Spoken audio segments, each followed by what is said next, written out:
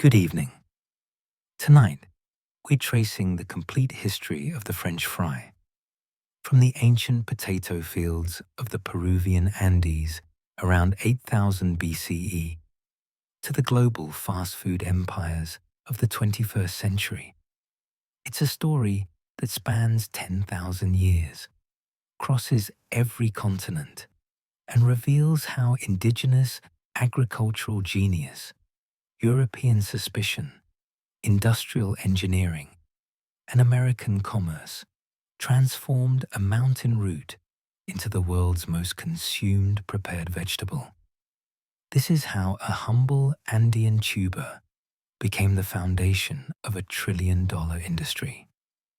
If you enjoy these deep dives into history, hit that like button and subscribe. Drop a comment telling me where you're watching from and what time it is where you are. It's always fascinating to see who's joining us from around the world, late at night or early morning, for these journeys into the past. Phone face down, volume at a whisper. Let's go in. The story begins not in a McDonald's kitchen or an Idaho potato field, but in the high mountains of South America, where the air is thin and the nights are cold. Around 8000 BCE, in the region that would become southern Peru and northern Bolivia, something remarkable was happening. Indigenous peoples living between 10,000 and 15,000 feet above sea level were learning to cultivate a wild plant that grew in small patches along the slopes. A plant with edible tubers beneath the soil that could survive the harsh conditions where other crops failed. The wild potato, scientifically known as solanum, grew naturally across the Andes. These weren't the smooth, uniform potatoes we know today. They were small, often bitter, and came in an astonishing array of shapes and colors. Some were no larger than walnuts. Others were elongated and knobby. Their flesh might be white, yellow, purple, or even striped. But they had one crucial advantage in this unforgiving landscape. They could grow where almost nothing else would. The process of domestication took thousands of years. Between 8000 and 5000 BCE, the indigenous peoples of the Andes selected the best plants, saved their tubers for planting, and gradually transformed the wild potato into something more productive and palatable. They learned which varieties grew best at different altitudes, which stored longest, which tasted least bitter. Archaeological evidence from sites near Lake Titicaca shows potato starch grains on grinding stones and cooking implements dating back 7,000 years, confirming that potatoes had become a dietary staple by this early period. By the time the Inca Empire rose to dominance in the 13th century CE, potato cultivation had become extraordinarily sophisticated. The Inca recognized that different potato varieties thrived at different elevations, and they developed a complex agricultural system that maximized production across their vast mountain empire. At the highest elevations, above 12,000 feet, they grew hardy, bitter potatoes that could withstand severe frosts. At middle elevations, they cultivated sweeter varieties. Lower still, in the warmer valleys, they grew other crops, creating a vertically integrated agricultural system that fed millions. The Inca developed elaborate terracing systems to expand arable land on steep mountain slopes. These terraces, called andines, featured sophisticated irrigation channels and were engineered to capture sunlight and protect plants from frost. On these terraces, they grew not just a few varieties of potatoes, but hundreds. Modern researchers have identified over 4,000 varieties of potatoes still grown in the Andes today, descended from those cultivated by pre-Columbian peoples. The Inca themselves grew at least several hundred distinct types, each adapted to specific conditions and purposes. Storage was equally sophisticated.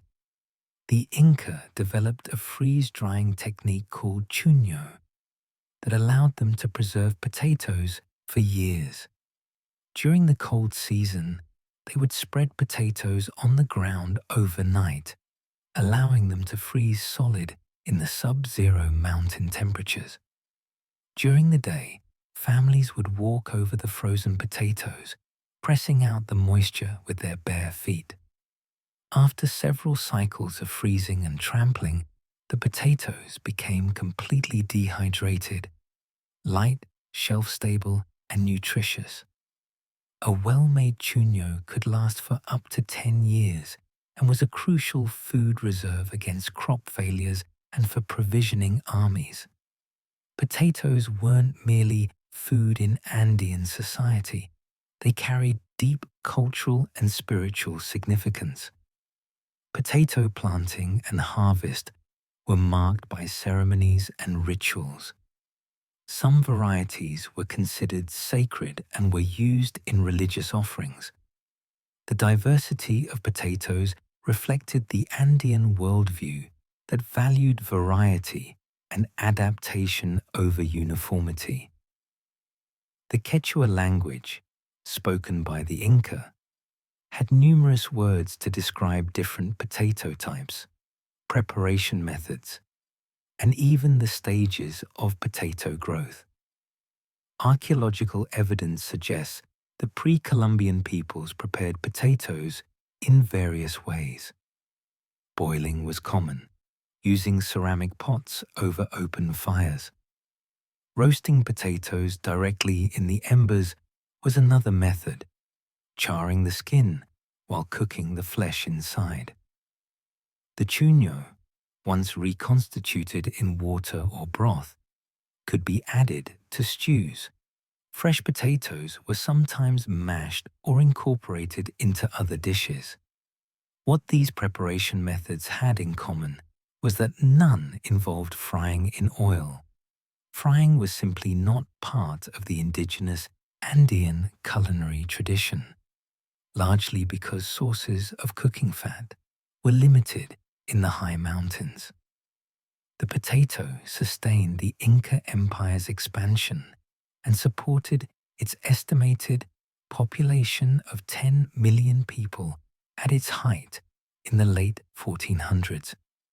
Along with maize and quinoa, potatoes formed the agricultural foundation of one of history's great civilizations. Inca storehouses, scattered throughout the empire and connected by an extensive road system, held vast quantities of chuño as insurance against famine. The potatoes' reliability and nutritional density, rich in vitamin C, potassium, and carbohydrates, made the empire's ambitious engineering projects, massive stone constructions, and military campaigns possible. Then, in 1532, everything changed. Spanish conquistadors under Francisco Pizarro arrived in Peru, drawn by rumors of gold. They encountered the Inca Empire at a moment of vulnerability, weakened by civil war and disease. Within a year, Pizarro had captured the Inca Emperor Atahualpa and begun the systematic conquest of the Andes. The Spanish were interested in gold and silver, but they also took note of how the indigenous population fed itself. Spanish chronicles from the 1530s and 1540s describe potatoes, often calling them tulmas de tierra, or truffles of the earth. though they bore no relation to actual truffles. The Spanish conquistadors brought potatoes back to Europe, likely in the 1560s, though the exact date remains debated. Ships returning from South America carried the tubers as provisions for the long voyage. Some made it to Spain, others to ports in Italy and the Low Countries. But Europe's initial reaction to the potato was far from enthusiastic. Here was a strange, knobby root vegetable that grew underground and belonged to the nightshade family, the same family as deadly belladonna. Europeans looked at potatoes with deep suspicion. The potato arrived in a Europe that was culturally, religiously, and agriculturally very different from the Andes. European agriculture centered on grain, wheat, rye, barley, and the Catholic Church had established cultural and theological associations between bread and sustenance. A vegetable that grew hidden in the earth, that produced no visible seed, seemed unnatural, even ungodly. Some claimed potatoes caused leprosy. Others said they were poisonous, which wasn't entirely wrong. The leaves and green parts of potato plants do contain toxic alkaloids. Many believed they were fit only for animals, not humans. Religious authorities were uncertain whether potatoes were appropriate to eat during Lent. Botanists argued over how to classify them. Agricultural writers were unsure what to recommend. For decades, potatoes remained botanical curiosities, grown in monastery gardens and aristocratic estates as exotic specimens rather than food crops. A few physicians explored their medicinal properties, but as the 16th century gave way to the 17th, the potato remained a marginal oddity in European consciousness, respected in the Andes, suspected in Europe, and not yet fried anywhere. The transformation from Andean staple to European crop would take 2 more centuries of gradual acceptance, agricultural innovation, and eventual necessity. And the journey from raw potato to French fry would require not just European adoption, but the development of entirely new culinary techniques, the availability of cooking fats, and eventually the machinery of industrial food production. But none of that could happen until Europeans overcame their fear of the humble tuber that had sustained an empire.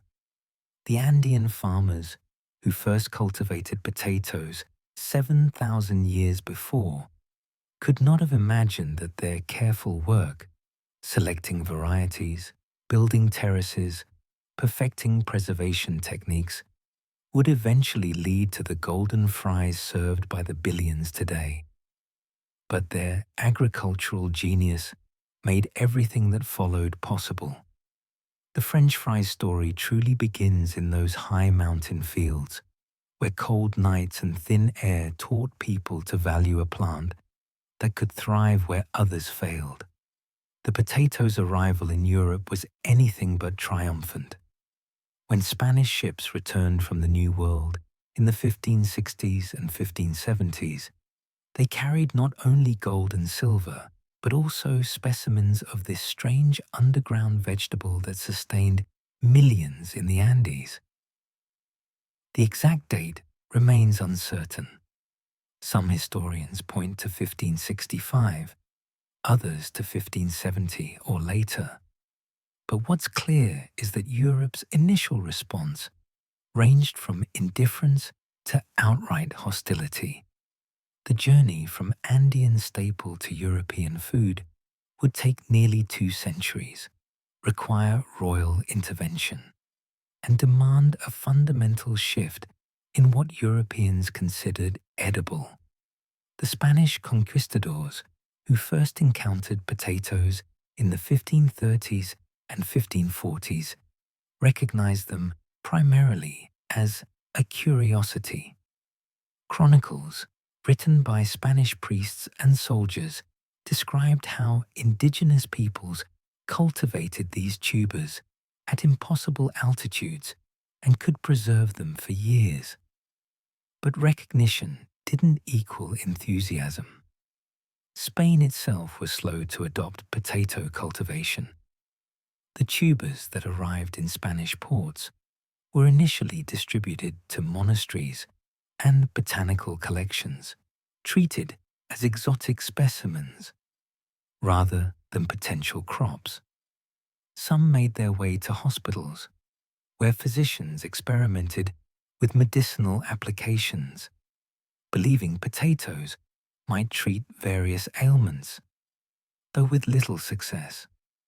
From Spain, potatoes spread gradually to other parts of Europe through the complex networks of trade, diplomacy, and royal correspondence that connected the continent's courts. By the 1580s, potatoes had reached Italy, where they were called tartufoli, or little truffles, despite bearing no resemblance to those prized fungi. The Papal States received potato specimens, and some cultivation began in the Italian peninsula. Around the same period, potatoes arrived in the Netherlands, likely through Spanish military presence in the Low Countries. The Dutch, with their tradition of agricultural innovation and land reclamation, would eventually become enthusiastic potato adopters, but not immediately. The problem was that Europeans in the 16th and 17th centuries had well-established ideas about what constituted proper food. Bread made from wheat or rye was the staff of life. Vegetables that grew above ground, cabbages, turnips, onions, were acceptable. But potatoes violated several cultural categories. They grew entirely underground, hidden from sight. They belonged to the Solanaceae family, which included deadly nightshade, a plant associated with witchcraft and poison. The potato plant produced no visible seeds in the way grain did, which seemed to defy natural order. And potatoes were associated with the indigenous peoples of the Americas, whom many Europeans considered savage and uncivilized. Medical theories of the time compounded these suspicions. According to the humoral theory that dominated European medicine, foods could be classified as hot or cold, wet or dry. Potatoes, being somewhat slimy when cooked and growing in cold earth, were considered cold and wet, an imbalanced food that could upset the body's natural equilibrium. Worse, rumors spread that potatoes caused leprosy. This claim, however baseless, found ready believers.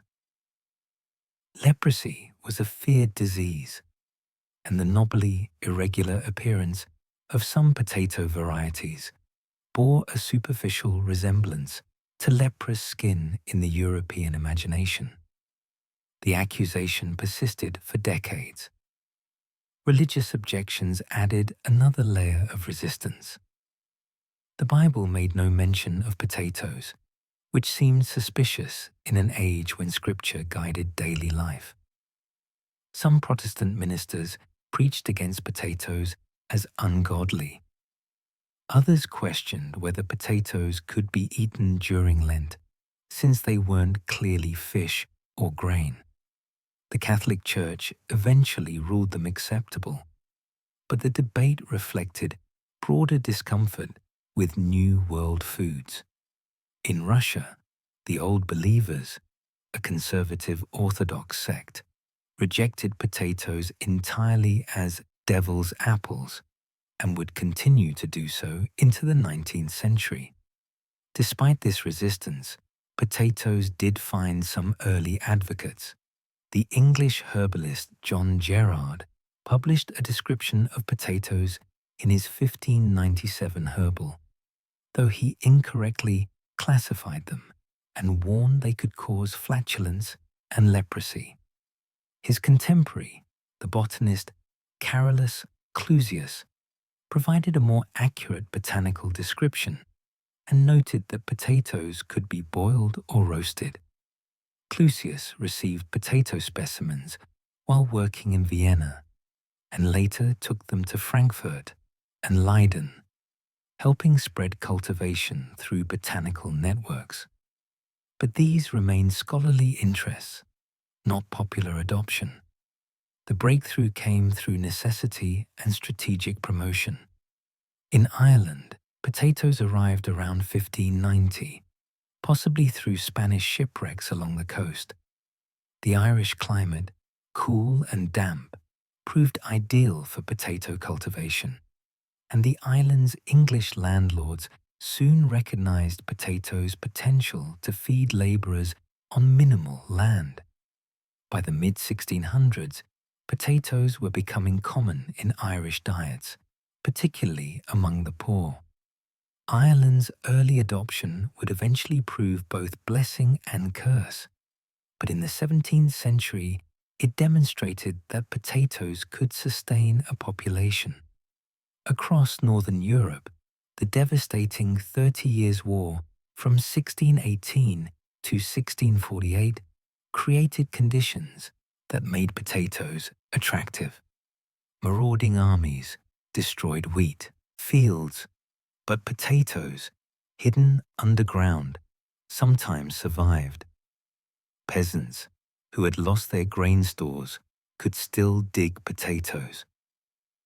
The war's aftermath left regions depopulated and impoverished, desperate for any reliable food source. Potatoes, which yielded more calories per acre than grain and required less labor to cultivate, began to seem less suspicious and more practical. The true transformation required royal intervention.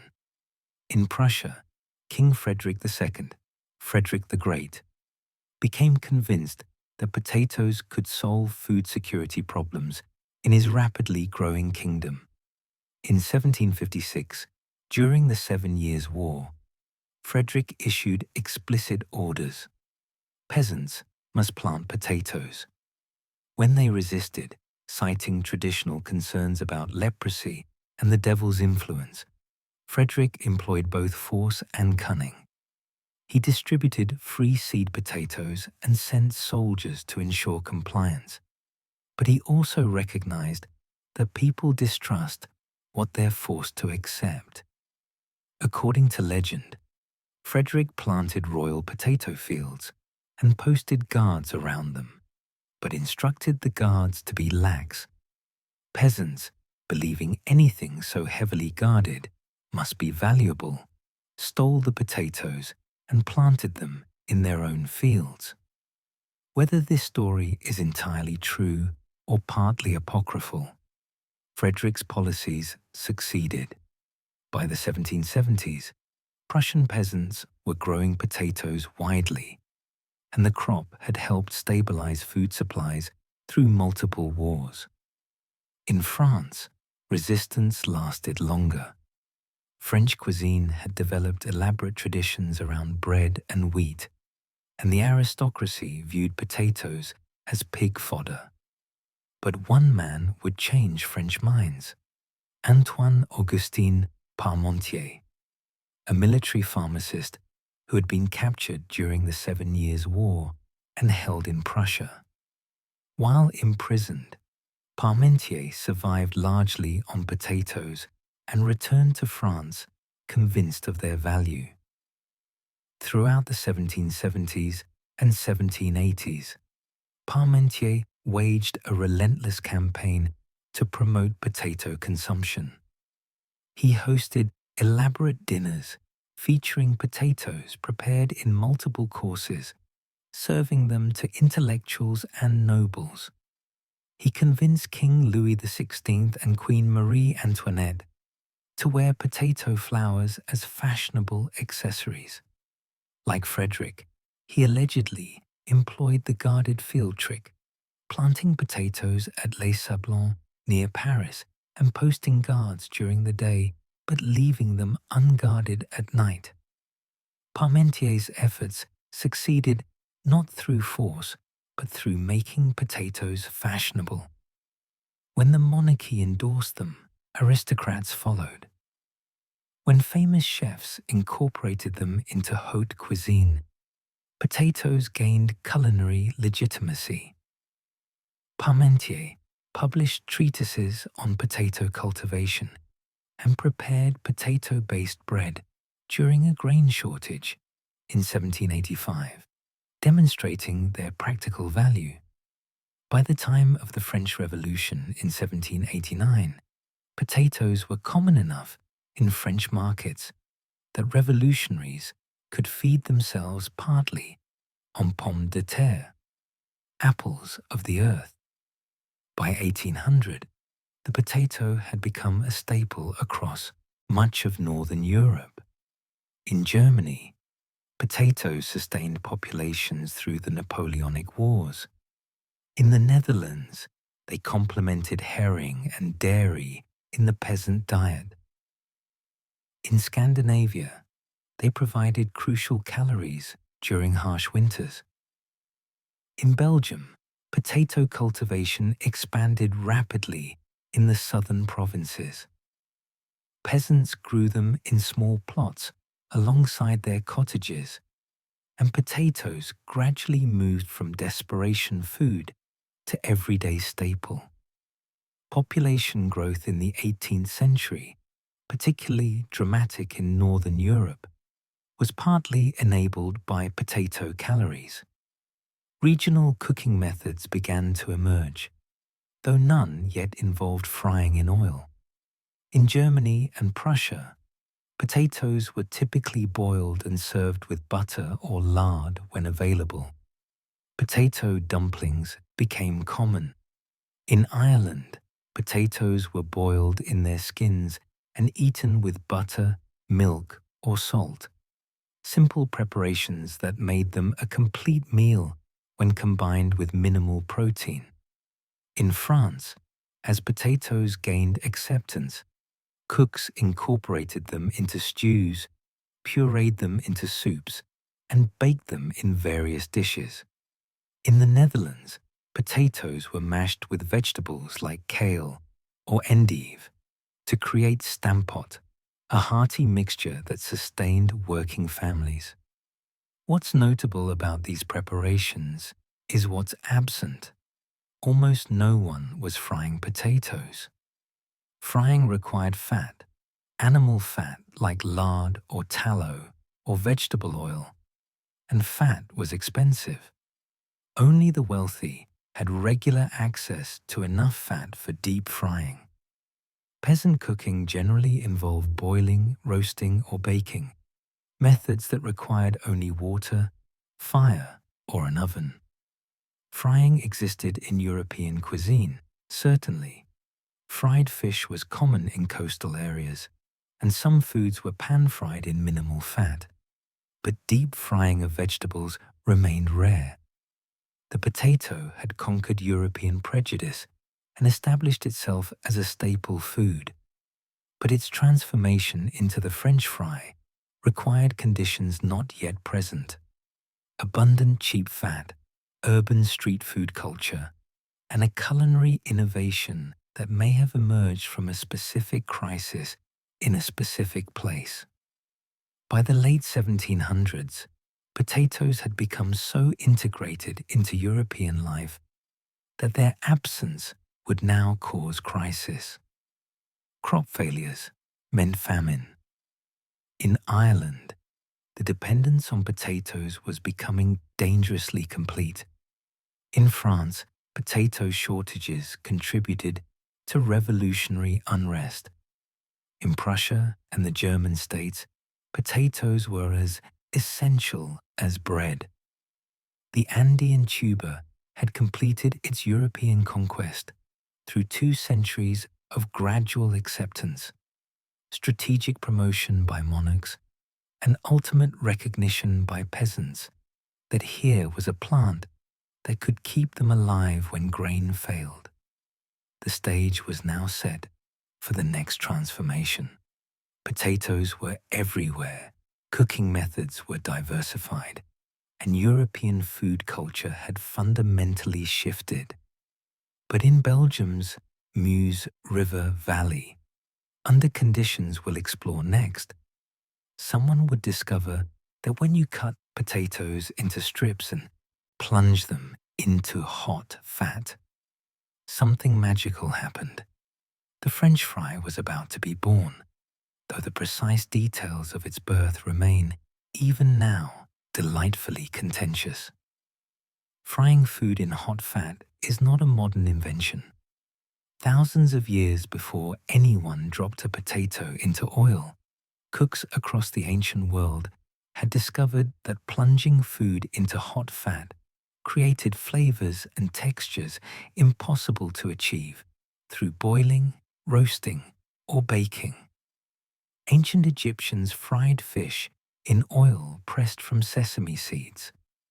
Romans fried everything from vegetables to small birds, leaving recipes that survived in Apicius's cookbook from the 1st century CE. In medieval Persia and the broader Islamic world, fried foods became sophisticated culinary art. Chickpea fritters, fried pastries soaked in honey, vegetables coated in batter and crisped in oil. Chinese cooks had been frying in woks for centuries, developing techniques that controlled temperature and maximized the transformation of ingredients. But frying required one crucial ingredient that limited its spread: fat. Whether animal fat like lard, tallow, or butter, or vegetable oil from olives, sesame, or other oil-bearing plants, you needed substantial quantities to achieve the deep frying that completely submerged food. In the ancient Mediterranean, olive oil was abundant enough to support a frying culture. In the Middle East, sesame and other oils enabled elaborate fried dishes. In China, various oils made wok cooking possible. But in Northern Europe, where potatoes had taken hold by the 1700s, fat was a different story. In the colder regions of Europe, olive trees didn't grow. Vegetable oil production remained limited. Animal fats, lard from pigs, tallow from cattle, butter from dairy, were the primary cooking fats, and they were precious. Peasant families carefully saved every bit of fat. A family might accumulate enough lard for occasional frying, but daily deep frying remained a luxury. This economic reality shaped Northern European cooking methods. Boiling required only water. Roasting required fire. But frying required wealth, or at least access to more fat than most families possessed. The economic geography of fat distribution meant that frying traditions developed unevenly across Europe. In Spain and Italy, with their olive oil production, frying was more common. The Spanish had been frying fish for centuries. Italian cooks created fritto misto, mixed fried dishes that showcased vegetables and seafood. But in the Netherlands, Germany, and the regions that would become Belgium, frying remained occasional, reserved for special circumstances, or available primarily to those wealthy enough to afford the necessary fat. Belgium's culinary landscape in the 1600s and 1700s reflected its complex position between French, Dutch, and German influences. The southern provinces, what's now Belgium, had been passed between Spanish, Austrian, and French control, each leaving culinary imprints. The region's agriculture produced grains, vegetables, dairy, and livestock. Along the rivers, the Scheldt, the Meuse, fishing communities had developed strong traditions around preparing their catch.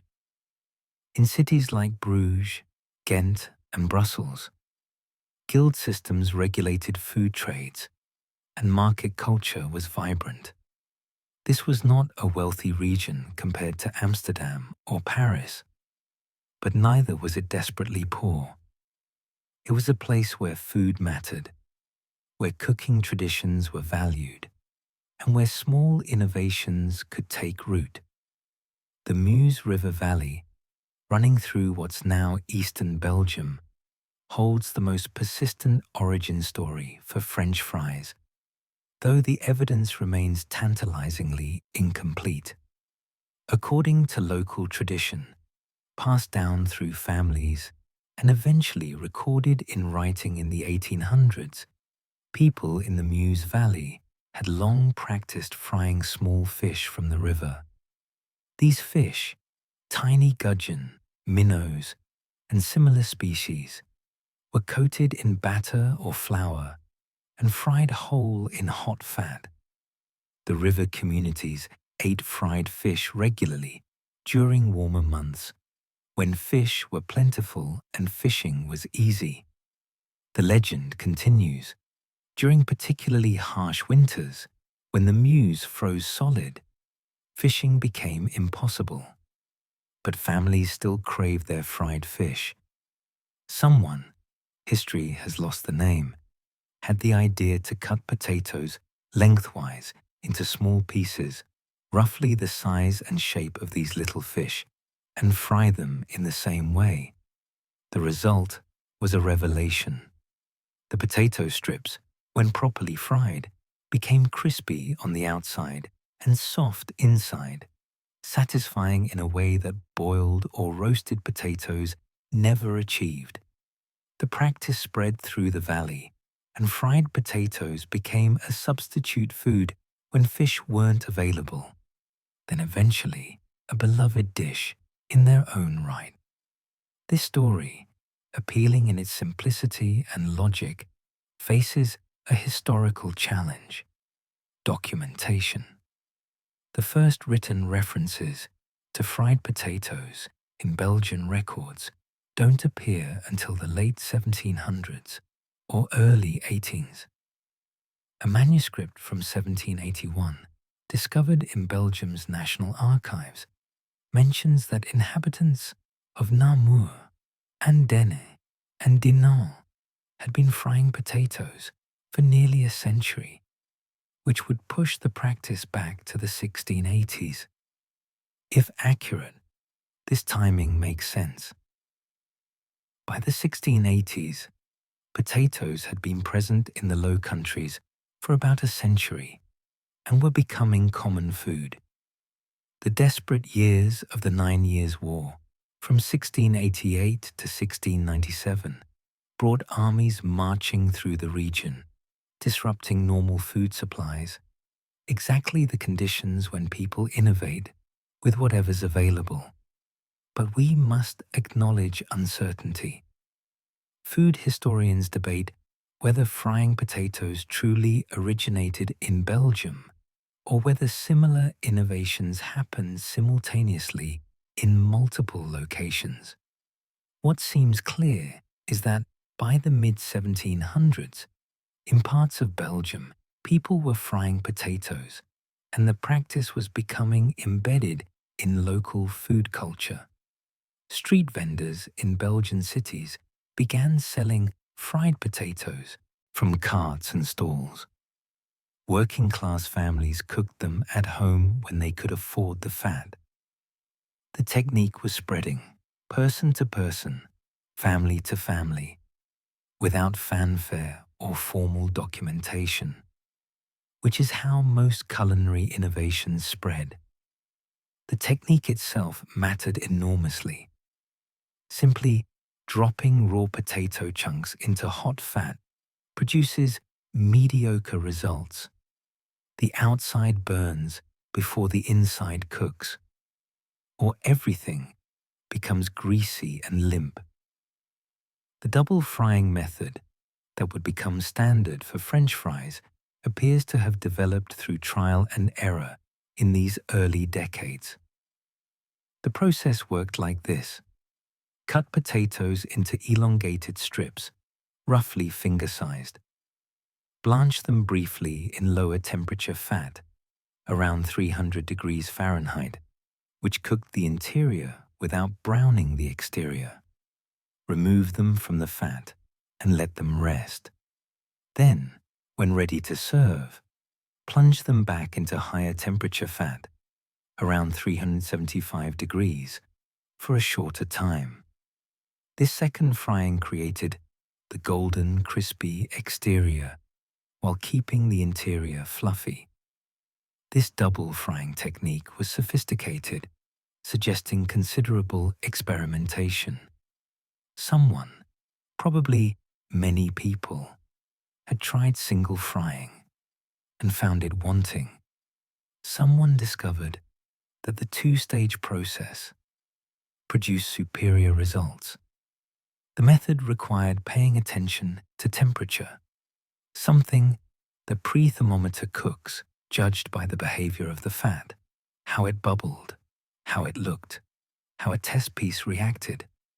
This was craft knowledge, passed through demonstration and practice rather than written recipes. Cutting technique also evolved. The earliest fried potatoes were probably irregular chunks, but cooks discovered that uniform strips cooked more evenly. Too thin, and they dried out. Too thick, and the interior remained undercooked. Somewhere between a 1/4 inch and 1/2 inch thick seemed optimal, though variations existed. Length mattered too. Longer fries provided better ratio of crispy exterior to soft interior. These weren't scientific discoveries, but empirical ones, made in home kitchens and at vendor stalls by people who were simply trying to make something delicious. The fat itself varied by region and availability. In Belgium, lard from pigs was most common for frying. Beef tallow, rendered from cattle fat, was another option. Both produced good results, though they imparted slightly different flavors. Lard created a richer taste. Tallow was slightly cleaner. Neither spoiled as quickly as butter might, and both could be reused multiple times, crucial for making frying economically feasible. A vendor or household would use the same fat repeatedly, straining out debris between uses until it broke down or turned rancid. This reuse was essential. Fresh fat for every batch would have made fried potatoes impossibly expensive. Why did frying work so well for potatoes? The transformation was both chemical and textural. Raw potatoes contain about 80% water and 18% starch. When submerged in fat at 350 to 375 degrees Fahrenheit, the water inside the potato rapidly converts to steam, which escapes, creating the fluffy interior texture. The intense heat gelatinizes the surface starches, which then crisp as they dry out. The Maillard reaction, chemical changes between amino acids and sugars at high heat, creates complex flavors and the golden brown color. Fat molecules adhere to the surface, adding richness. The result is unlike any other potato preparation. A textural contrast between crispy exterior and soft interior, a flavor complexity from browning and fat, and a satisfying mouthfeel that combined crunch with creaminess. Frying also offered practical advantages. Fried potatoes could be eaten hot or at room temperature and still tasted good. They didn't require plates or utensils. Fingers worked fine. For street vendors, this mattered enormously. Fried potatoes could be served in paper or simple containers, eaten while walking, consumed by workers during brief meal breaks. They were portable, durable, and satisfying in a way that suited urban life and working rhythms. Street vendor culture in 18th century Belgian cities created the distribution network for fried potatoes. These vendors, often women, operated from fixed stalls in markets or pushed carts through neighborhoods. They served working people, dock workers, textile workers, servants, laborers, who needed cheap, filling food. A portion of fried potatoes cost far less than a meal at a tavern, but provided substantial calories. Vendors would keep their fat hot throughout the day, frying batches to order or slightly ahead of demand. The smell of frying potatoes attracted customers. The sight of golden strips piled in containers drew the eye. The taste kept people coming back. Home cooking of fried potatoes remained more occasional in the 1700s, constrained by fat availability. A family might fry potatoes for a Sunday meal or special occasion, but daily frying was unusual. The practice was spreading, though, as potatoes became cheaper and more common, and as even modest households accumulated enough saved fat to occasionally indulge. Recipe sharing happened through demonstration. A neighbor showing another how to cut the potatoes, how to judge the fat's temperature, how to know when the first frying was complete. By the 1780s, fried potatoes had become embedded enough in Belgian food culture that they were simply part of life, particularly in cities and towns. They weren't exotic or special anymore, just available, from vendors, from markets, from home kitchens on fortunate days. The technique had been refined through decades of practice. The cutting method was established. The double frying process had become standard among those who cared about quality. And the food itself, crispy, golden, satisfying, had created its own demand. But fried potatoes remained largely local, a Belgian or at most a Low Countries phenomenon. The practice hadn't spread to France, where Parmentier was still convincing people to eat potatoes at all, mostly boiled or baked. It hadn't reached Germany or Britain in any systematic way. Street food cultures in other cities featured different specialties: roasted chestnuts, meat pies, fried fish in some places, but not fried potatoes. In Belgium's Meuse Valley, and spreading slowly through the region's cities, something special was happening. Someone had figured out that the Andean tuber, when cut just so and fried just right, became something extraordinary. But it would take a French connection and a naming confusion that persists today to spread this innovation beyond its Belgian birthplace and begin the journey toward global conquest. The French Revolution, beginning in 1789, transformed more than politics. It reshaped how French people ate and where they ate it. Before the Revolution, France's great chefs worked in aristocratic households, cooking elaborate meals for nobles and their guests. When aristocrats fled or lost their heads, their cooks lost their positions. Many of these skilled chefs did what displaced workers have always done. They opened their own establishments. The first true restaurants, in the modern sense, proliferated in Paris during the 1790s. Street food vendors multiplied as well, serving a population disrupted by war, political upheaval, and economic chaos. People needed quick, cheap, filling food, and vendors emerged to supply it. In this transformed Parisian food landscape, fried potatoes made their appearance. By the 1780s and 1790s, vendors along the Pont Neuf, the bridge crossing the Seine in the heart of Paris, were selling fried potatoes from carts. These vendors called their product pommes frites, fried apples, using pommes in the old sense that encompassed both fruit and potatoes. The practice seems to have appeared suddenly enough to be noticed, but not so suddenly that it lacked precedent. Where did these Parisian vendors learn to fry potatoes?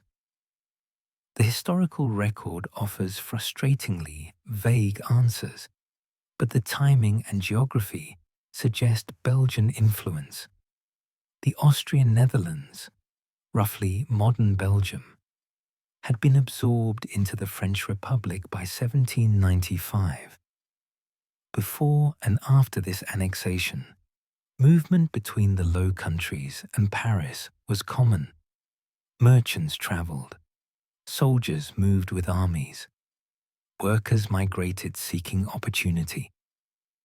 It's entirely plausible that someone from Belgium, familiar with fried potatoes from home, brought the technique to Paris. Alternatively, the innovation could have emerged independently in France as French cooks applied their own frying traditions to the now common potato. The evidence doesn't definitively resolve this question, which is why the origin debate persists. What's documented is that by 1802, fried potatoes were known in Paris. That year, they appear in a French dictionary reference. Street vendors were established enough to be recognized fixtures of Parisian life. The technique was the same one developed in Belgium. Potatoes cut into strips and fried, often using the double frying method for superior texture.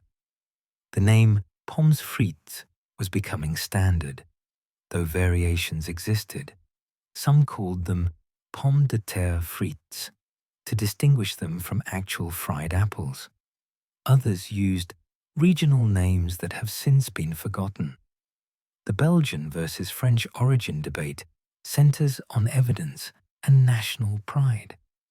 Belgians point to the earlier dates, the 1781 manuscript claiming century-old tradition, the Meuse Valley legends, the established frying culture in Belgian cities before Paris vendors appeared.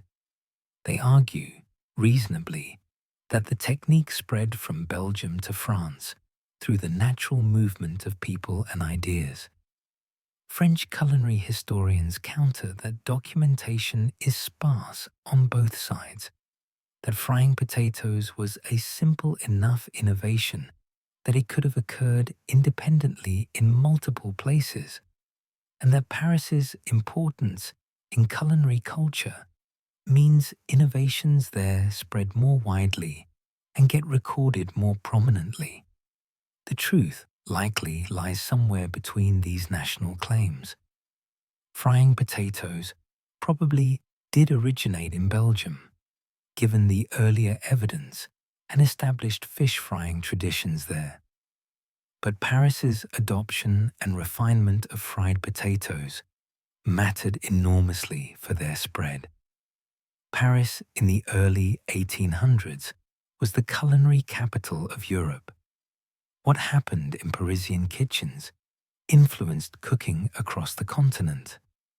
French cuisine carried prestige that Belgian cooking, however delicious, did not. When something became French, it became exportable, fashionable, worth imitating elsewhere. This brings us to the naming puzzle. Why French fries? Several theories compete, each with some merit. The first is linguistic. Belgium's southern provinces were French-speaking, and Walloon culture was closely connected to French culture. When people from these regions brought fried potatoes to other places, they might have been identified as French because they spoke French, even if they were technically Belgian. The distinction between Belgian and French wasn't always clear to outsiders, especially before Belgian independence in 1830. The second theory involves culinary technique. To French was English culinary terminology, meaning to cut food into thin, lengthwise strips, exactly how you prepare potatoes for frying. When English speakers encountered fried potatoes, they may have called them Frenched potatoes, referring to the cutting technique rather than national origin. Over time, Frenched fried potatoes could have shortened to French fried potatoes and eventually French fries. The third theory is simpler: French culinary prestige. If fried potatoes were served in the French style, or as the French prepare them, the association stuck. Paris was the center of haute cuisine, and anything French carried cachet. Calling them French fries made them sound more sophisticated than calling them Belgian fries, regardless of actual origin. The mystery deepens when we follow fried potatoes across the Atlantic. Thomas Jefferson, serving as American minister to France from 1785 to 1789, developed a deep appreciation for French cuisine. He employed a French chef and took extensive notes on French cooking methods. When Jefferson returned to Monticello, he brought French culinary practices with him. Among his papers is a recipe written in his own hand for potatoes served in the French manner. Jefferson's recipe, dating to around 1802, is remarkably specific. Potatoes are to be cut in shavings round and round, as you would peel a lemon. An interesting variation on the strip cutting method that suggests multiple cutting techniques coexisted. These shavings are then fried in good lard or fat and served with salt. Jefferson served these potatoes at White House dinners during his presidency from 1801 to 1809, exposing America's elite to fried potatoes. Guests at Jefferson's table remarked on the unusual preparation. Here was the American president serving potatoes fried in the French manner, not Belgian manner, not Dutch manner, but explicitly French. Jefferson's attribution to France is significant. A man deeply familiar with French culture, who had lived in Paris, who employed French cooks, called this preparation French. Whether he was using French to mean Francophone Belgium, or referring to where he personally encountered the dish, or simply employing French as shorthand for sophisticated European cooking, his usage helped establish the French association in American consciousness. But American adoption remained minimal for decades after Jefferson's introduction. Fried potatoes were a curiosity, served occasionally in wealthy households by cooks trained in European methods. The equipment required deep pots, substantial quantities of fat, careful temperature control, wasn't common in American kitchens. The expertise needed wasn't widespread, and Americans had their own potato traditions, largely inherited from British cooking: baking, boiling, and occasional pan-frying in minimal fat. Deep-fried potato strips remained exotic, associated with European sophistication, but not integrated into American eating habits. In France itself, pommes frites were becoming more established through the first half of the 19th century. They appeared in bourgeois homes, served as a side dish with roasted meats. Street vendors continued selling them, particularly in Paris, but also in other cities. The practice was spreading geographically to French provincial cities, to French-influenced regions of neighboring countries, anywhere French culinary culture held sway. But they remained relatively modest in status, not yet a centerpiece of French cuisine, but a common, unpretentious food that people enjoyed without much ceremony. Belgium, meanwhile, continued its own fried potato tradition, independent of French influence and increasingly proud of its national character. When Belgium achieved independence in 1830, the new nation was establishing its cultural identity, distinguishing itself from the Netherlands and France. Fried potatoes, which Belgians had been eating for a century or more, became part of that identity. Street vendors multiplied. The fritkot, or fry shop, began emerging as a distinct establishment type, dedicated specifically to preparing and selling fried potatoes. Belgian soldiers carried their taste for frites with them, and Belgian merchants spread the practice through their trade networks. The period from 1780 to 1850 established fried potatoes as a recognized dish with a growing but still limited geographic reach. They were common in Belgium, established in Paris, and spreading through France, known but rare in Germany and the Netherlands, and virtually unknown in Britain despite its proximity to both Belgium and France.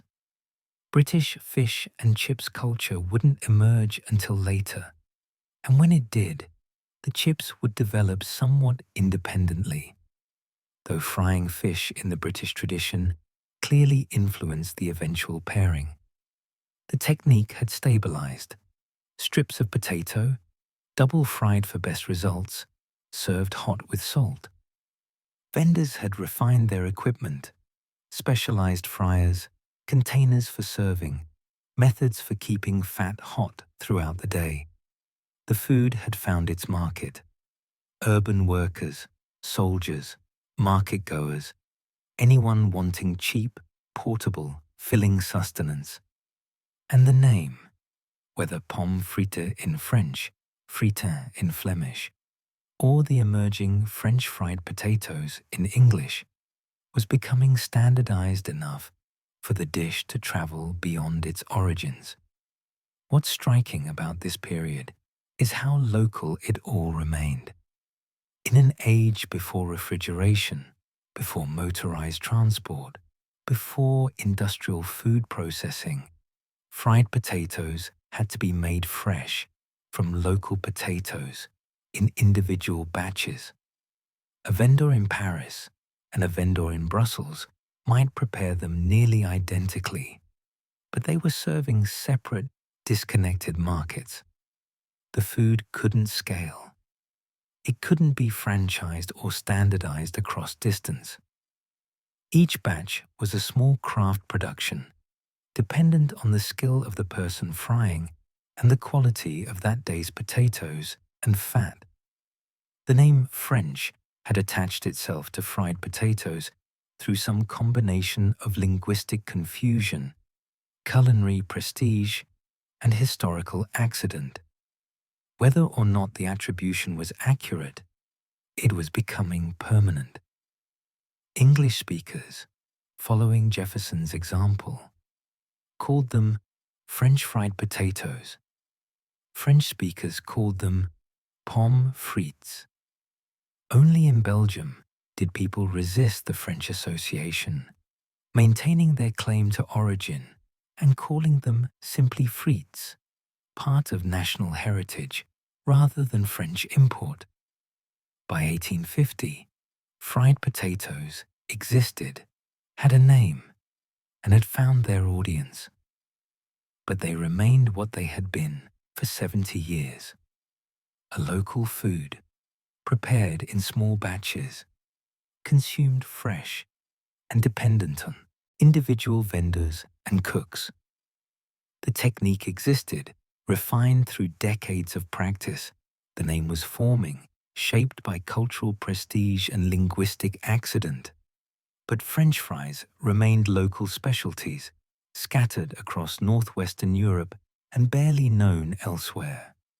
The transformation from local specialty to global commodity required forces just beginning to gather strength: industrialization, mass production, mechanization, and the transportation networks that would knit local markets into global ones.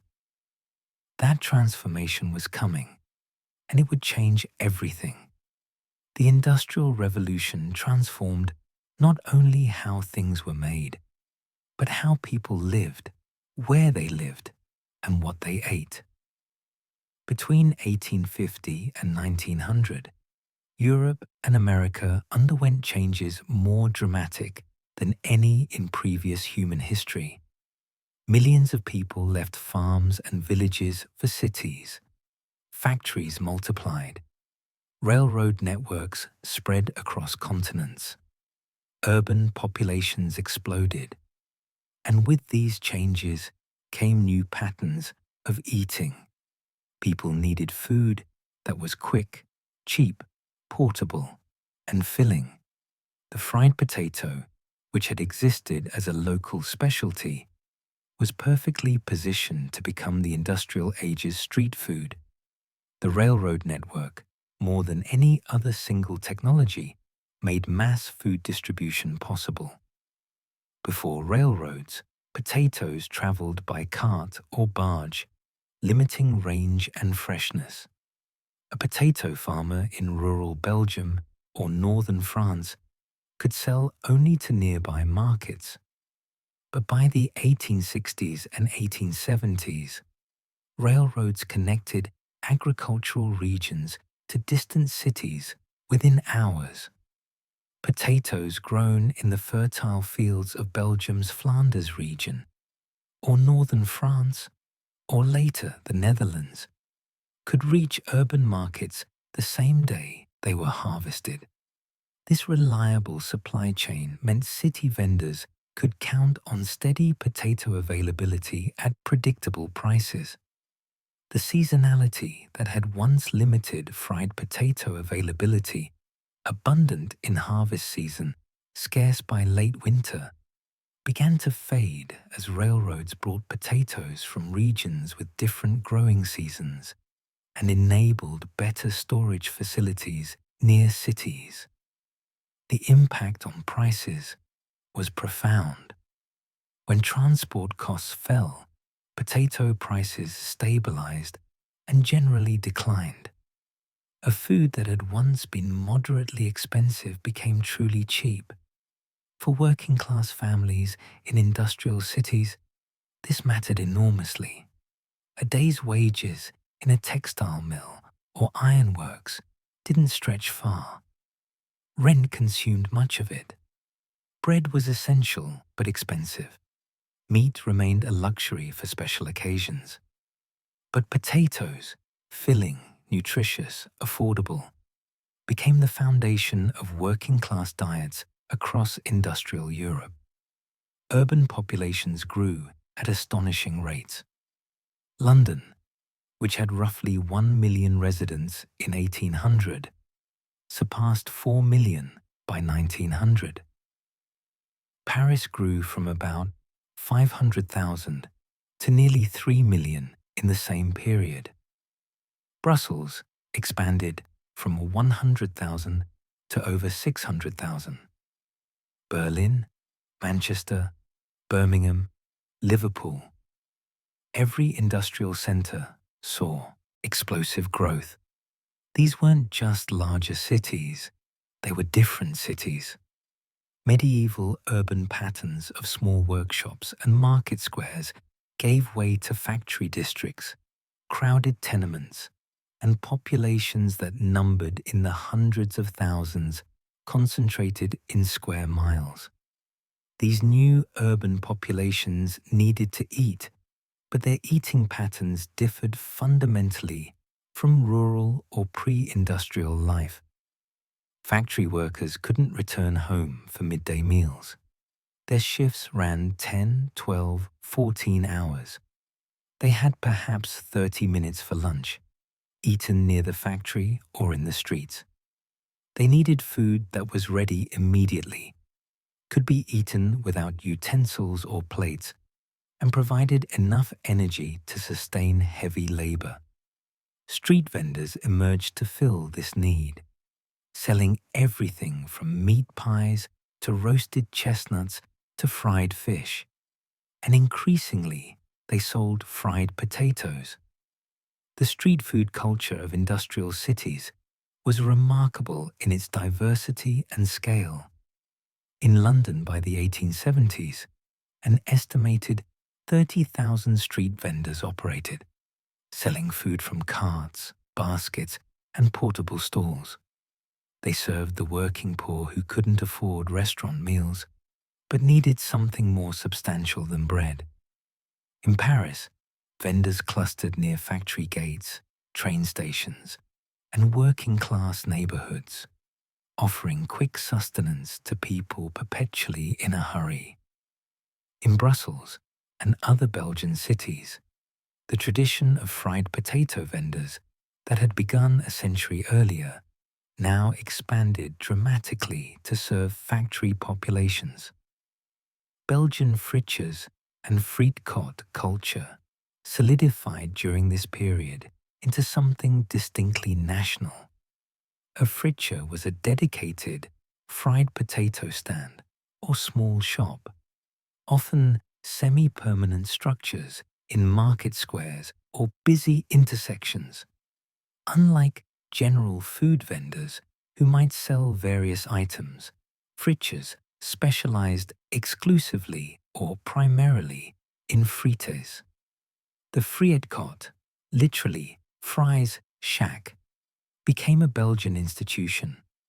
These small establishments, sometimes no more than a window and a fryer, perfected the craft of preparing frites, the best developed reputations. People would travel across neighborhoods for their preferred frietkot, where the proprietor knew the right potatoes, the right cutting technique, the right double frying temperature and timing. Belgian fry culture developed its distinctive characteristics during these decades. The potatoes themselves were important. Floury varieties like Bintje, which became widely cultivated in Belgium, produced the best texture when fried. The cutting method standardized. Strips about 1 centimeter thick, maintaining enough potato interior to stay fluffy while maximizing crispy surface area. The double frying method became universal among serious fry makers. First frying at 160 degrees Celsius to cook the interior, resting period, then second frying at 180 degrees to crisp the exterior. And the serving tradition emerged. Frites served in paper cones, accompanied by mayonnaise or other sauces, eaten with small wooden forks. In France, pommes frites became increasingly common in brasseries and bistros, but also remained street food. Parisian vendors refined their techniques, and fried potatoes spread to provincial cities. Lyon, Marseille, Lille, Strasbourg. Each region developed slight variations. In northern France, near the Belgian border, the style remained close to Belgian tradition. In Paris, pommes frites began appearing as garnish for steak, establishing the pairing that would become standard French bistro fare. In southern France, where olive oil was more available and traditional, some vendors fried in olive oil rather than animal fat, creating a different flavor profile. The first truly dedicated French fry establishments emerged during this period, moving beyond simple vendor carts to permanent shops.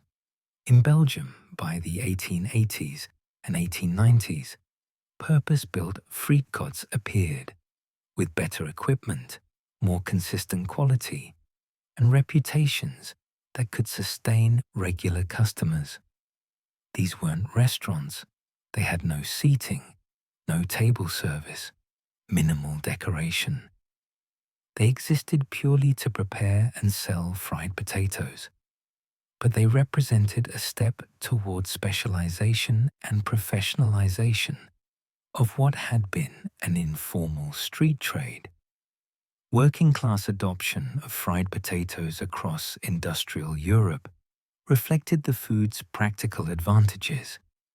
A portion of frites cost perhaps 2 to 5 cents in contemporary currency, affordable even on meager wages. The serving was substantial enough to satisfy hunger during a work break. They could be eaten while walking or standing, requiring no utensils or sitting space. They were available quickly, important when lunch breaks were brief, and they tasted good. The simple pleasure of salt, fat, and crispy texture provided sensory satisfaction in lives that offered little luxury. Regional variations multiplied as fried potatoes spread. Thickness varied significantly. Belgian frites tended toward the thicker side, substantial strips with pronounced soft interiors. French pommes frites were often thinner, maximizing crispy exterior. In the Netherlands, where frying culture was developing somewhat independently, patate became popular in a style between Belgian and French thickness. In Germany, as Bratkartoffeln traditions mixed with French-influenced preparations, various fried potato styles coexisted. Potato variety mattered and became recognized. Not all potatoes fried equally well. Waxy varieties with low starch content produced fries that never achieved proper fluffiness. They stayed dense and sometimes greasy. High starch, floury potatoes like russets, binches, and similar varieties produced superior results. Farmers and vendors learned which varieties to grow and buy. Some regions developed reputations for particular potato types suited to frying. Agricultural science hadn't yet systematically studied potato genetics, but practical knowledge accumulated through trial and error. Condiment traditions emerged regionally. In Belgium, mayonnaise became the classic accompaniment, not the thin, vinegary mayonnaise common elsewhere, but a thick, rich, egg yolk-heavy version that adhered to hot frites. The combination was perfect. Rich mayonnaise against salty potatoes, cold sauce, cooling hot fries. In France, frites were often served with just salt, or sometimes with mustard. In the Netherlands, a more complex sauce culture developed, including combinations of mayonnaise, peanut sauce, and chopped onions.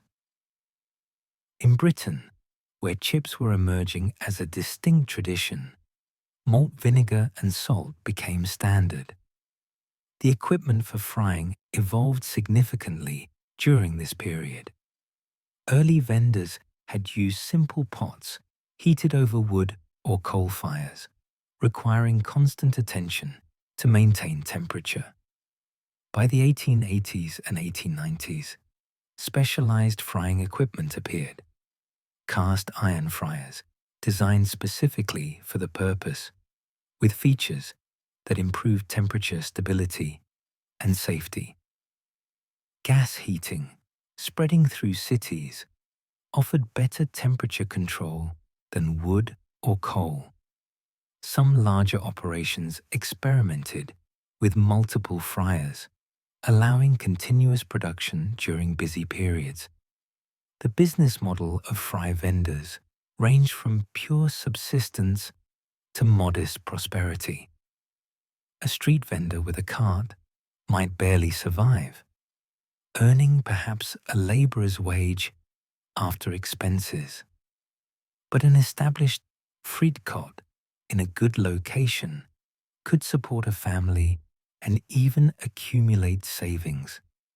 The work was hot, exhausting, and unending, standing over a fryer for 10 or 12 hours, serving customers continuously, managing inventory and supplies, maintaining quality.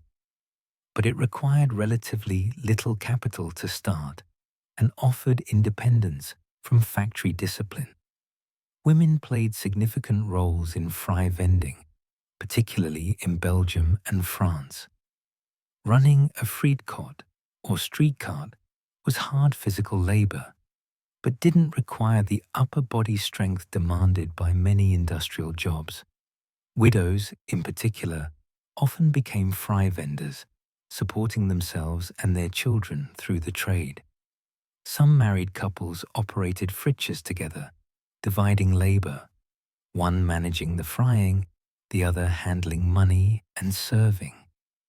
This represented a form of economic independence unusual for working-class women in the industrial era. By the 1890s, public health concerns began emerging around street food. Urban reformers worried about sanitation, the quality of fat being used, the cleanliness of vendors. Some cities attempted to regulate street food, requiring licenses and inspections. These regulations sometimes improved conditions, sometimes simply drove vendors to less visible locations. The tension between working-class food needs and middle-class concerns about hygiene would persist well into the 20th century.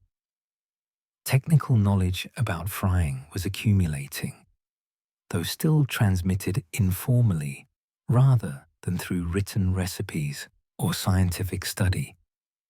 Experienced fry makers understood that fresh potatoes fried differently than stored potatoes.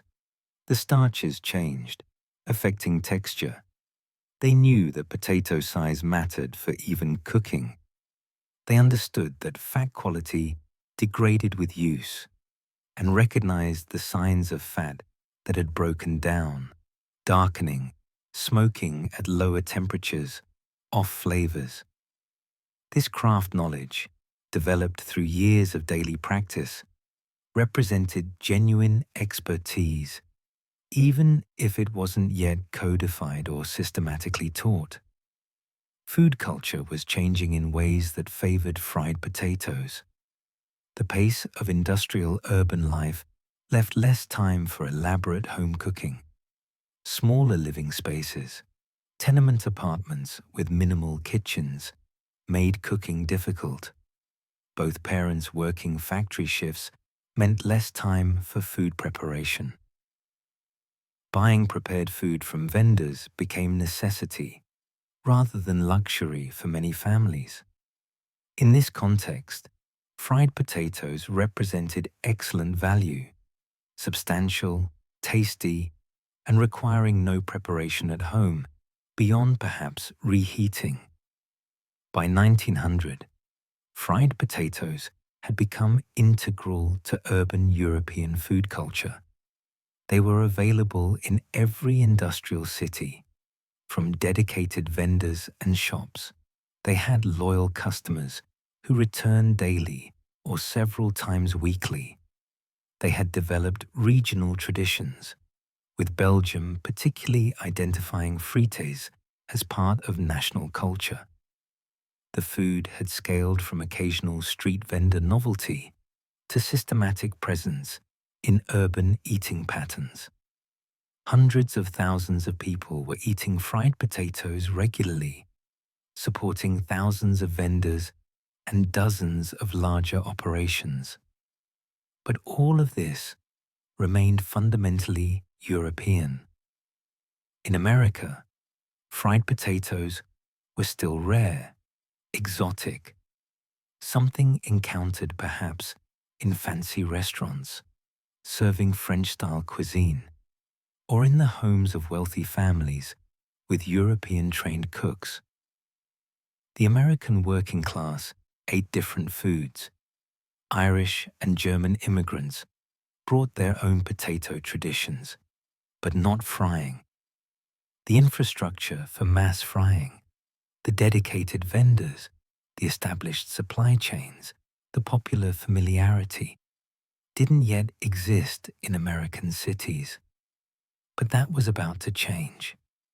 American soldiers would soon encounter frites in Belgium during a world war, and when they returned home, they would bring cravings that American entrepreneurs would figure out how to satisfy. The fried potato had conquered Europe's streets through the organic growth of vendor culture and industrial urbanization. America was about to catch up through a different route: mechanization, standardization, and the emerging phenomenon that would become known as fast food. America, at the turn of the 20th century, was a nation transforming itself with bewildering speed. Cities swelled with immigrants from Europe, each bringing their food traditions. Railroads crisscrossed the continent. Factories multiplied. The population was becoming urban, industrial, and increasingly mobile. Yet despite proximity to European food cultures and waves of immigration from potato-loving regions, fried potatoes remained oddly absent from American eating habits. That would change dramatically, and the catalyst would be war. When America entered World War I in April 1970, millions of young men who had never left their home states suddenly found themselves crossing the Atlantic to fight in France and Belgium. These soldiers, farm boys from Iowa, factory workers from Pittsburgh, clerks from Boston, encountered European food culture for the first time. In Belgian villages and French towns near the front lines, they discovered fridges and vendors selling hot, crispy fried potatoes. After long days of military routine or the trauma of combat, these simple fried potatoes offered comfort and pleasure. The soldiers ate them enthusiastically, often served by grateful Belgian civilians or purchased from local vendors during brief periods away from the trenches. The American soldiers were in French-speaking regions, northern France and Belgium's Wallonia, and they heard these fried potatoes called pommes frites, or simply frites. To American ears, unfamiliar with the distinction between French and Belgian, everything seemed French. The language was French. The army maps labeled the region as France, or French-speaking Belgium. When soldiers wrote home or talked among themselves about these delicious fried potatoes, they called them French fried potatoes, or simply French fries. The name, already used occasionally in America, now spread widely through the shared experience of over 2 million American soldiers who served in Europe. The Great War ended in November 1918, and demobilization brought these soldiers home throughout 1919. They returned to an America that was about to experience its first great economic boom of the 20th century, the Roaring Twenties. These veterans carried memories of French fries, and they wanted to find them at home. Restaurants and diners, eager to serve returning heroes and capitalize on their appetites, began adding French fried potatoes to menus. The dish appeared in urban restaurants first, then spread to smaller cities and towns as veterans returned to communities across the country. The diner, a uniquely American institution that had emerged in the 1890s, became an important venue for French fries. Diners were prefabricated restaurants, often built from converted railroad cars, that served quick, inexpensive meals to working people. By the 1920s, thousands of diners operated across America, particularly in the Northeast and Midwest. Their kitchens were compact but equipped with gas or electric ranges, making temperature-controlled frying feasible. Diner cooks, adapting European techniques to American equipment and ingredients, began perfecting their own versions of French fries. These early American French fries varied considerably in quality and technique. Some cooks understood the double frying method and produced crispy, golden fries comparable to Belgian standards. Others simply cut potatoes and dropped them in hot fat, producing greasier, limper results. The potatoes themselves varied. Some diners used whatever potatoes were locally available, which might be waxy varieties unsuited to frying. Fat quality varied too. Some establishments used lard, others vegetable shortening, still others a mixture. There was no standardization, just individual cooks working out techniques based on second-hand knowledge or pure experimentation. Technological innovation began addressing some of these inconsistencies. Better potato slicers appeared on the market in the 1920s, mechanical devices that could cut potatoes into uniform strips far faster than hand cutting. These slicers weren't yet the industrial machines that would come later, but they represented progress. A small restaurant could now cut enough potatoes for a busy lunch service in minutes rather than hours. Temperature-controlled fryers also improved. Electric and gas models with better thermostats allowed cooks to maintain more consistent frying temperatures, reducing the guesswork that had previously required years of experience to master. The automobile was transforming American life and eating habits in profound ways. Henry Ford's Model T, introduced in 1908 and becoming increasingly affordable through the 1920s, put millions of Americans behind the wheel. Suddenly, people could travel beyond their immediate neighborhoods. Weekend drives became popular recreation, and along America's growing road network, roadside restaurants emerged to serve these motorists. These weren't fancy establishments.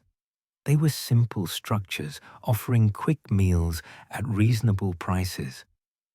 Many began serving French fries, finding them ideal for the automobile age, quick to prepare, portable enough to eat while driving, and substantial enough to satisfy travelers. Regional variations began emerging across America, reflecting different immigrant influences and local food cultures. In the Northeast, with its large Belgian and French immigrant populations, French fries more closely resembled European styles, thicker cuts, often fried in lard, served with salt. In the Midwest, German immigrant influences meant some establishments served fried potatoes in styles closer to German Bratkartoffeln, sometimes with onions, sometimes in larger chunks rather than strips. In the South, where pork was common and lard plentiful, French fries were often fried in pork fat and served alongside fried chicken or catfish. The West Coast, still developing its culinary identity, experimented with various styles. The potato industry itself was transforming during this period, with implications that would later prove crucial for French fries. In 1923, a 14-year-old boy named Jack Simplot dropped out of school in Declo, Idaho, and began working in potato farming. Idaho had already established itself as prime potato growing territory. The volcanic soil, irrigation from mountain snowmelt, and climate produced excellent potatoes. But the industry remained small-scale and local. Simplot, ambitious and mechanically inclined, began buying and renting land, growing potatoes more efficiently than neighbors, and thinking about how to expand markets beyond fresh potato sales. J.R. Simplot, as he would become known, wasn't yet focused on French fries in the 1920s. That vision would come later. But he was building the infrastructure and expertise that would eventually revolutionize French fry production. He mechanized harvesting, reducing labor costs. He built storage facilities that kept potatoes fresh longer. He studied which varieties grew best and yielded highest.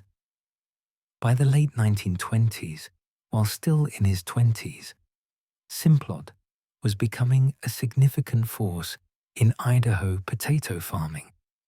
The connection between Idaho potatoes and French fries wasn't yet established, but the foundation was being laid.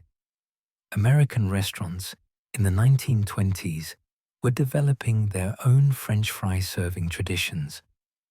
Unlike Belgian fritters, which specialized exclusively in fries, American establishments served them as side dishes accompanying main courses. French fries appeared alongside steaks, burgers, fried chicken, and fish. This pairing made sense economically. If a restaurant already had a fryer running for other items, adding French fries required minimal additional equipment or skill. And culturally, Americans were developing the meat and potatoes preference that would characterize American dining for decades. Condiment preferences also diverged from European traditions. Mayonnaise, beloved in Belgium, never gained traction with American French fries. Americans found it odd, too rich, or simply unfamiliar for this purpose. Instead, ketchup became the dominant condiment. Ketchup's sweet tart flavor complemented the salty, fatty fries. Its thick consistency adhered well. And Heinz, which had been manufacturing ketchup since 1876, was aggressively marketing it as America's condiment for everything.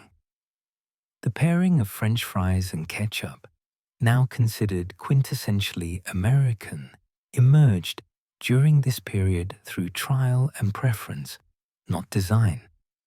The economics of French fries in American restaurants were attractive. Potatoes remained cheap.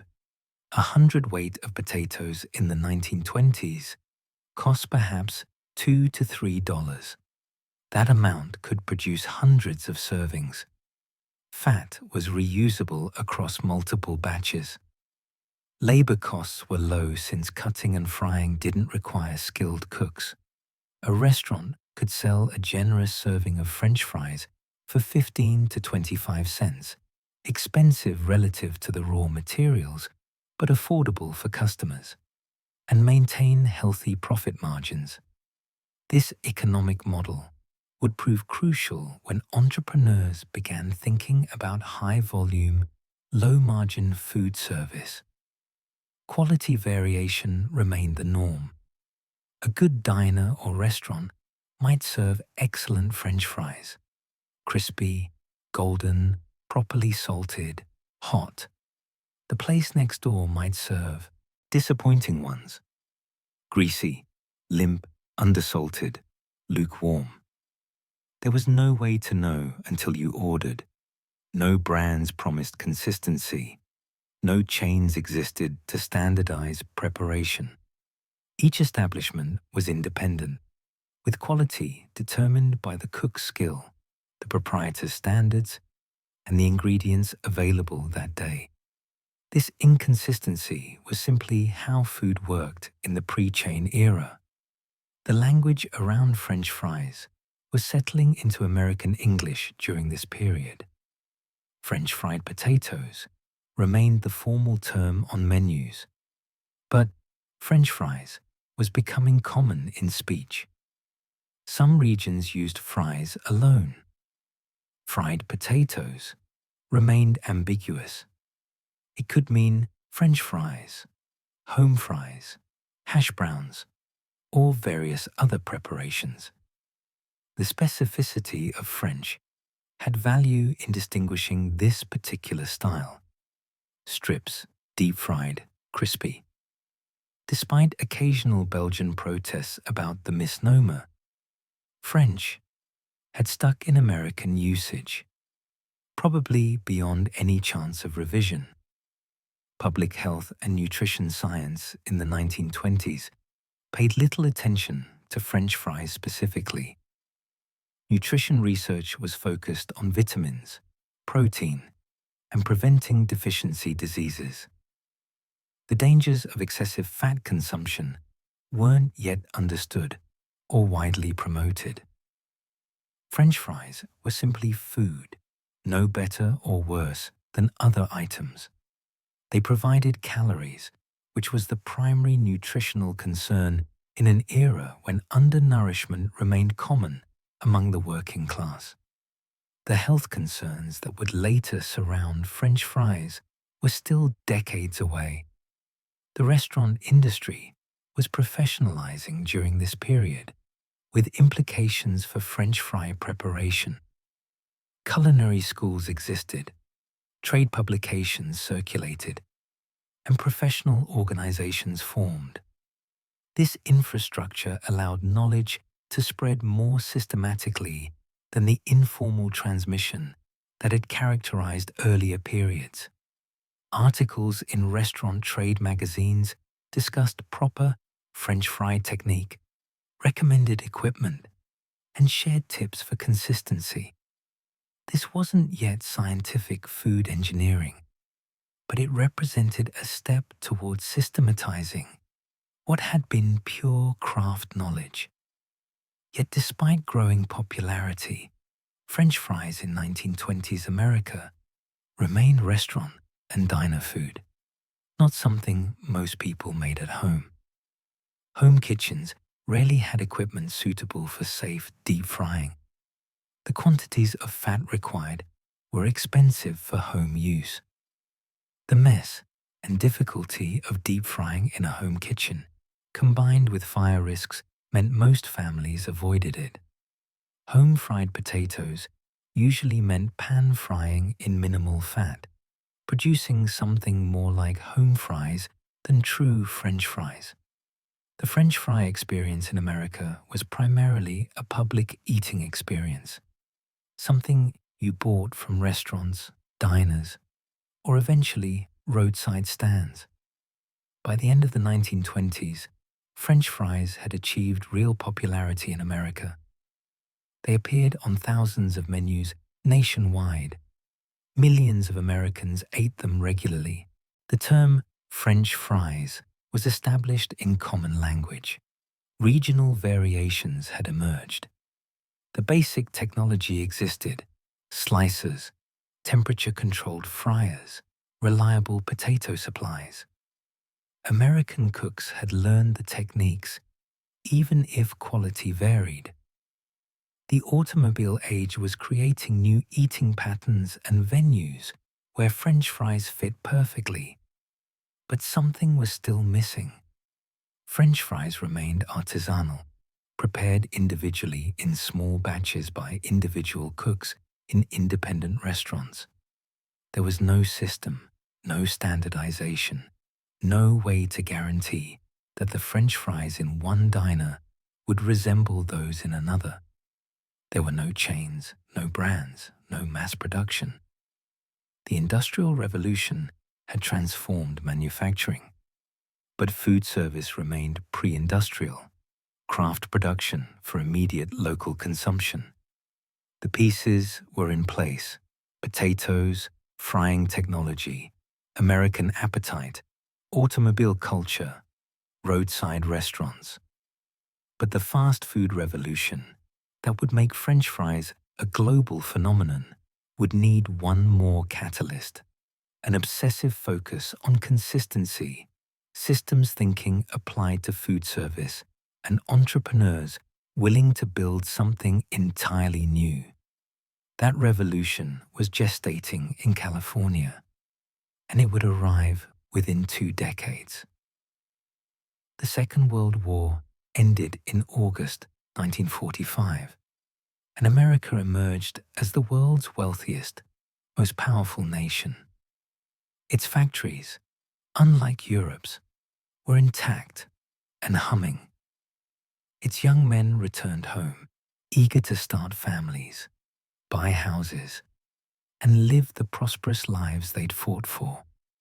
The GI Bill provided unprecedented access to education and home ownership. The economy boomed, and Americans took to their automobiles in numbers that transformed the landscape itself. Between 1945 and 1960, America built 41,000 miles of interstate highway. Suburbs sprawled outward from every city, and car ownership became nearly universal. This automobile culture would reshape not just where Americans lived, but how and what they ate. Drive-in restaurants had existed since the 1920s, but they proliferated explosively after the war. These establishments catered specifically to motorists, large parking lots, car hops who brought food to vehicles, menus designed for eating behind the wheel. By 1950, thousands of drive-ins operated across America, concentrated particularly in California and the Southwest, where car culture was strongest, and year-round mild weather made outdoor dining feasible. These drive-ins served burgers, hot dogs, fried chicken, and increasingly French fries. The fries were ideal for automobile eating. Finger food, portable, no utensils required, satisfying without being messy if properly prepared. In San Bernardino, California, 2 brothers named Maurice and Richard McDonald operated a successful drive-in restaurant through the 1940s. They made good money, but the operation frustrated them. The kitchen was chaotic. Orders took too long. The menu was extensive, 25 items including barbecue, which meant complex preparation and frequent mistakes. Car hops were unreliable. Teenage customers sometimes caused disturbances. The brothers sensed they could do better. In 1948, they closed their restaurant, redesigned everything, and reopened with a revolutionary concept: the speedy service system. The McDonald brothers' innovation was applying assembly line thinking to food service. They stripped their menu to 9 items: hamburgers, cheeseburgers, French fries, soft drinks, milk, coffee, pie, and potato chips. They eliminated car hops. Customers walked to a window and carried their own food. They redesigned the kitchen as a production line, where each worker performed specific tasks repeatedly. One person assembled burgers, another cooked them, another handled fries, another worked the front counter. The system eliminated wasted motion and dramatically increased speed. A hamburger, fries, and drink could be prepared and served in 30 seconds.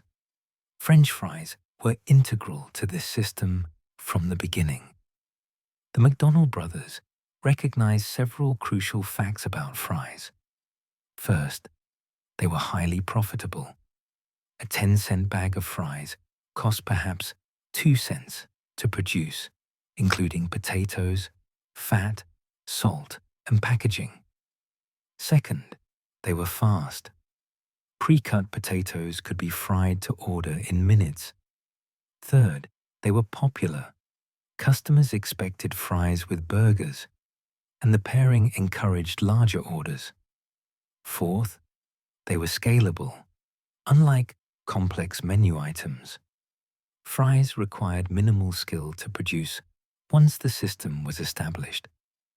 The McDonald brothers perfected their technique. Idaho russet potatoes, cut to precise specifications, fried at exact temperatures, salted uniformly, served immediately. The quest for consistency became obsessive. The brothers discovered that not all potatoes fried identically. Size mattered. Larger potatoes cut more uniformly. Variety mattered. Russets had the right starch content.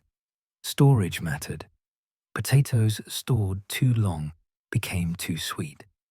They specified that potatoes should be 80% solids, cut into pieces 9/32 of an inch thick, and fried at exactly 350 degrees Fahrenheit for precisely 3 minutes. This wasn't cooking as art or craft. It was cooking as engineering, with specifications as rigorous as manufacturing ball bearings. The McDonald brothers restaurant succeeded beyond expectations. By the early 1950s, their single location in San Bernardino was generating remarkable profits. Other restaurant operators visited to observe their methods. Some tried to copy elements, but the brothers weren't interested in expansion. They tried franchising with limited success and preferred operating their one profitable restaurant. Then, in 1954, a 52-year-old milkshake machine salesman named Ray Kroc visited San Bernardino to understand why this one restaurant was ordering so many milkshake makers. Ray Kroc saw immediately what the McDonald brothers had created. He didn't just see a successful restaurant. He saw a system that could be replicated infinitely. Kroc negotiated franchise rights and opened his first McDonald's in Des Plaines, Illinois, in April 1955. From the beginning, Kroc understood that consistency was everything. A customer in Des Plaines had to receive exactly the same burger and fries as a customer in San Bernardino, or soon in any McDonald's anywhere. This requirement, unprecedented in restaurant history, meant systematizing every detail of food preparation. The French fry challenge was immense. Kroc demanded that McDonald's fries taste identical everywhere, but potatoes varied by region, season, and supplier. Cutting equipment varied. Fryers varied. Cooks' techniques varied. Local water chemistry affected blanching. Altitude affected frying temperature and time. Storage conditions affected potato quality. Creating consistent fries across different locations, seasons, and operators required solving dozens of variables that traditional restaurants had simply accepted as inevitable variation. Kroc's solution was to specify everything. McDonald's franchising contracts included detailed instructions for French fry preparation that covered multiple pages. Potato suppliers were approved based on meeting exact specifications. Cutting equipment was standardized. All franchisees used the same slicers adjusted to identical settings. Frying equipment was uniform. McDonald's approved specific fryer models and required regular maintenance. Temperatures were specified to the degree. Timing was specified to the second. Salt application was measured, not estimated. Training was mandatory and systematic. Inspectors visited franchises regularly to ensure compliance.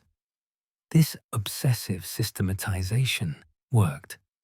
By the late 1950s, McDonald's was growing rapidly, and customers noticed that McDonald's fries tasted remarkably similar whether purchased in Illinois, California, or Texas.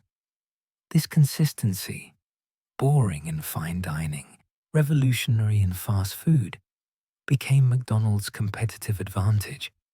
Customers knew what they were getting. The uncertainty that characterized restaurant eating disappeared. A McDonald's bag contained predictable quantities of predictable food at predictable prices. In an increasingly mobile, transient society, this predictability was valuable. Other entrepreneurs noticed McDonald's success and adapted the model. Glenn Bell opened the first Taco Bell in 1962, initially without fries, but later adding them. James McLemore and David Edgerton founded Burger King in 1954, developing their own assembly line system centered on flame-broiled burgers and, crucially, excellent French fries. Dave Thomas opened the first Wendy's in 1969, competing partly on thicker-cut fries that differentiated his chain from McDonald's thinner cuts. Carl Karcher expanded Carl's Jr. throughout California. Jack in the Box, White Castle, and regional chains proliferated. All served French fries, recognizing them as essential to fast food appeal. French fries became so associated with American fast food that they were nearly synonymous. The phrase burger and fries entered the language as a unit, describing not just food, but a meal pattern and lifestyle. Fast food chains competed on fry quality. McDonald's advertised their golden fries. Burger King promoted their thick-cut fries. Regional chains emphasized their unique preparations. For many Americans, particularly children, French fries became comfort food, associated with happy meals, family outings, road trips, and the casual abundance of post-war prosperity. The economics of French fries in fast food were extraordinary. A large order of fries that sold for 25 to 30 cents cost the restaurant perhaps 3 to 5 cents to produce. Potatoes, fat, salt, packaging, labor, and overhead combined. This markup, far exceeding that on burgers, made fries the most profitable item. Fast food operators understood this and encouraged fry sales through meal combos and upselling. "Would you like fries with that?" became one of history's most effective sales prompts, generating billions in revenue by suggesting an addition that many customers readily accepted. The high-volume, low-margin model of fast food required this profitability on fries to offset thinner margins on burgers, which were used as traffic builders and competitive items. A franchise could sell burgers at barely break-even prices if fries and drinks, both extremely high-margin items, accompanied most orders.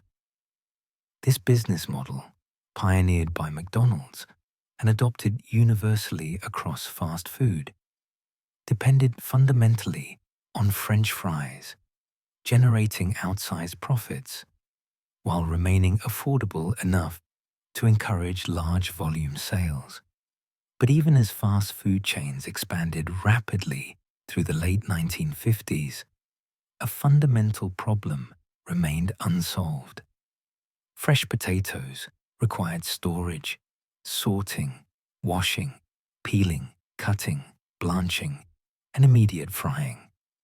This labor-intensive process, even when systematized, consumed time and required skilled workers. Potato quality varied seasonally, making year-round consistency difficult. Waste was substantial. Peels, defective potatoes, trimmings. The dream of perfect consistency remained elusive as long as each franchise processed raw potatoes. J.R. Simplot, still farming potatoes in Idaho, understood this problem. Through the 1940s and early 1950s, Simplot had expanded his operations dramatically, becoming one of Idaho's largest potato growers. He'd invested in processing facilities, producing dehydrated potatoes for military use during World War II. He understood industrial-scale potato processing, and in the early 1950s, he began experimenting with something new: frozen French fries. The concept wasn't entirely original. Some companies had attempted frozen fries before, but earlier versions had failed commercially because freezing damaged the texture. Ice crystals formed within the potato cells, rupturing them when thawed. And, fried, these potatoes became mushy and unappetizing. Simplot's innovation was perfecting a process that prevented this texture degradation. He blanched, cut potatoes briefly, partially fried them to create a moisture barrier, froze them rapidly to minimize ice crystal formation, and packaged them for distribution. When restaurants received these frozen fries, they could finish the frying process, producing results nearly identical to fresh-cut fries, but with far less labor and waste. By 1965, Simplot had refined his process and built industrial facilities capable of processing enormous volumes. He approached Ray Kroc with a proposal: let McDonald's use frozen fries instead of fresh. Kroc was initially skeptical. McDonald's had built its reputation partly on fresh preparation. But Simplot persisted, demonstrating that his frozen fries, when properly finished, were indistinguishable from fresh. More importantly, they offered the consistency Kroc obsessively sought. Every bag contained identically cut potatoes of uniform quality, pre-processed under controlled conditions, ready to finish identically in every franchise. Kroc tested Simplot's frozen fries in a few locations. The results were remarkable. Labor costs dropped, no more peeling, cutting, or blanching. Waste dropped, no more trimmings or defective potatoes. Storage became simpler, freezers instead of potato bins. Consistency improved. Every potato strip was identical. Quality became more reliable. Seasonal variations disappeared. In 1967, McDonald's signed a contract with Simplot for frozen French fries. The decision would transform not just McDonald's, but the entire potato industry and global food system. Other chains quickly followed McDonald's into frozen fries. Burger King, Wendy's, and every other fast food operation recognized the advantages. The fresh-cut fry, which had characterized fast food's first decade, became obsolete within a few years.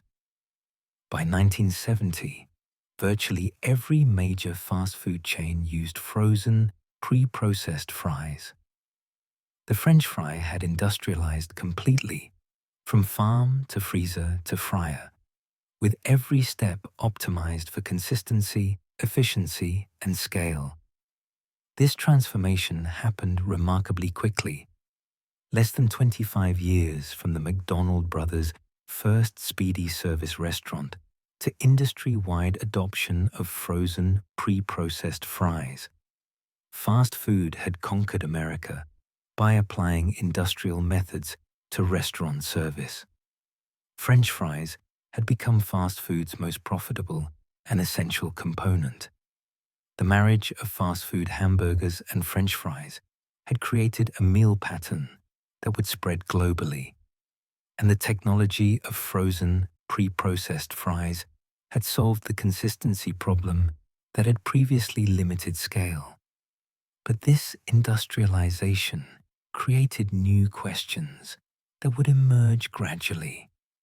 What exactly were people eating?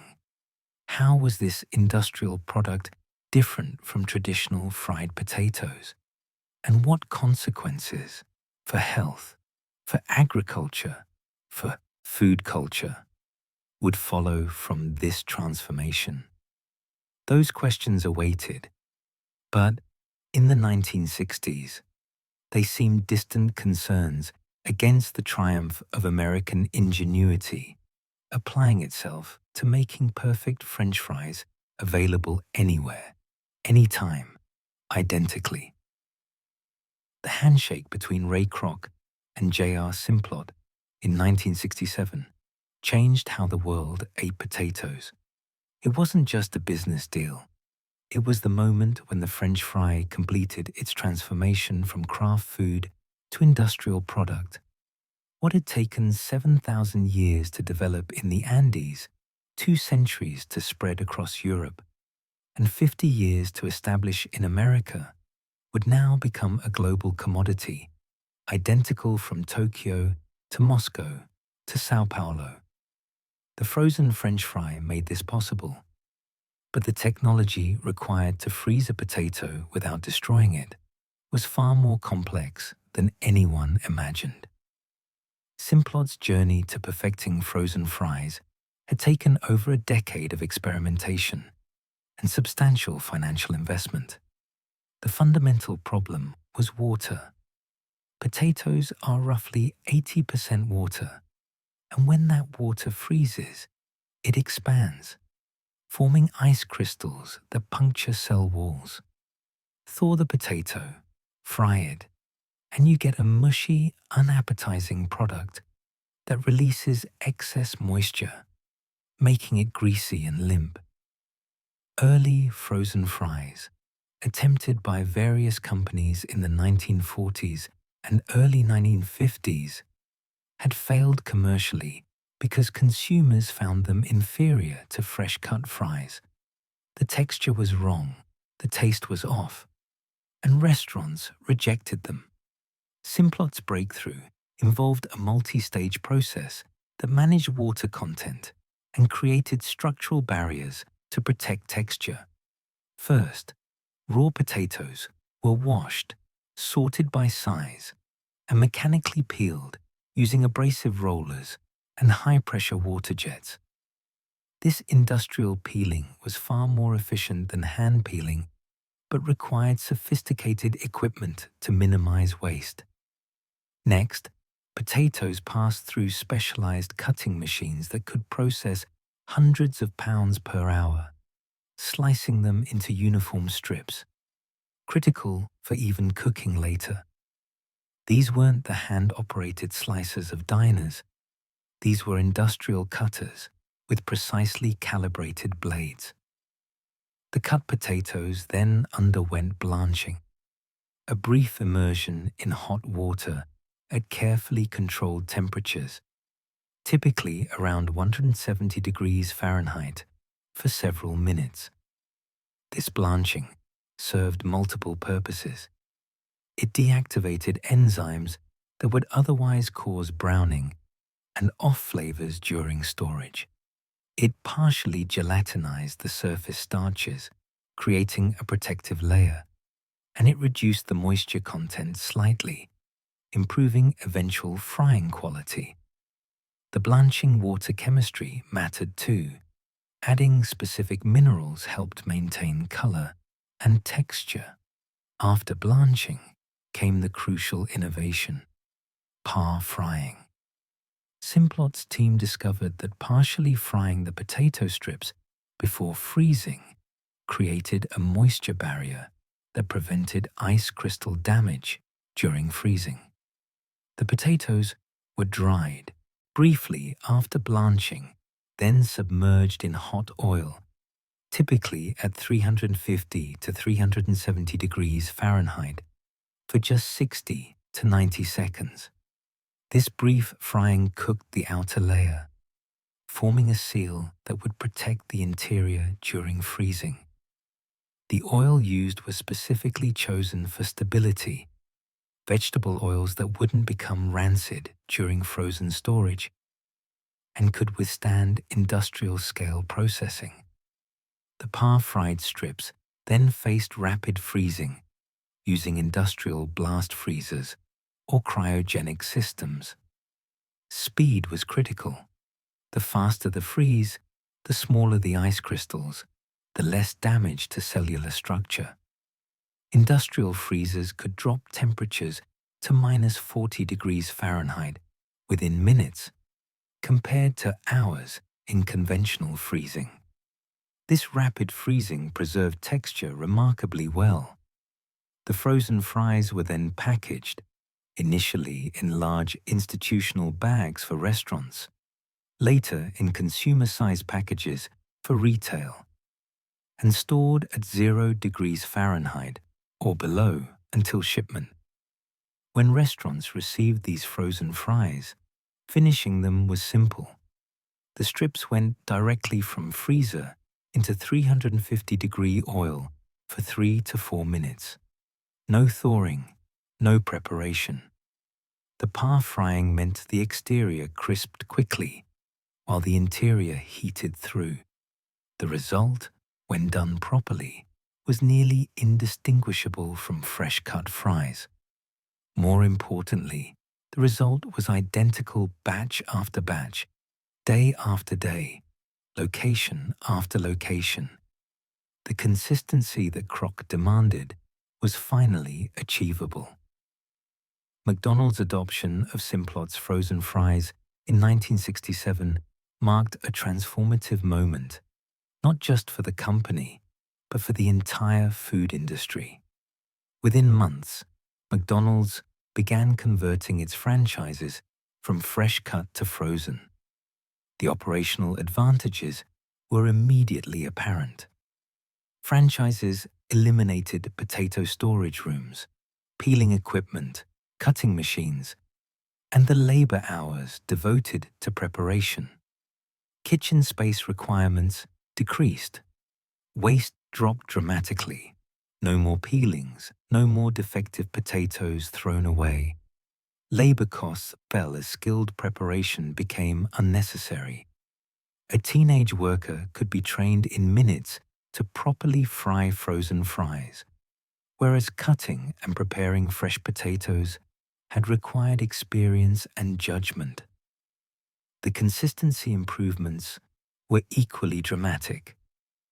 Seasonal variation disappeared. Summer and winter fries tasted identical because processing plants controlled every variable. Regional variation disappeared. Idaho potatoes arrived in Miami and Seattle in identical form. Human variation decreased, since the most skilled parts of preparation happened in the factory, not the restaurant. Individual worker skill mattered less. Quality control centralized. Simplot's factories could maintain standards far more rigorously than thousands of individual franchises. Centralized production enabled unprecedented scale. Simplot built massive processing plants in Idaho and Washington, near the potato-growing regions. These facilities processed literally tons of potatoes per hour. Automated systems handled washing, peeling, cutting, blanching, and par frying. Workers monitored equipment, managed quality control, and handled packaging. The economics were compelling. The per-unit cost of processing potatoes in these factories was far lower than in individual restaurants, and capacity could expand to meet McDonald's explosive growth through the 1970s. Other fast food chains quickly recognized they needed frozen fries to compete. Burger King, Wendy's, Carl's Jr., and every other chain either contracted with Simplot or developed relationships with competing suppliers. By 1970, several major companies competed in industrial frozen fry production. Simplot, Lamb Weston, McCain Foods, and others. These companies built plants across the potato-growing regions of Idaho, Washington, Oregon, and Canada. The frozen French fry industry, which barely existed in 1965, was processing billions of pounds of potatoes annually by 1975. The retail frozen food market was expanding simultaneously. Home freezers, once luxury items, became standard appliance features through the 1960s. Frozen food sections in supermarkets grew from small cabinets to extensive aisles. The same industrial frozen fries that served restaurants became available to consumers. By the early 1970s, multiple brands offered frozen French fries in supermarkets. Ora Ida, founded in Oregon and Idaho, thus the name, became particularly successful in retail, introducing innovations like crinkle-cut fries and tater tots, compressed potato products that utilized trimmings from fry production. American families began keeping frozen fries at home, baking or frying them as convenient side dishes. This represented a democratization of sorts. Restaurant-quality fries became achievable in home kitchens without the labor or skill previously required.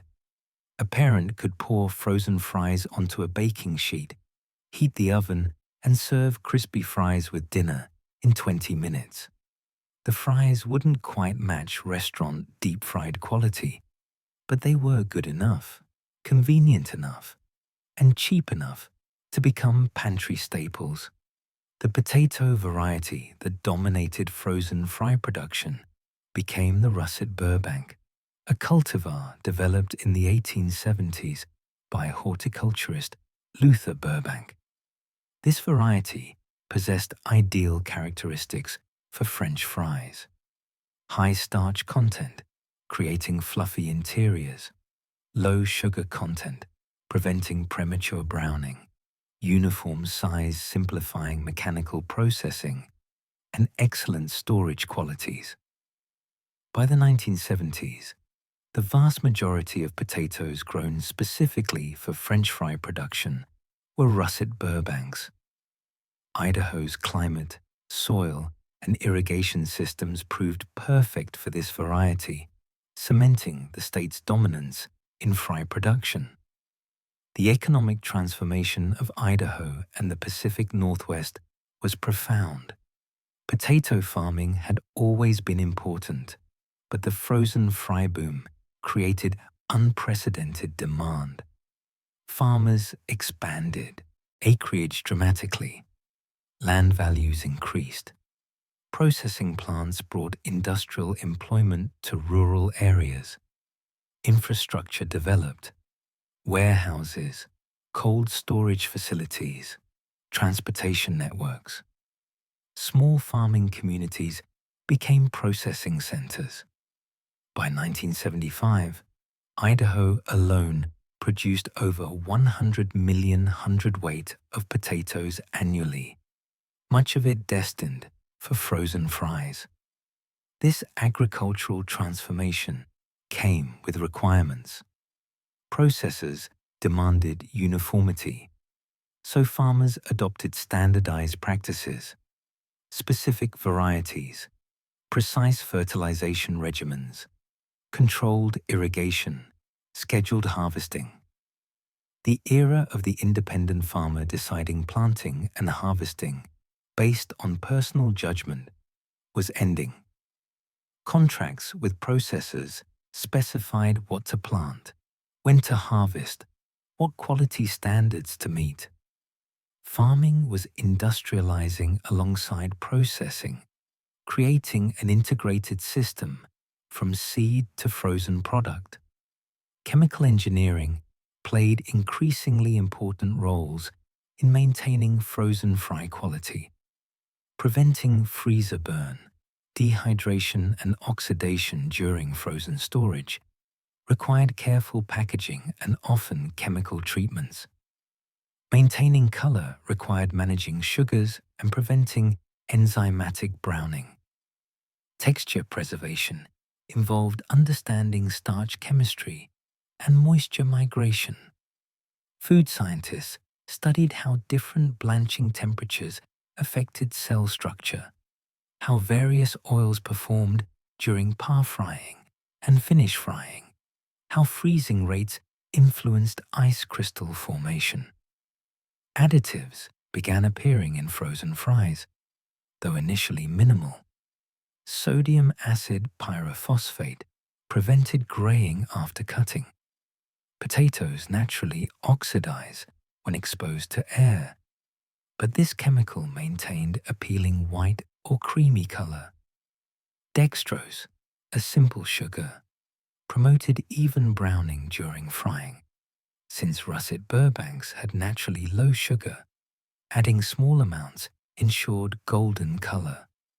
These additives were generally recognized as safe and used in tiny quantities, but they marked a shift from frozen fries being simply frozen potatoes to being engineered products. The supply chain required for frozen fry production was remarkably complex. Processors needed year-round potato supplies, so they contracted with growers across regions with different harvest times: Idaho, Washington, Oregon, Wisconsin, North Dakota, and Canadian provinces. Storage facilities maintained potatoes at controlled temperatures and humidity for months.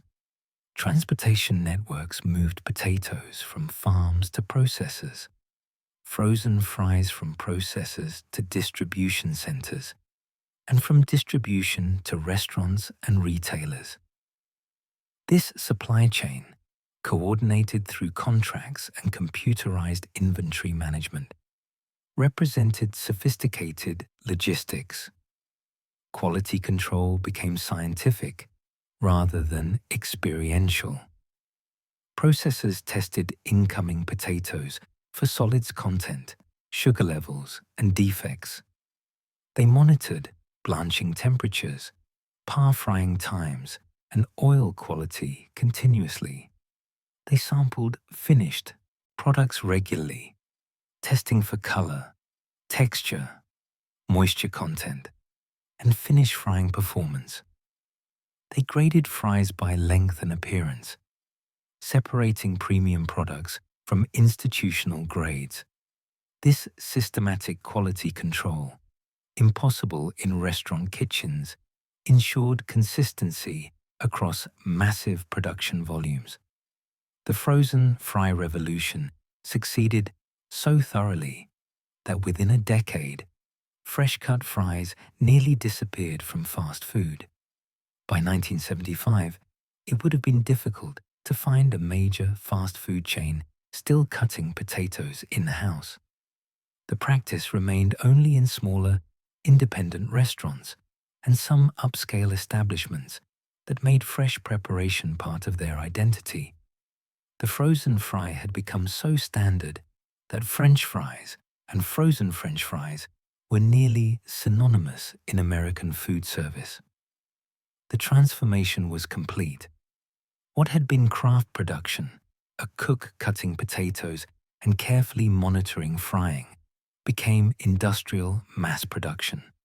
Factories processing millions of pounds under laboratory conditions, distributed frozen nationwide, finished by minimally trained workers following specifications.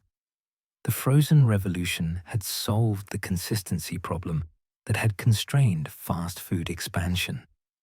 McDonald's could open thousands of locations globally, confident that everyone could serve identical fries.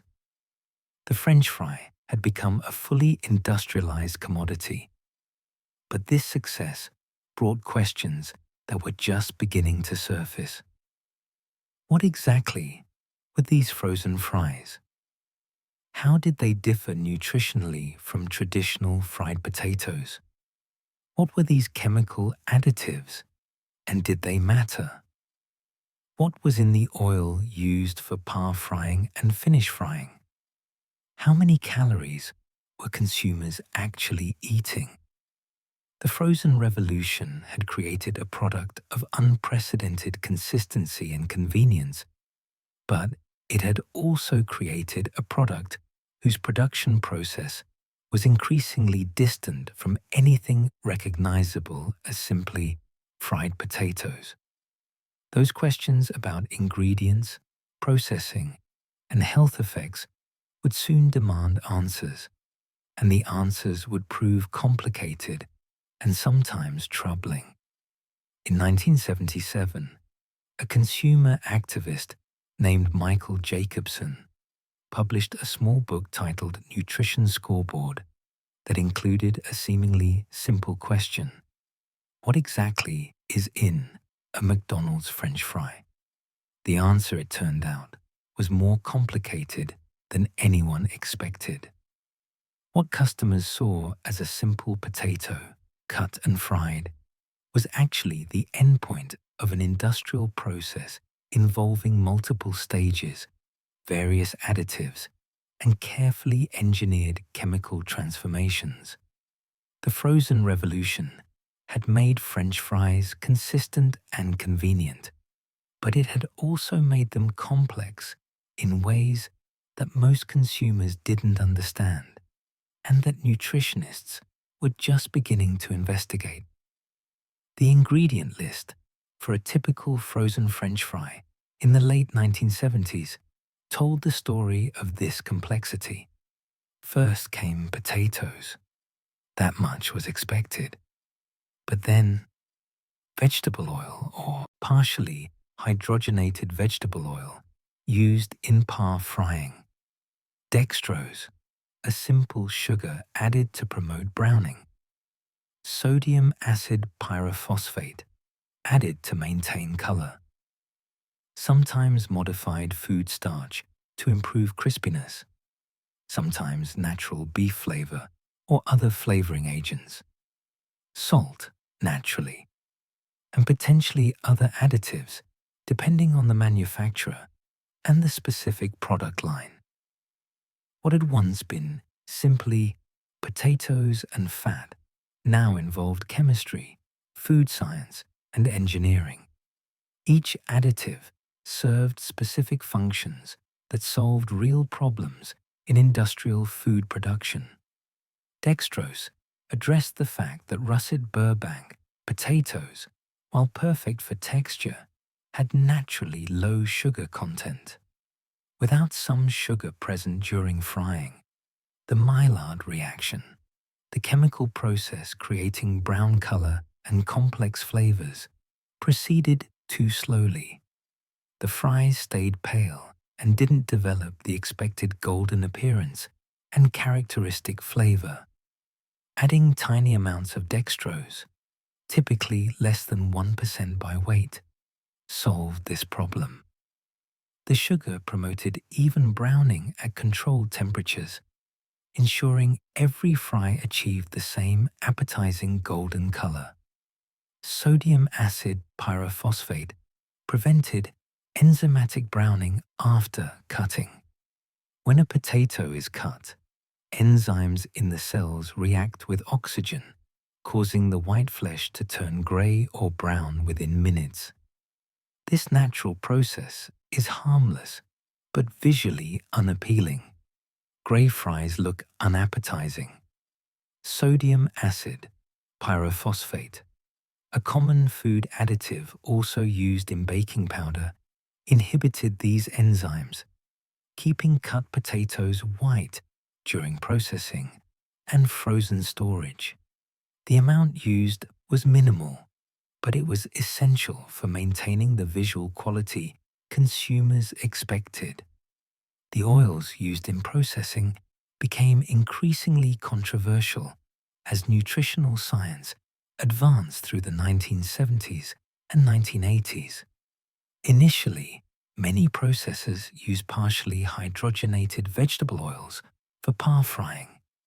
Hydrogenation, adding hydrogen atoms to liquid vegetable oils to make them more solid at room temperature, created fats with longer shelf life and higher smoke points, ideal for industrial frying. Partially hydrogenated oils were stable, resisted rancidity, and performed consistently across millions of pounds of production. The food industry considered them superior to animal fats or liquid oils for industrial applications. But hydrogenation created trans fats, unsaturated fats with unusual molecular configurations that didn't exist in significant quantities in nature. Through the 1970s, trans fats were considered benign or even beneficial, a healthier alternative to saturated animal fats. Nutritionists encouraged replacing butter and lard with partially hydrogenated vegetable oils. The food industry embraced them enthusiastically. French fry processors use partially hydrogenated oils extensively, both in par frying during production and recommending them for finish frying in restaurants. The health consequences wouldn't be understood for another 2 decades. But millions of people were consuming trans fats daily through French fries and other processed foods. The finish frying oil in fast food restaurants added another layer of complexity. McDonald's, through the 1980s, famously fried in a blend containing beef tallow, rendered beef fat that created distinctive flavor. This beef fat content was rarely advertised, but was an open secret in the industry, contributing to what many considered McDonald's superior fry taste. Other chains used various formulas: pure vegetable oil, blends of oils, partially hydrogenated shortenings. Each formula produced slightly different flavors and textures, and each had different nutritional profiles that consumers rarely knew about and had no way to investigate. Quality control in industrial fry production became extraordinarily sophisticated, involving technology and precision that would have astonished earlier generations. Incoming potatoes faced multiple inspections and tests. Automated systems scanned for size, sorting potatoes into categories for optimal processing. Optical sensors detected defects, bruises, green spots, pest damage, and automatically rejected problematic potatoes. Laboratories tested samples for solids content, sugar levels, and other parameters. Only potatoes meeting exact specifications proceeded to processing. The journey from field to fryer involved a dozen distinct steps, each carefully controlled and monitored. First, washing removed soil and surface contaminants using high-pressure water sprays and rotating brushes. Mechanical peeling followed, using abrasive rollers or high-pressure steam to remove skins with minimal waste. Automated cutting machines sliced potatoes into strips with tolerances measured in fractions of millimeters. Optical sensors inspected cut fries, removing defective pieces and sorting by size. Next came blanching, where fries were immersed in precisely temperature-controlled water, typically 170 degrees Fahrenheit, for exactly 3 to 4 minutes. This blanching water often contained additives, sodium acid pyrophosphate for color retention, sometimes calcium salts, to maintain firmness. Temperature and timing were critical. Too short and enzyme deactivation was incomplete. Too long and texture suffered. After blanching, fries were air-dried to remove surface moisture, a crucial step for proper par frying. Par frying occurred in massive continuous fryers, where fries traveled through hot oil, usually 350 to 375 degrees Fahrenheit, for 60 to 90 seconds. Oil temperature, fry movement speed, and immersion time were controlled automatically and monitored continuously. The oil itself required constant management, filtration to remove debris, chemical testing to monitor breakdown, scheduled replacement when degradation exceeded specifications. Some facilities processed tens of thousands of pounds per hour through these fryers, requiring industrial-scale oil handling systems. After par frying, fries moved immediately to rapid freezing. Industrial blast freezers or cryogenic systems using liquid nitrogen dropped temperatures to -40 degrees Fahrenheit within minutes. This rapid freezing minimized ice crystal formation, preserving texture. The frozen fries then faced final inspection. Automated systems scanned for color uniformity, measured lengths, and detected defects. Acceptable fries were packaged automatically, weighed precisely, and moved to frozen storage at 0 degrees or below. The precision of specifications became almost absurd in its detail. McDonald's internal documents from the 1980s specified that fries should be cut to 9/30 seconds of an inch thick, between 2 and 3 inches long, with specific color values measured against standardized color charts. Sugar content should fall between specific ranges. Solids content needed to reach exact percentages. Even the sound of fries, the crispness audible when biting, had target characteristics. This level of specification, enforced through contracts with suppliers and verified through regular testing, ensured that McDonald's fries were identical globally. Nutritional concerns began emerging in the late 1970s as researchers investigated fast food's health impacts. A serving of large French fries from McDonald's contained approximately 400 calories, about 20 grams of fat, and significant sodium. But the fat composition was concerning. A substantial portion was saturated fat from the beef tallow frying medium, and increasingly trans fats from partially hydrogenated oils. Nutritionists began questioning whether foods this high in fat and sodium, consumed regularly, contributed to heart disease, obesity, and other health problems. Consumer Reports published investigations in the late 1970s analyzing fast food French fries for nutritional content. Their findings troubled health advocates. A typical fast food fry order contained far more fat and calories than most consumers realized, equivalent to several tablespoons of oil. The sodium content was high enough that a single order provided a significant fraction of recommended daily limits, and the nutritional value beyond calories was minimal. French fries provided some potassium and vitamin C, but processing and frying destroyed much of the potato's original nutritional content. Fast food chains responded defensively to these early criticisms. They argued that French fries were occasional treats, not daily dietary staples. They emphasized that fries were made from real potatoes, a natural, wholesome food. They pointed out that customers enjoyed their products and returned voluntarily.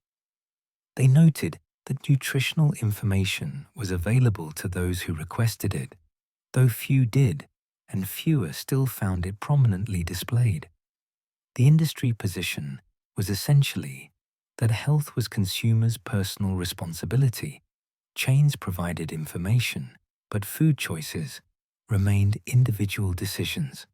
McDonald's commissioned its own nutritional research, partly defensive but partly genuine investigation of what they were selling. The results were complex. Yes, fries were high in fat and calories, but they provided substantial energy, important for people with high caloric needs. The potato itself contributed some nutrition. And compared to some alternatives, candy, chips, other snacks, fries weren't necessarily worse. This research was used to defend existing products rather than reformulate them, reflecting the industry's primary concern with maintaining taste and profitability rather than optimizing nutrition. The formula for McDonald's fries became something like trade secrets. The company knew precisely what made their fries distinctive: the specific potato variety and specifications, the exact cutting dimensions, the blanching process, the par frying conditions, the oil blend including beef tallow, the finish frying temperature and timing, the salt application method. Replicating McDonald's fries required replicating this entire system. Competitors tried, some successfully, others less so, but McDonald's fries remained the industry standard against which others were judged. Behind the scenes, food scientists were discovering how seemingly minor variables affected the final product. The pH of blanching water influenced texture. The type of oil used in par frying affected shelf life and reheating quality. The freezing rate influenced ice crystal size and texture preservation. The ratio of surface area to volume, determined by cutting dimensions, affected the crispy to fluffy ratio. Sugar content in the potato, which varied by variety and storage conditions, influenced browning rate and final color.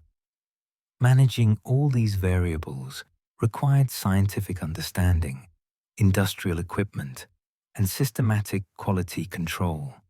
Storage and distribution added further complexity.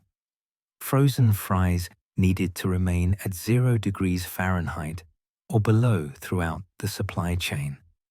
Any temperature fluctuations could cause moisture migration or partial thawing that degraded quality. Trucks were refrigerated. Warehouses maintained frozen zones. Restaurants had dedicated freezers. Break this cold chain anywhere, and quality suffered. The logistics of maintaining frozen temperatures from Idaho processing plant to restaurant freezer to customer's mouth involved coordination across hundreds of companies and thousands of individuals. By the mid-1980s, the industrial French fry had become a triumph of food engineering and a source of growing unease. The engineering was remarkable, consistent, safe, affordable, available globally. But the distance between the Andean tuber and the industrial product had grown immense. What consumers called French fries bore increasingly little resemblance to what their grandparents might have called fried potatoes. The ingredients had multiplied, the processing had become complex, and the nutritional profile had diverged from simple potatoes, fried in fat. The simple potato had become something more complicated, less transparent, and potentially more concerning. As fries became more precisely engineered to deliver consistent sensory experiences, The exact golden color, the perfect crispiness, the ideal salt level. Researchers were beginning to document troubling health patterns in populations that consumed fast food regularly. The correlation between fast food consumption and obesity, heart disease, and diabetes was becoming harder to ignore. And French fries, as the highest volume, highest profit fast food item, were increasingly implicated in these emerging health crises. The questions were just beginning, but the answers would prove difficult, contentious, and would eventually force the industry to reckon with what exactly it had created in pursuit of the perfect fry. The 1980s began with a growing awareness that something was wrong with American health. Obesity rates, which had remained relatively stable for decades, were beginning to climb. Heart disease remained the leading cause of death despite medical advances. Type 2 diabetes, once called adult-onset diabetes, was appearing in younger and younger patients. Researchers were documenting these patterns, and increasingly, they were connecting them to diet. The American food system, which had successfully eliminated hunger and made food abundant and cheap, was now creating different problems of excess rather than scarcity. In 1988, the Surgeon General issued a landmark report titled Report on Nutrition and Health, which identified dietary fat, particularly saturated fat, as a major contributor to heart disease, the nation's leading killer. The report was unambiguous. Americans consumed too much fat, too much saturated fat specifically, and this overconsumption was literally killing them through atherosclerosis, heart attacks, and strokes. The report didn't single out French fries, but it didn't need to. Anyone looking at the fat content of fast food could see that fries, fried in animal fat or partially hydrogenated vegetable oils, were exactly the kind of high-fat food the Surgeon General was warning against. The scientific understanding of dietary fats was evolving rapidly, and the news wasn't good for traditional frying practices. Saturated fats, the kind found in beef tallow, which McDonald's used for frying, raised LDL cholesterol levels, the bad cholesterol associated with heart disease. This had been suspected for years, but evidence was mounting to the point of scientific consensus. Health organizations began recommending that Americans drastically reduce saturated fat intake. For an industry built on frying in beef fat, this was existential threat. Trans fats, initially promoted as healthier alternatives to saturated fats, were revealing their own dangers. Research in the late 1980s and early 1990s began showing that trans fats weren't just as bad as saturated fats. They were potentially worse. Trans fats raised LDL cholesterol, like saturated fats, but they also lowered HDL cholesterol, the good cholesterol that protected against heart disease. A 1990 study by Dutch researcher Martin Catan demonstrated this double harm definitively. Subsequent studies confirmed it. The partially hydrogenated vegetable oils that had seemed like progress were actually creating their own health crisis. McDonald's faced particular pressure because of its dominance and its distinctive frying medium. The company had long fried in a blend that was approximately 93% beef tallow and 7% vegetable oil. This formula created the flavor that many considered superior to competitors. But health advocates, led by activist Phil Sokoloff, who had suffered a heart attack and blamed dietary fat, launched aggressive campaigns against McDonald's. Sokoloff took out full-page newspaper advertisements with the headlines like, "McDonald's, your hamburgers have too much fat." The pressure was intense, public, and increasingly effective. In 1990, McDonald's announced it would switch from beef tallow to pure vegetable oil for frying. The company framed this as responding to customer concerns about health and as progress toward better nutrition. Health advocates declared victory. The change seemed like a triumph of public health advocacy over corporate profits. But the reality was more complicated. The vegetable oil McDonald's adopted was partially hydrogenated, meaning it contained trans fats. The company had essentially traded one form of harmful fat for another, arguably worse one. And because many customers complained that fries fried in pure vegetable oil tasted different, blander, less satisfying, McDonald's added natural beef flavor to the oil to replicate the original taste. This beef flavoring created its own controversy. The flavoring was derived from beef, but McDonald's didn't clearly communicate this. Vegetarians and Hindus who had begun eating McDonald's fries, believing them now vegetarian-friendly after the switch from beef tallow, felt betrayed upon discovering they still contained beef derivatives. A lawsuit followed, eventually settled, with McDonald's apologizing and paying damages. The episode illustrated how complex reformulation could become, trying to address one concern, saturated fat, while maintaining taste had created new problems, trans fats, undisclosed animal ingredients. Other chains faced similar pressures and made similar changes through the 1990s. Burger King, Wendy's, and most major fast food operators switched to vegetable oils, usually partially hydrogenated.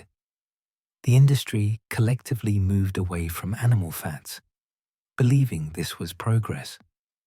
And by the criteria of the time, reducing saturated fat, it was progress.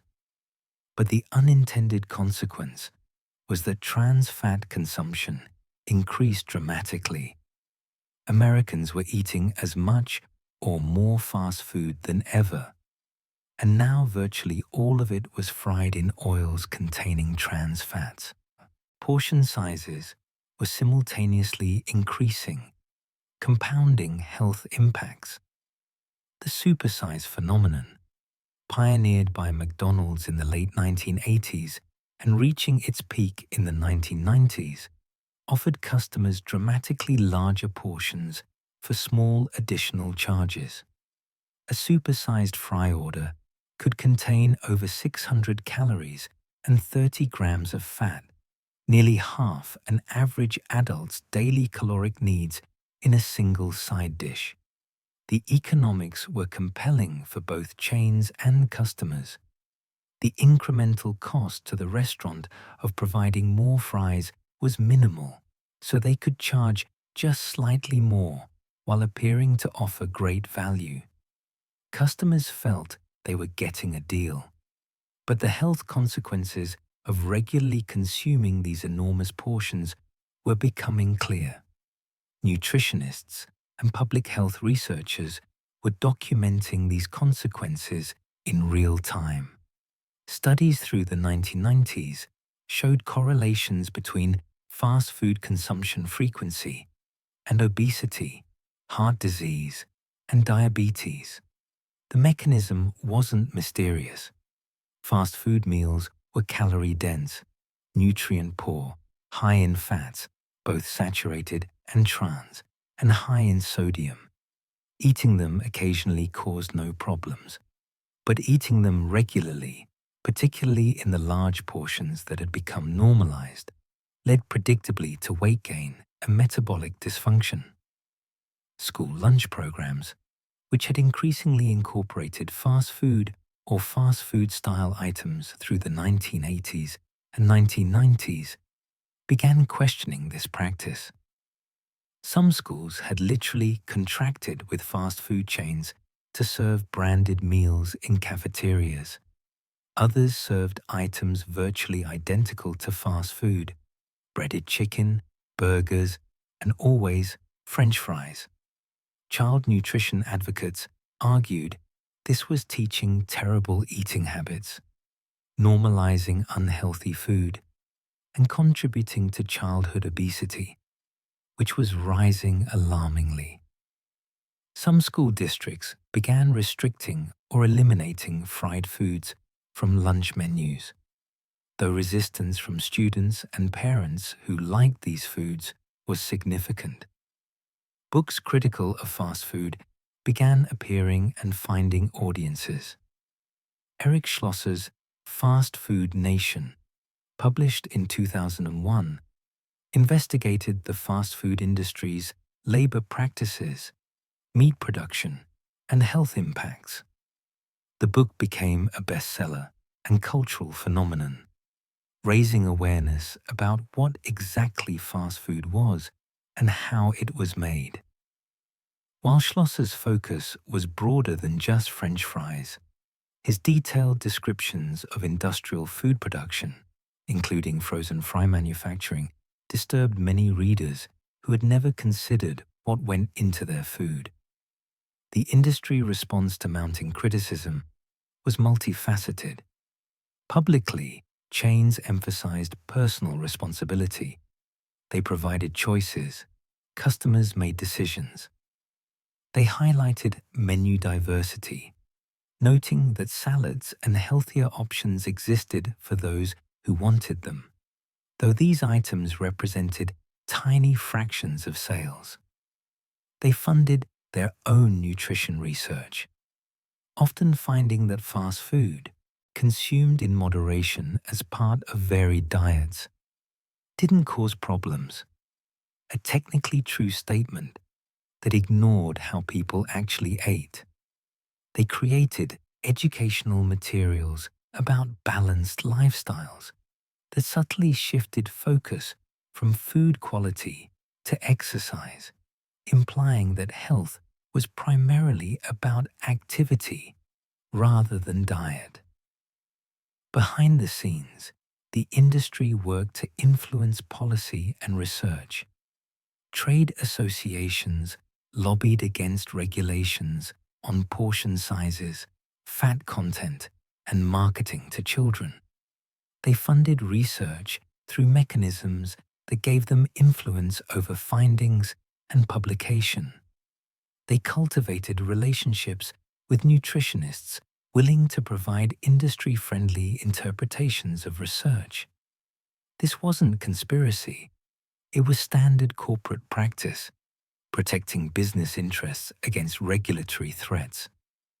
But it slowed policy responses to what public health researchers increasingly saw as a crisis. McDonald's and other chains began offering some concessions to health concerns. Apple slices appeared as Happy Meal options alongside fries. Salads expanded on menus. Nutritional information became more available, though rarely prominently displayed. These changes were real but marginal. They addressed criticism without fundamentally altering the business model built on selling high-margin items like fries and soft drinks in large volumes. The acrylamide discovery, though it came slightly later in 2002, had its roots in earlier concerns. Swedish researchers found that starchy foods cooked at high temperatures, including fried potatoes, contained acrylamide, a probable carcinogen. The levels weren't high enough to cause immediate concern, but the finding added another worry to an already troubling list. French fries weren't just high in fat, sodium, and calories. They potentially contained cancer-causing compounds formed during frying. The WHO and various national food safety agencies investigated, ultimately concluding that dietary acrylamide exposure should be minimized, but not panicking. Still, it was another mark against French fries in the court of public health opinion. Public awareness of these issues was growing, but hadn't yet translated into significantly changed behavior. Americans knew fast food wasn't healthy. Surveys showed this awareness was nearly universal by the late 1990s, but they continued eating it regularly. Fast food was convenient, affordable, tasty, and deeply integrated into American life. Parents fed it to children. Teenagers worked at fast food restaurants and ate there. Families celebrated at fast food restaurants.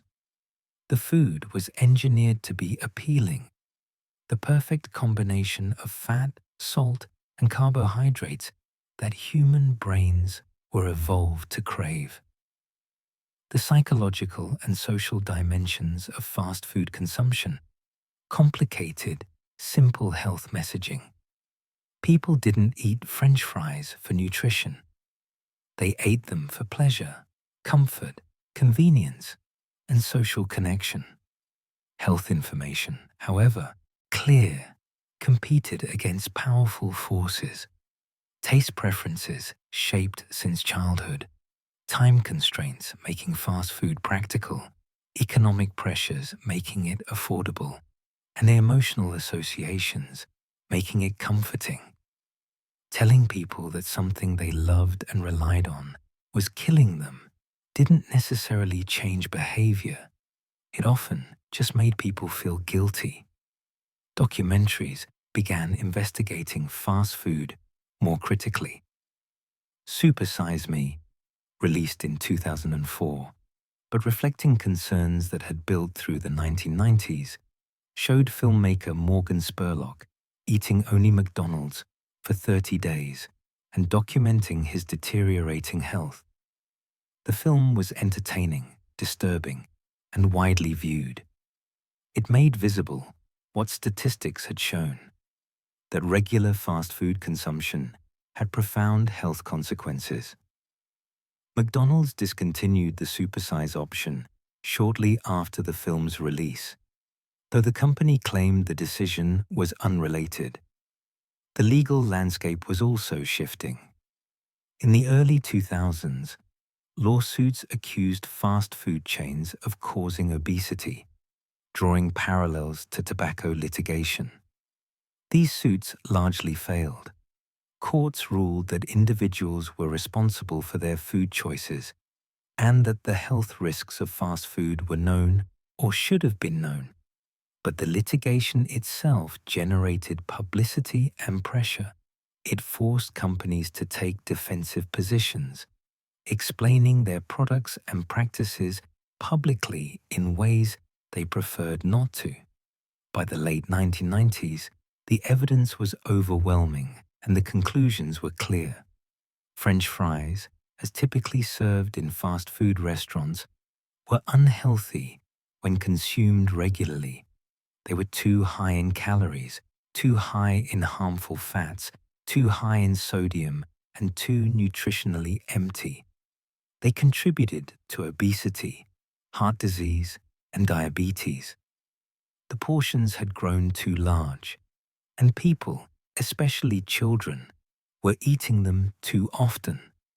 This wasn't controversial among public health researchers. It was consensus. But consensus among researchers didn't immediately change an industry or consumer behavior. The fast food industry was enormously profitable, employed millions, and had become culturally embedded. French fries were beloved for their taste, their nostalgia, their convenience, their affordability. People knew they weren't healthy, but they bought them anyway, often several times weekly. The question wasn't whether French fries had health problems. That was established. The question was whether they could be reformed, whether people would accept healthier versions, and whether the industry would voluntarily change practices that were profitable precisely because they created food that people craved despite knowing better. Those questions would define the next chapter of the French fry story as the industry reluctantly began exploring whether the perfect fast food item could be made less harmful without becoming less profitable. The trans fat revelation changed everything. By the early 2000s, scientific evidence was unambiguous. Trans fats were harmful, raising bad cholesterol while lowering good cholesterol, contributing to heart disease more than almost any other dietary component. In 2003, Denmark became the first country to restrict trans fats in food. New York City banned them in restaurants in 2006. California followed in 2008. The FDA was moving toward requiring trans fat labeling and eventually toward banning them entirely. For an industry that had spent the 1990s frying almost exclusively in partially hydrogenated oils loaded with trans fats, this created an urgent crisis. Every major fast food chain needed to reformulate quickly without destroying the taste that customers expected. The search for alternative oils became the industry's consuming focus. The oil needed to meet multiple, sometimes conflicting requirements: high smoke point for safety and repeated use, neutral or pleasant flavor, stability against oxidation, resistance to rancidity, solid or semi-solid consistency for industrial handling, affordable cost, and crucially, zero or near zero trans fats. No single oil perfectly met all requirements, so companies tested blends, additives, and processing methods, seeking combinations that worked. Sunflower oil emerged as one candidate, high in oleic acid, relatively stable, with a high smoke point when properly refined. Canola oil offered similar advantages, plus lower saturated fat content than most alternatives. Both were more expensive than partially hydrogenated soybean oil, but regulations and consumer pressure made cost secondary to health profile. Some chains experimented with cottonseed oil, corn oil, or safflower oil. Each had characteristics that made them suitable for some applications, but problematic for others. Palm oil became controversial but widespread. It met most technical requirements: high smoke point, natural semi-solid consistency without hydrogenation, relatively inexpensive, stable during frying and storage. But palm oil was high in saturated fats, the very thing that health advocates had campaigned against in the 1980s. And palm cultivation was causing massive rainforest destruction in Indonesia and Malaysia, creating environmental concerns that complicated the health equation. Some chains adopted palm oil blends despite criticism. Others avoided it for reputational reasons, even if technically it performed well. McDonald's conversion from trans fats took years of research and testing. The company ultimately adopted a canola corn oil blend for most markets, reformulated to provide stability and performance similar to the old oils. The conversion, completed in 2008 in the United States, required retraining workers, adjusting cooking times and temperatures, and managing customer reactions. Some customers claimed the fries tasted different, less rich, slightly less satisfying. Others noticed no difference. Taste tests produced mixed results, but commercially, the change succeeded. Sales didn't decline. And McDonald's could now advertise trans fat-free fries, a genuine health improvement. Other chains followed similar paths, each developing proprietary oil blends. By 2010, trans fats had largely disappeared from major fast food French fries in developed markets. This represented real progress. The most harmful component had been eliminated, but the fries remained calorie-dense, high in fat, now mostly unsaturated, but still fat, and high in sodium. They were less bad, but calling them healthy remained impossible. Still, the elimination of trans fats probably prevented thousands of heart attacks and strokes annually, a genuine, if incomplete, public health victory. The marketing response to health concerns took multiple directions simultaneously, some contradictory. One approach emphasized naturalness and transparency. Natural cut fries with potato skins still attached appeared across menus. These fries, visually distinct with brown skin streaks, marketed themselves implicitly as less processed, more wholesome, closer to real potatoes. Nutritionally, they were nearly identical to skinless fries. The skin added minimal fiber and nutrients, but psychologically, they seemed healthier. Chains like Five Guys and Smashburger built reputations partly on skin-on fries that felt more authentic. Sweet potato fries emerged as an alternative positioned as healthier, though the reality was complex.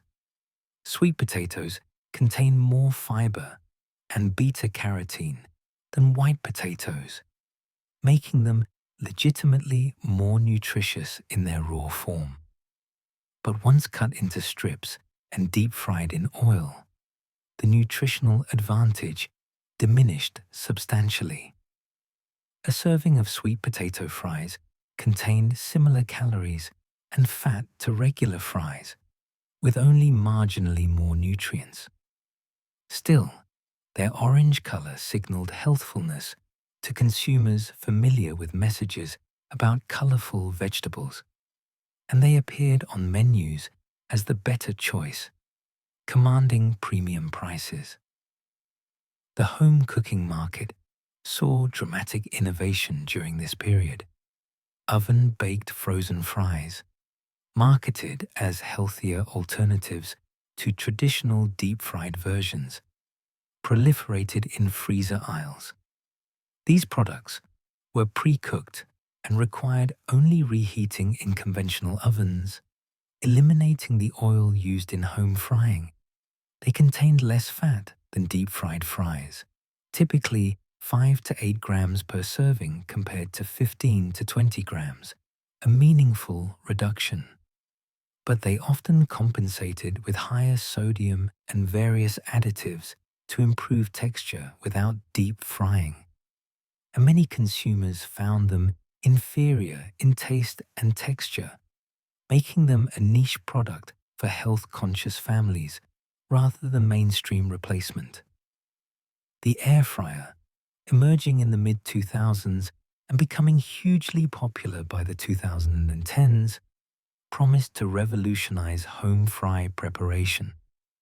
These countertop convection ovens circulated hot air rapidly, creating browning and crispiness with minimal oil, often just a tablespoon or less. The results weren't identical to deep-fried fries, but they were remarkably good, especially given that they contained perhaps 1/10 the fat. Air fryers became best-selling appliances, driven partly by French fry applications. For the first time, home cooks could make genuinely crispy fries with minimal oil, no splatter, and less guilt. Sales of frozen fries for air fryer preparation became a growing market segment. Organic and better-for-you frozen fry options multiplied.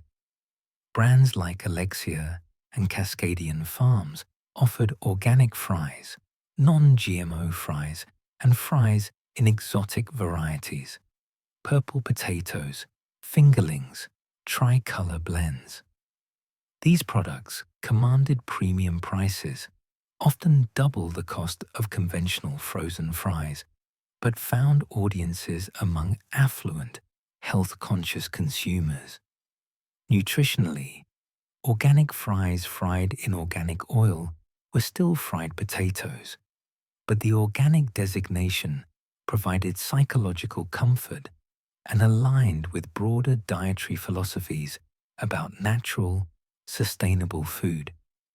Paradoxically, while some market segments moved toward healthier options, others exploded in the opposite direction. Premium, indulgent, loaded fries became menu stars in the 2000s and 2010s. These weren't side dishes, but main courses, piles of fries topped with cheese sauce, bacon, jalapenos, pulled pork, ranch dressing, and anything else that would fit. Poutine, the Canadian dish of fries with cheese curds and gravy, spread beyond Canada to become trendy across North America. Carne asada fries, a California creation with fries, grilled steak, cheese, guacamole, and sour cream, appeared on menus nationwide. Upscale restaurants discovered fries could be gourmet. Truffle fries, drizzled with truffle oil and sprinkled with parmesan, appeared on upscale casual dining menus at prices that would have shocked earlier generations. $10 to $15 for what was essentially French fries with expensive flavoring. Duck fat fries became a steakhouse staple, marketed on richness and traditional cooking methods.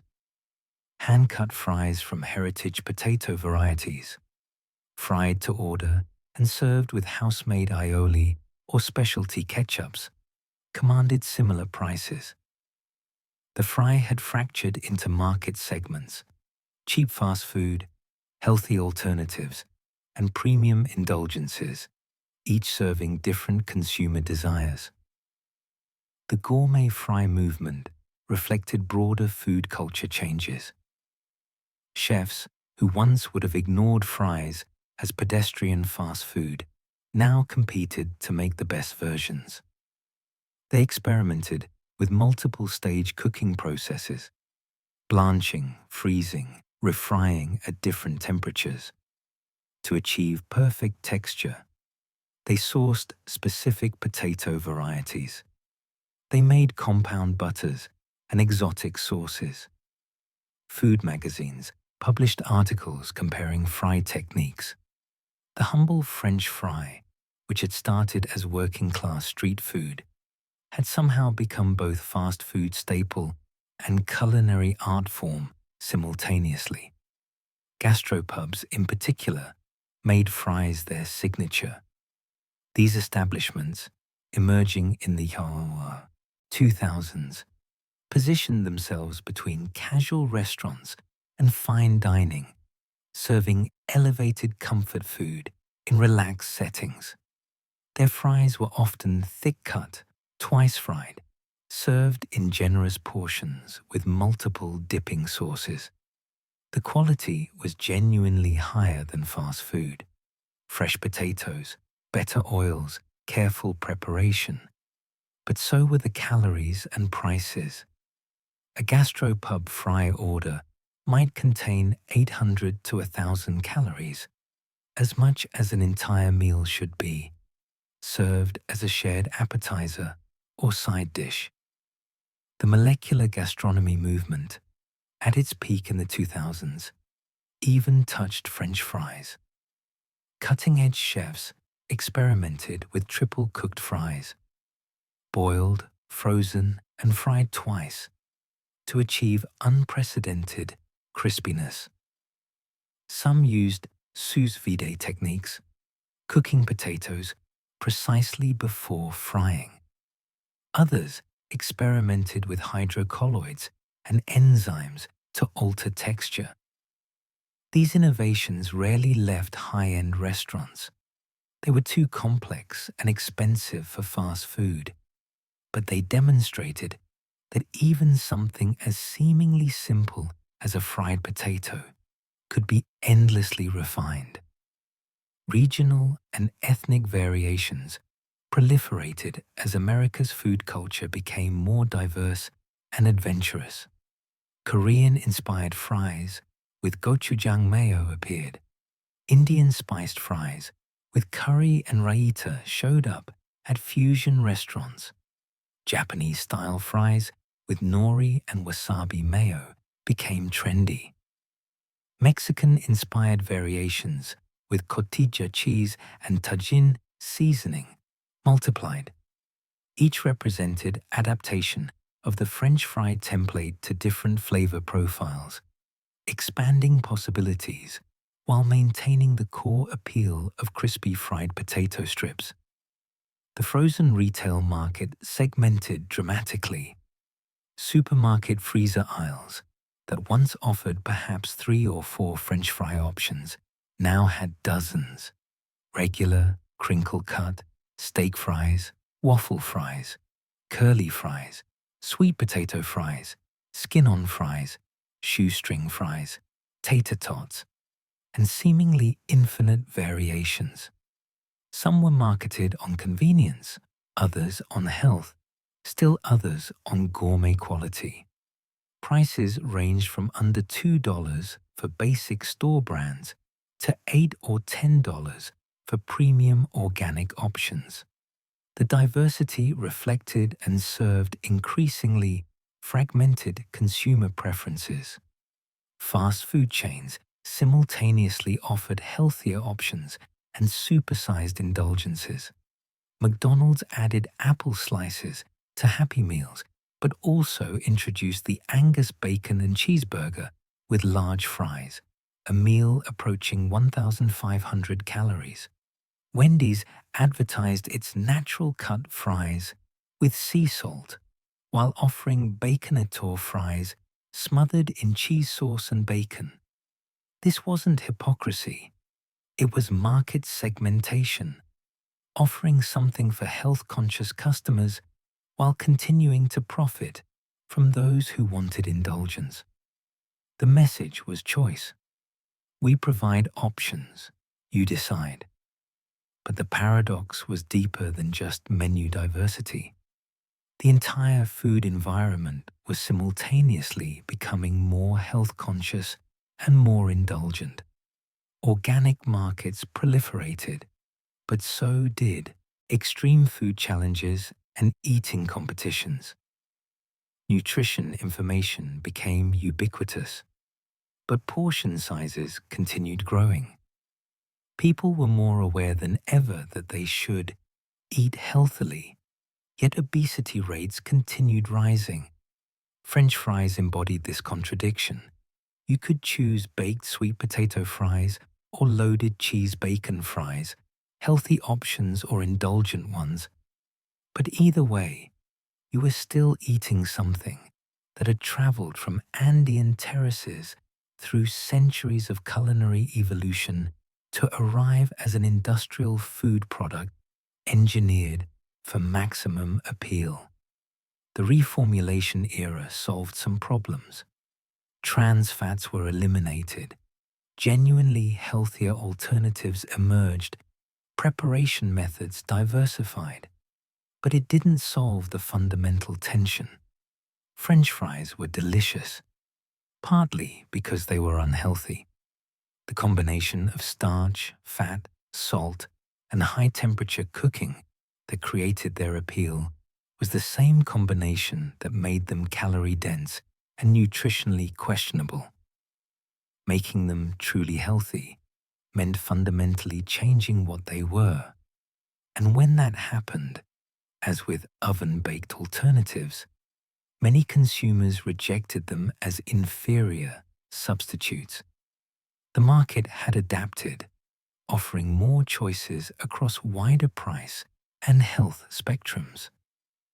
But it hadn't resolved the core question of whether French fries could be both as appealing and as healthy as public health advocates wanted. The 21st century would bring both innovation in French fry production and crises that tested the entire system that had developed around them, forcing the industry to confront challenges it had barely imagined during the confident expansion of earlier decades. McDonald's opened its first restaurant in Moscow in 1990, and over 30,000 people stood in line on opening day, some waiting hours for a taste of American fast food. The line wasn't just for burgers, it was for the complete experience, including those golden fries that had become synonymous with American culture and modernity. This scene repeated itself across the globe through the 1990s and 2000s as American fast food chains expanded into virtually every country. And wherever they went, French fries went with them, carrying their industrial precision into markets with entirely different food traditions.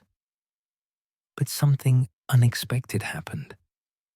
Rather than simply imposing American eating patterns, fries adapted, absorbed local flavors, and became vehicles for cultural fusion in ways no one had anticipated. The global expansion was staggering in scale and speed. McDonald's, which operated in 40 countries in 1980, expanded to over 100 countries by 2000 and 120 by 2010. Burger King, KFC, Subway, and countless other chains followed similar trajectories. Each brought French fries with them, creating global demand for frozen potato products where little had existed before.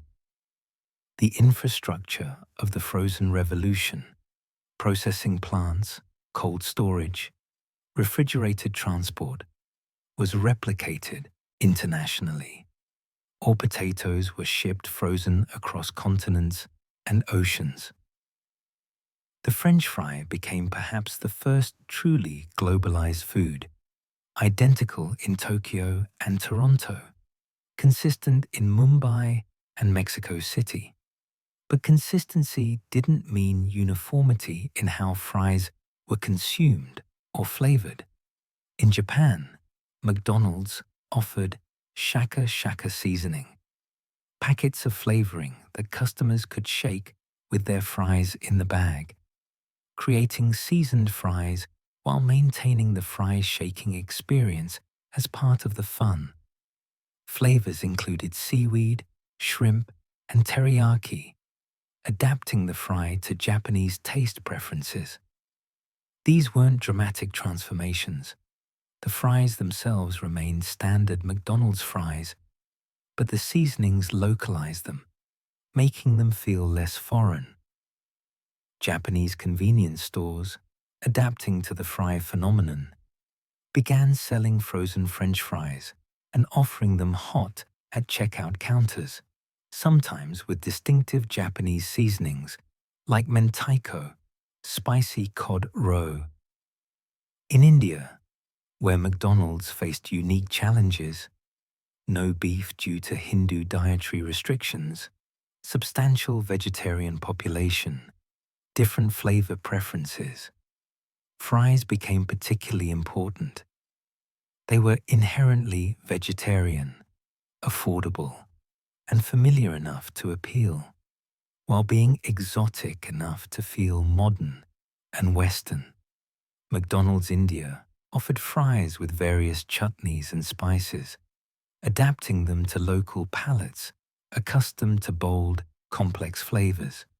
Street vendors across Indian cities began offering French fries alongside traditional snacks, often served with chaat masala, tangy tamarind sauce, or spicy chutneys, creating fusion that satisfied both curiosity about Western food and preference for familiar Indian flavors.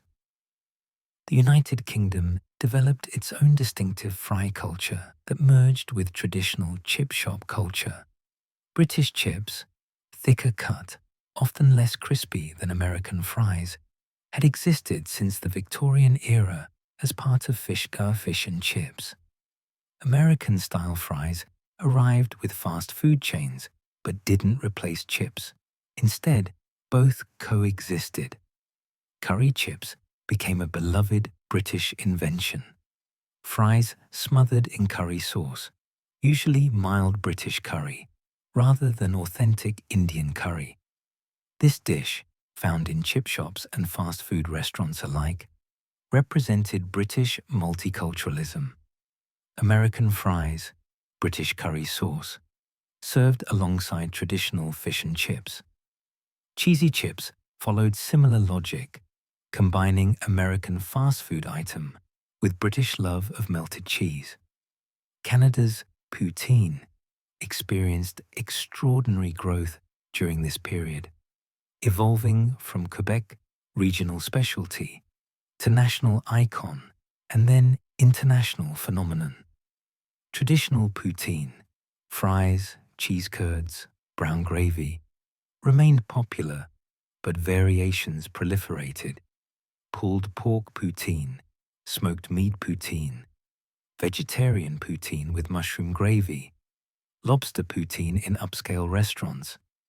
Poutine spread beyond Canada as Canadian chains and immigrants exported it. Fast food chains struggled to replicate authentic poutine.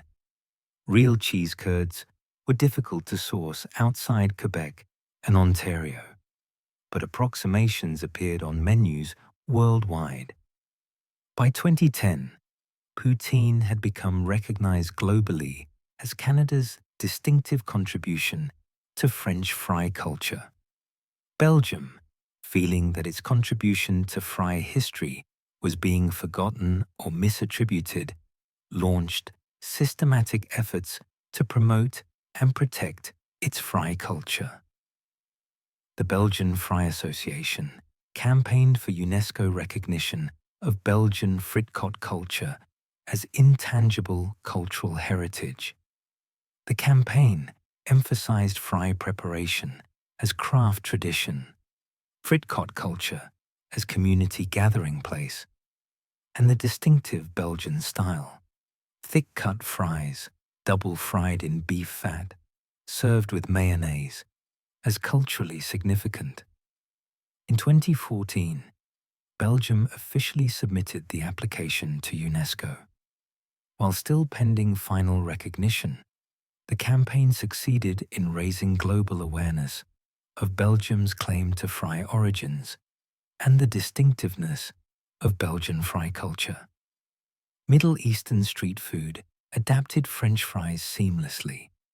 Shawarma stands and falafel shops across the region began offering fries as sides or even wrapped inside pitas with the main item. In Israel, sabich sandwiches, pita with fried eggplant, hard-boiled egg, and various salads, often included fries stuffed inside the pita. This practice spread throughout the Middle East. French fries stuffed into wraps or sandwiches became standard across the region, combining Western fast food with Middle Eastern culinary traditions. The fries absorbed flavors from the other ingredients: tahini, hummus, pickles, hot sauce, creating hybrid eating experiences. Asian fusion restaurants in the 2000s and 2010s discovered fries as perfect canvases for creative flavor combinations. Korean-inspired loaded fries emerged in Los Angeles and spread nationally. Fries topped with bulgogi, marinated beef, kimchi, gochujang mayo, scallions, and sesame seeds. These dishes appeared first in Korean-American fusion restaurants, then in mainstream restaurants and food trucks as Korean flavors gained popularity.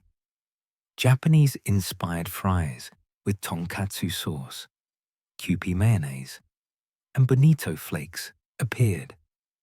Thai-inspired fries with peanut sauce and cilantro followed. Each represented a chef's experimentation with combining the familiar American fry format with Asian ingredients and flavors. Street food scenes worldwide incorporated French fries with remarkable speed. In Mexico, street vendors added fries to their repertoire alongside tacos and tortas, often serving them with Valentina hot sauce, lime, and cotija cheese.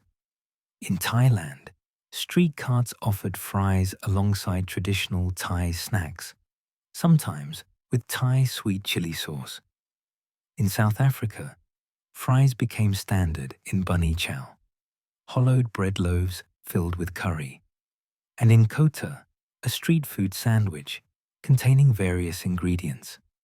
The French fries' portability, easy preparation from frozen product, and crowd appeal made it ideal for street food operations globally. The potato supply chain globalized to meet this demand.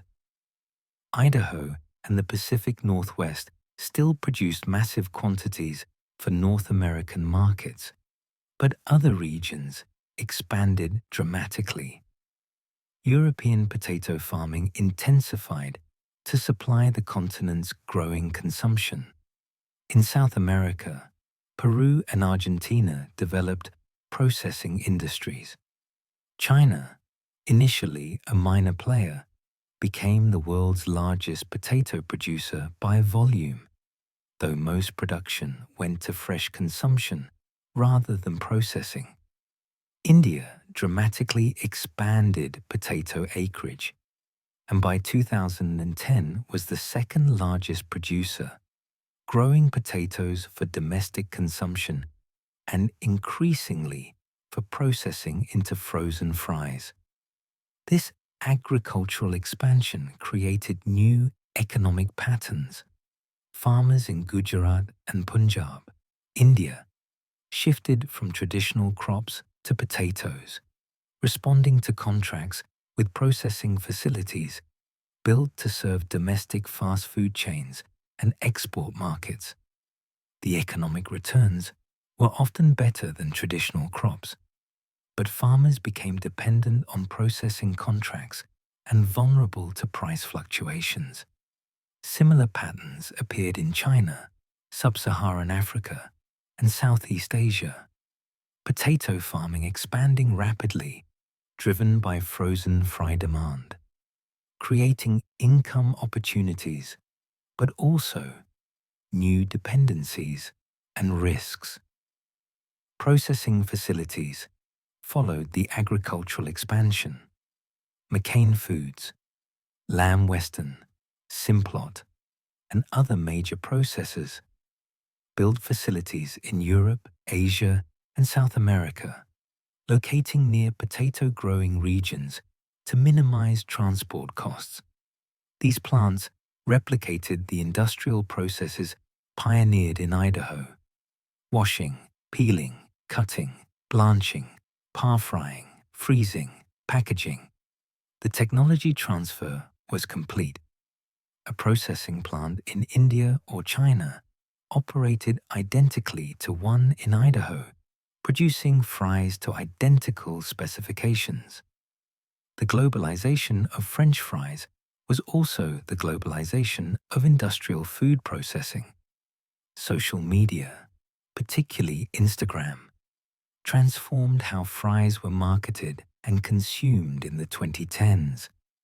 Loaded fries, with their visual appeal, colorful toppings, melted cheese, dramatic presentation, became Instagram stars. Restaurants designed loaded fry dishes partly for social media virality, photogenic combinations that encouraged customers to photograph and share. Fries topped with rainbow-colored ingredients, edible flowers, gold leaf, or towering constructions appeared on menus, priced premium partly because they generated free marketing through customer posts. The aestheticization of food, driven by social media, made French fries, once humble street food, into designed visual experiences. Food trucks and pop-ups in the 2010s used French fries as foundation for creative fusion dishes. The low ingredient cost and universal appeal made fries ideal base products. Trucks specializing in loaded fries proliferated in cities globally. Fries with various international toppings, allowing operators to experiment with flavors while maintaining familiar base. A customer hesitant about Korean food might try Korean-inspired loaded fries, lowering cultural barriers through familiar format. The French fry became ambassador for international flavors, introducing global cuisines through accessible, non-threatening medium. Fast food chains adapted menus regionally in ways that would have been unimaginable in earlier decades. McDonald's India offered Makalu tiki burgers and fries with Indian spices. McDonald's Japan had teriyaki burgers and special fry seasonings. McDonald's Middle East locations offered fries with regional sauces. This localization recognized that global expansion required cultural adaptation. The brand could be consistent. The golden arches remained the same, but the food needed to accommodate local preferences. French fries, infinitely adaptable through toppings and seasonings, facilitated this localization. The cultural meaning of French fries varied globally in interesting ways. In many developing countries, eating French fries at McDonald's or KFC signified modernity, global connection, and rising economic status, aspirational consumption for growing middle classes. In wealthy countries, fast food French fries increasingly signified convenience or guilty pleasure, sometimes even low status, as food culture elevated fresh, local, artisanal foods. The same item carried different symbolic weight depending on local economic development and food culture sophistication. Traditional cuisines began incorporating French fries in unexpected ways. In Peru, birthplace of the potato, lomo saltado, stir-fried beef with vegetables, traditionally served with rice, now commonly included French fries in the stir-fry itself, a Chinese-Peruvian fusion that had become traditional. Filipino sisig, a sizzling pork dish, was sometimes served atop fries. These incorporations weren't foreign impositions, but organic adaptations, showing how French fries had become global ingredient available for creative use. Belgium's frikots faced existential questions during this period. Traditional frikots, frying in beef fat and serving simple fries with mayonnaise, competed with international chains offering standardized products, diverse toppings, and modern marketing. Some frikots closed, unable to compete. Others adapted, adding loaded fry options while maintaining traditional preparations. A few became tourist destinations, celebrating artisanal fry making as cultural heritage. The Belgian government designated several historic frikots as protected cultural establishments, recognizing them as important to national identity. This tension between industrial global product and artisanal local tradition played out in Belgium acutely, but existed everywhere fries spread. By the mid-2010s, the French fries' global conquest seemed complete. You could eat fries in virtually any country, any major city. They appeared in fast food chains, casual restaurants, street food stalls, upscale dining rooms. They came plain or loaded, thin or thick, standard or sweet potato. They were seasoned with local spices, topped with regional ingredients, adapted to cultural preferences. The potato from the Andes, fried in Belgium or France, industrialized in America, had become perhaps the world's most successful food product, familiar everywhere, adapted locally, consumed universally. But this triumph contained seeds of crisis. The industrial system supporting global fry production depended on stable climate, reliable potato harvests, functioning supply chains, and abundant resources. All of these were about to face challenges that would test whether the marvel of consistent, available, identical fries everywhere could be sustained, or whether the very success of global expansion had created vulnerabilities that nature and circumstance would soon exploit. In the summer of 2021, McDonald's ran out of French fries in Japan. Not just some locations, nearly all of them across the entire country. The shortage resulted from a perfect storm. Pandemic-related shipping disruptions, a poor potato harvest in North America, container shortages at ports, and logistics breakdowns that rippled through global supply chains. Japanese customers could only order small sizes, and even those were intermittently available. The crisis was temporary. Supplies recovered within weeks, but it revealed something unsettling. The system that had made identical French fries available everywhere, anytime, was more fragile than anyone realized. And the challenges threatening this system weren't temporary disruptions, but fundamental pressures that were intensifying.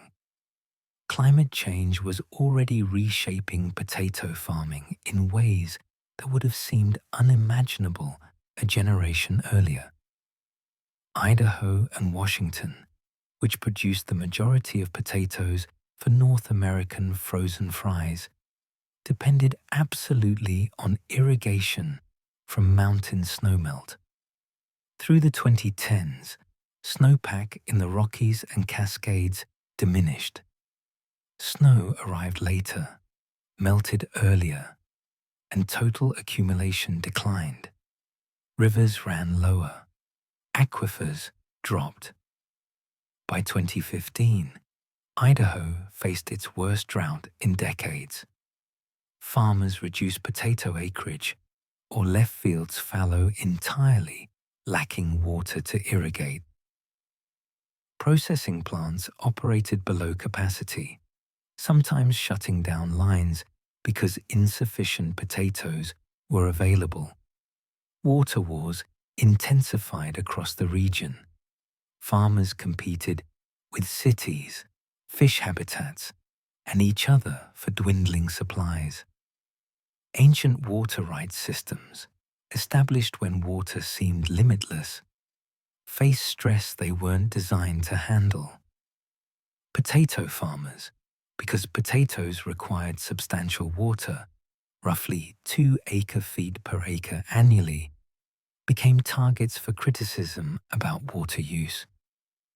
The fact that most Idaho potatoes became French fries, consumed globally by people with no connection to Idaho's water supply, made the resource allocation seem questionable to environmental advocates. Should a finite, increasingly scarce resource support industrial monoculture producing luxury foods for export? Heat waves compounded drought stress. Potatoes are cool weather crops, preferring temperatures in the 60s and 70s Fahrenheit. When temperatures exceeded 90 degrees for extended periods, as increasingly happened through the 2010s and early 2020s, yields declined and quality suffered. Heat stress caused irregular tubers, hollow hearts, and increased susceptibility to disease. Even with irrigation, extreme heat degraded crops. Some years saw harvest down 20 to 30% from normal, creating supply shortages and price increases that rippled through the entire frozen fry supply chain. European potato farming faced different but equally serious climate challenges. The summer of 2018 brought unprecedented drought and heat across northern Europe. Belgium, Netherlands, Germany, core potato-growing regions, saw crops wither. Farmers reported 25 to 50% yield losses in many areas. The 2018 harvest was so poor that frozen fry processors faced shortages through 2019. Prices increased. Some processors imported potatoes from as far as Israel and Egypt, despite higher costs and quality concerns, simply to keep production lines running. The 2018 crisis was attributed partly to climate change. A preview of more frequent extreme weather events, the climate models predicted. Flooding posed opposite but equally destructive problems. The Netherlands and Belgium experienced severe flooding in 2021, inundating potato fields at critical points in the growing season. Waterlogged soil caused tuber rot, fungal infections, and harvest delays. Insurance covered some losses, but repeated flooding made potato farming increasingly risky and unprofitable in some traditional growing regions. Farmers debated whether to continue potatoes or shift to crops less vulnerable to climate extremes, a debate with profound implications for frozen fry supply if substantial acreage permanently left production. The entire industrial agriculture system supporting French fries faced sustainability questions beyond climate impacts. Potato monoculture, practiced across thousands of acres, required intensive pesticide and fertilizer use. Pest and disease pressure intensified when the same crop grew in the same fields repeatedly. Late blight, the same disease that caused the Irish potato famine, remained a constant threat, controlled through fungicide applications that raised environmental concerns. Fertilizer runoff contributed to water pollution. The carbon footprint of industrial potato farming, processing, freezing, and global distribution was substantial. One study estimated a serving of French fries generated 0.5 kilogram of CO2 equivalent from farm to consumer. Palm oil, widely used in fry processing, carried its own sustainability crisis. The palm plantations supplying oil to food processors were major drivers of rainforest destruction in Indonesia and Malaysia. Orangutan populations declined precipitously, indigenous communities were displaced, and biodiversity collapsed as rainforests converted to palm monoculture. Consumer pressure and NGO campaigns pushed processors toward sustainable palm oil certification, but implementation was slow and verification questionable. Some processors switched to other oils to avoid the controversy, but alternatives had their own environmental costs. Labor conditions in processing plants, long invisible to consumers, faced increased scrutiny. The COVID-19 pandemic exposed these conditions starkly. Processing plants became virus hotspots. Workers in close quarters, cold temperatures ideal for virus transmission, inadequate sick leave policies that encouraged working while ill. Multiple major processing facilities experienced outbreaks. Workers, often immigrants with limited options, faced impossible choices between health risks and economic necessity. The pandemic highlighted what labor advocates had documented for years. Processing work was hard, often dangerous, poorly paid, and offered minimal benefits relative to the physically demanding and sometimes hazardous nature of the work. Wage campaigns and unionization efforts increased through the 2010s and early 2020s. Fast food workers, including those preparing French fries daily, demanded 15 the minimum wage and union recognition through the Fight for $15 movement. The campaigns achieved some successes. Several cities and states increased minimum wages. Some chains voluntarily raised pay, but resistance remained strong. The business model of fast food, built on low labor costs, struggled to accommodate significant wage increases without raising prices or reducing staff. The tension between providing living wages and maintaining profitability remained unresolved.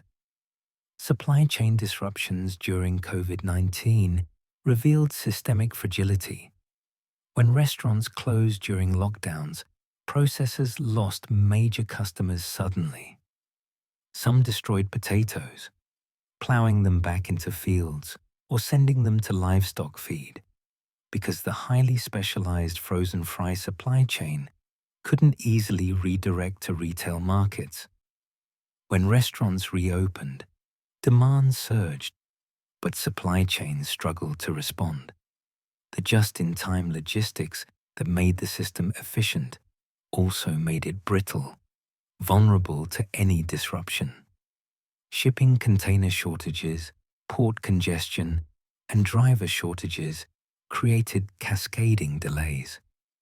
The Japan shortage was just the most visible crisis among many smaller disruptions globally.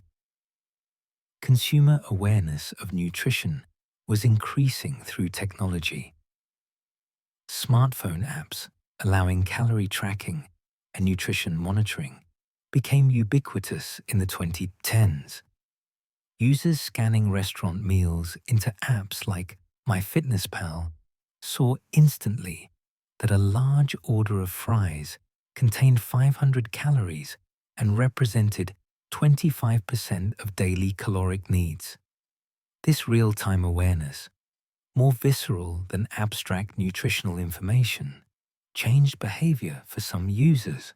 The apps didn't just inform, they gamified healthy eating, making calorie counts immediately salient in ways that printed nutrition information never achieved. Some studies suggested these apps were associated with healthier food choices, including reduced fast food and fried food consumption.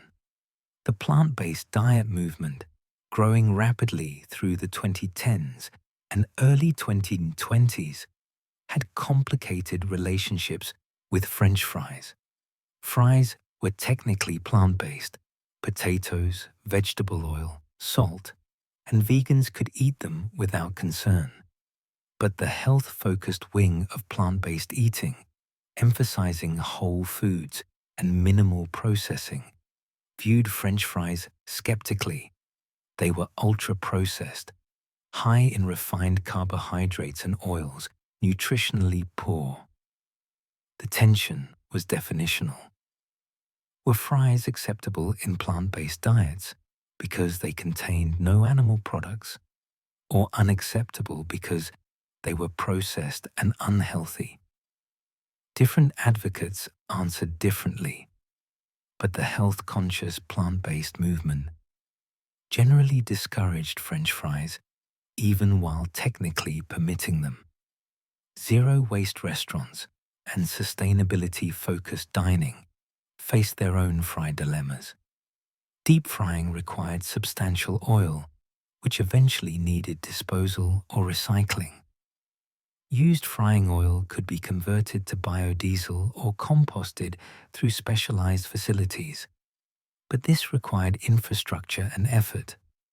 Single-use packaging for takeout fries created waste streams: paper containers, plastic bags, condiment packets. Some zero-waste restaurants eliminated fried foods entirely, viewing them as incompatible with waste reduction goals. Others sought sustainable solutions: reusable containers for fries, oil recycling partnerships, compostable packaging. But these solutions added costs and complexity.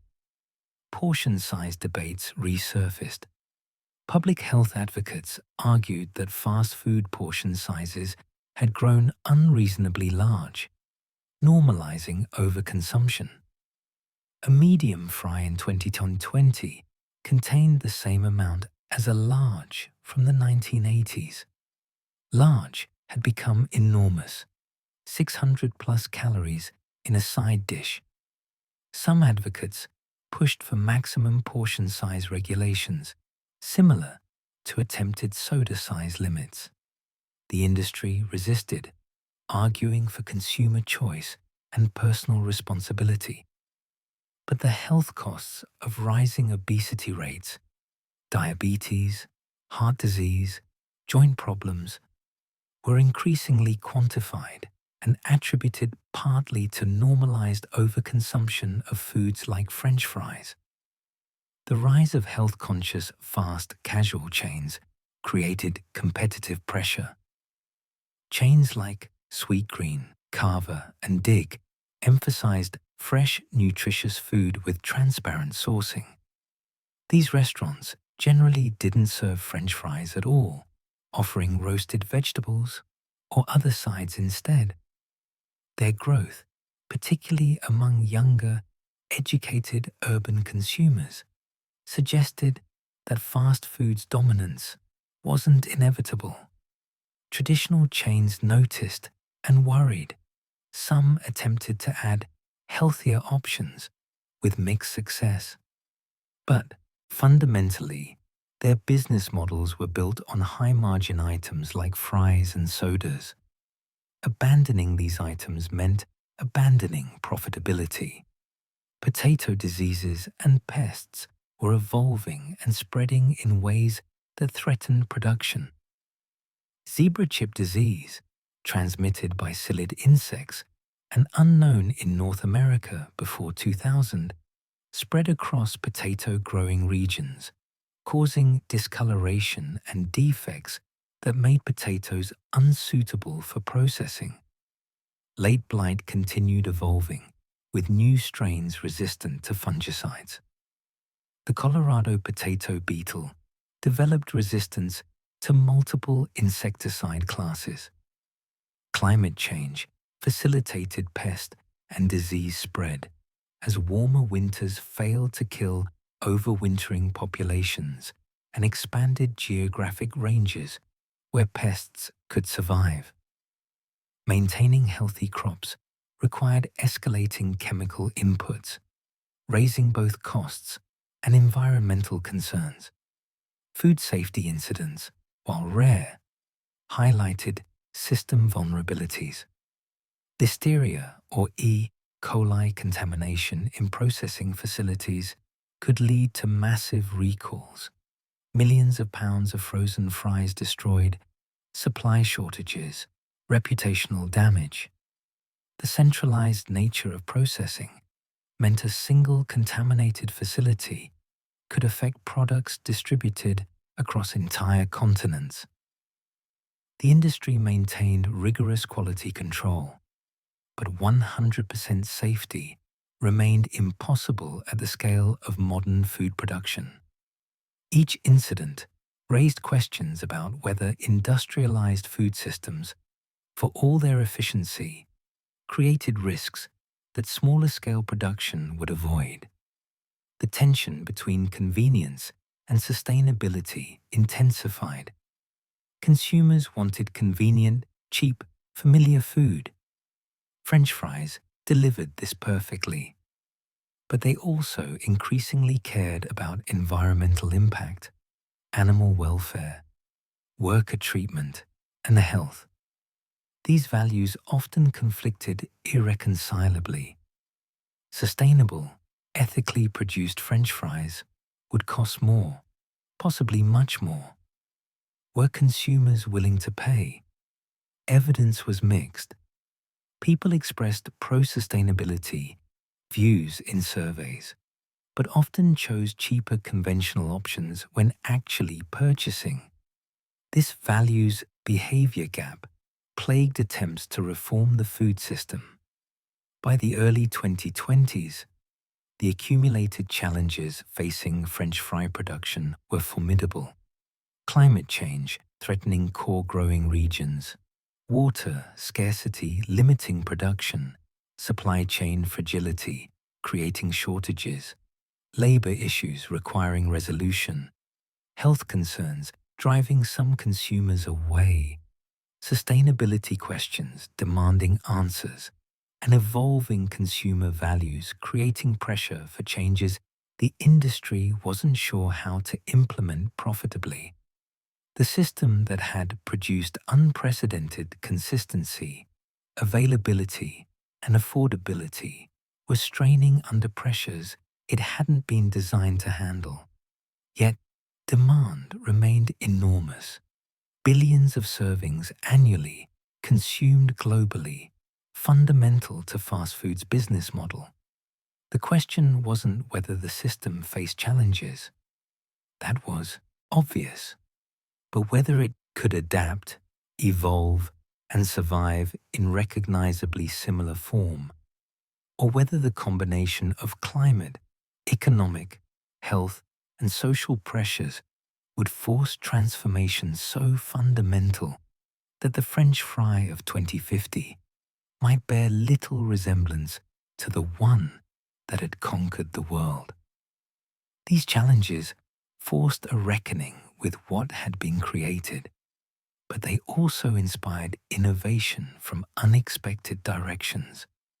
Innovation in agriculture, processing, preparation, and even what counted as a French fry at all. The journey from the Andes to the drive-through window took 10,000 years, but the transformation from craft food to industrial commodity happened in barely 50.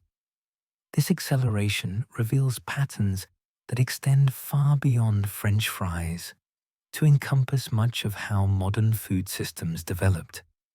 The French fry story is particular, specific to potatoes, frying, and American entrepreneurship, but it's also universal, a case study in how industrialization transforms food, culture, and ultimately human health and environment. Understanding what happened with French fries helps us understand what happened with much else, and perhaps what might happen next. The pattern of industrialization follows remarkably consistent stages. First comes a local food tradition, developed through generations of practice in specific places. Belgian fritures, Meuse Valley fish fryers, Parisian vendors. This craft stage produces variable quality, limited availability, and deep connection to local culture. Next comes recognition of broader demand.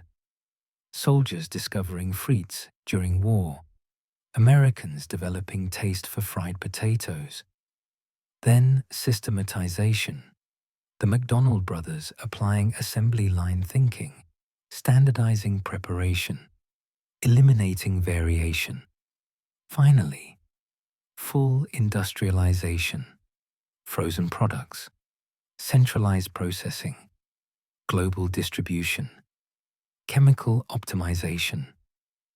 At each stage, something is gained and something lost. What was gained is obvious: consistency, affordability, availability, convenience. A factory worker in Manila can eat fries nearly identical to those consumed by an office worker in Manhattan. This democratization of access represents genuine progress. Pleasures once limited to those near specific vendors or restaurants became available to billions. The price declined dramatically in real terms. What once was occasional treat became everyday option. The convenience transformed. No specialized skill required. No lengthy preparation. Just pour frozen fries into hot oil and serve. These aren't trivial achievements. They represent massive application of human ingenuity towards satisfying widespread desire for accessible, pleasurable food. What was lost is equally clear: connection to place, seasonal variation, craft knowledge, cultural specificity. A Belgian Friedkot proprietor possessed expertise accumulated through years of practice, judging potato quality by appearance and feel, adjusting frying time based on ambient temperature and humidity, knowing customers by name and preference. That knowledge, that relationship, disappeared in industrial production. The fries became nobody's craft, produced in facilities where workers monitored machines rather than applied judgment. They became available year-round, divorced from harvest seasons, identical in July and January. They became the same everywhere, erasing regional differences that once made Belgian fries distinct from French pommes frites. The consistency versus quality trade-off permeates the story. Industrial production optimized for consistency. Every fry the same length, thickness, color, crispness. This consistency was McDonald's genius and the key to franchising success. But consistency required compromises. The best potatoes, evaluated by traditional standards of flavor and texture, weren't necessarily the most uniform or easiest to process industrially. Russet Burbanks became standard, not because they were the most delicious potato variety, but because they were most suitable for industrial processing. Uniform size, high starch content, consistent behavior during freezing and frying. Taste was important, but secondary to processability. The frying medium illustrated this trade-off starkly. McDonald's original beef tallow produced fries that many considered superior in flavor to anything since. But beef tallow was inconsistent, raised health concerns, offended certain dietary restrictions, and complicated global expansion. Switching to partially hydrogenated vegetable oil provided consistency, apparent health benefits, and universal acceptability, but at costs later recognized as serious, including trans fat health impacts. The subsequent switch to trans fat-free oils solved that problem, but, some argued, slightly degraded flavor. Each optimization addressed specific concerns while creating new trade-offs. Unintended consequences accumulated across every stage of industrialization. The frozen revolution solved consistency problems, but created environmental costs: energy for freezing and refrigerated transport, packaging waste, Supply chain emissions. Optimization for yield and processability reduced potato genetic diversity, making crops more vulnerable to diseases and climate stress, the opposite of resilience. The health optimization of the 1990s, eliminating saturated fats, replaced them with trans fats that proved worse, demonstrating how incomplete understanding led to harmful interventions. The affordability and convenience that made fries accessible contributed to overconsumption patterns that fueled obesity epidemics. Each solution generated new problems, sometimes more serious than those originally addressed. The cultural adaptation story reveals complex dynamics between globalization and localization. French fries could have been purely homogenizing force. American product imposing American eating patterns globally. To some extent, that happened. McDonald's and similar chains spread American food culture worldwide, changing eating patterns, displacing local foods, introducing new expectations about convenience and consistency. But simultaneously, fries were adapted locally. Curry chips in Britain, poutine in Canada, kimchi fries in Korea, chaat masala fries in India. Rather than simple cultural imperialism, the reality was more complex. A global product that became vehicle for local expression, creating hybrid forms that were neither purely American nor purely indigenous, but genuinely novel. This pattern suggests that globalization isn't unidirectional cultural erasure, but something more complicated, an interaction between global standardization and local adaptation. The French fry succeeded globally, partly because it was adaptable, because it could carry local flavors while maintaining recognizable form. The paradox is that this adaptability depended on standardization.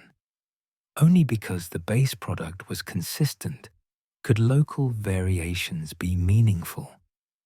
Without industrial standardization creating globally identical fries, there would be no baseline against which to create distinctive local versions.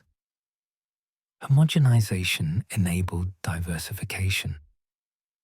What worked about the French fry system was meeting genuine demand for affordable, tasty, convenient food. This wasn't false consciousness or manipulation. People actually wanted what fries offered. The pleasure was real, the convenience valuable, the affordability important. In societies where both parents worked, where time was scarce and money tight, fast food provided practical solutions.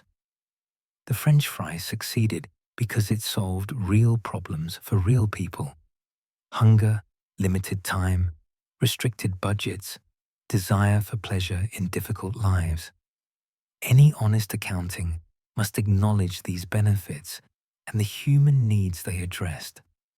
What failed was ignoring or externalizing costs. The health costs of regular fast food consumption, obesity, diabetes, heart disease, weren't included in the price of fries. Consumers paid with health problems years later.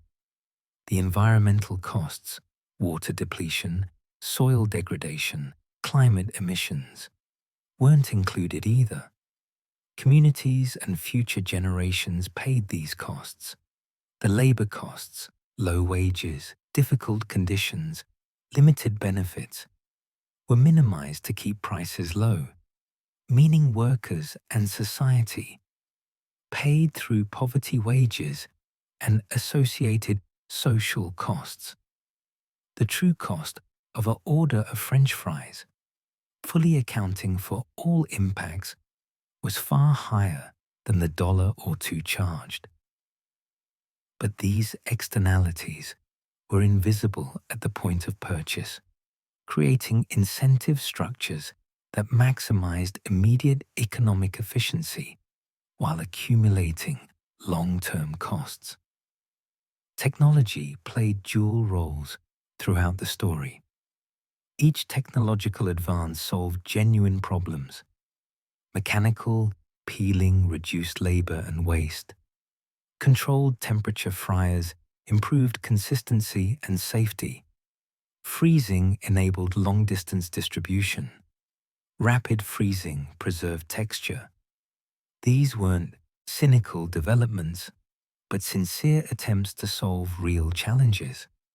Yet technology also created problems. Hydrogenation produced trans fats. Industrial agriculture reduced biodiversity. Centralized processing created supply chain vulnerabilities. Optimization for specific characteristics reduced nutritional quality. Technology was neither savior nor villain, but tool that amplified both benefits and harms depending on how it was deployed and what values guided its application. Economics of scale brought massive cost reductions and efficiency gains, but also concentrations of power and risk. Centralized processing in massive facilities reduced per-unit costs dramatically, making fries affordable for billions. But it also meant a handful of companies controlled global supply, created single points of failure where contamination or disruption could affect millions, and generated market power that could suppress farmer prices and worker wages. Small-scale local production offered resilience, community connection, and distributed benefits, but at costs that made it accessible only to wealthy consumers. The scale question, how big should food production systems be, remained unresolved, with genuine trade-offs on both sides.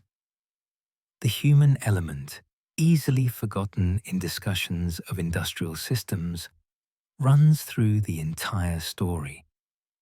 Andean farmers cultivating hundreds of potato varieties over millennia performed sophisticated plant breeding, creating genetic diversity that made all subsequent potato cultivation possible.